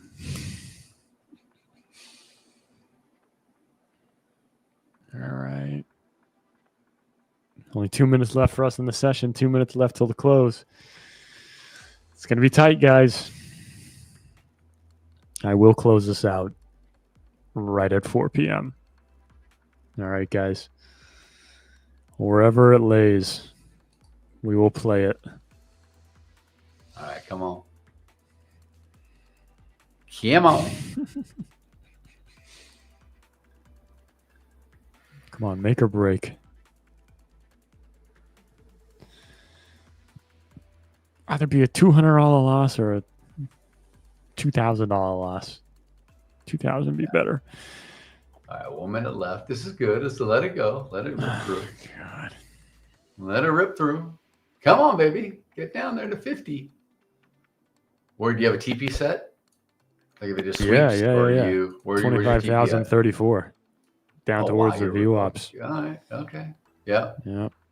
Session VWAP, just so you know, I'm tracking is at 50 3/4. 25,000 and 50 3/4. Yeah. I know what you're saying on Project X. I see it. But I mean, I don't even need that. If this account that carries over green, then we'll close it. Yeah. There you go. Come on down. Get through the 80. Get 75. Here we go. Stack it up. Come on, push it. Push it. They're gonna flip it. They're flipping it. Smack it up, flip it, rub it down. Oh no. 10 seconds. It's something. No, it's gonna really go now. Now it's gonna do it like. Yeah. Oh, look at all the buy orders. Man, I'm surprised. Wow. I'm surprised it's not coming down on you. Wow, look at Come that. on down. Let's go. Come on down. All if right, you stayed it's forward. longer in the trade, it would come back down. Maybe. All right, then we will set a stop loss for where it kind of currently is. Sound good, guys? Sure, why not? Why not? I mean, we just close it. It didn't work. There was no freaking, nothing happened here. No rain. Hey, it was like, no entertainment. movement. There we was go, guys. entertaining. Whatever. That's all it was. It was all right, fun. very muted. You know, reset the chart view. Oh my God, Nasdaq! What a day! I know. Unbelievable. I know. Crazy. No movement towards the bell. So that does it for us, guys. That does it for the week for us, and we'll see you again soon. Yeah. We'll be back on Monday. We're gonna have Paul with us, Paul, Tony, and myself. So have a safe weekend, everybody. Yes, sir. And we will catch you first thing Monday. Yep. All right, guys. Thanks to everyone in the chat. Thanks to the production team. Thanks, Tony, man. Have a good weekend. Yep. Hola Prime. Trade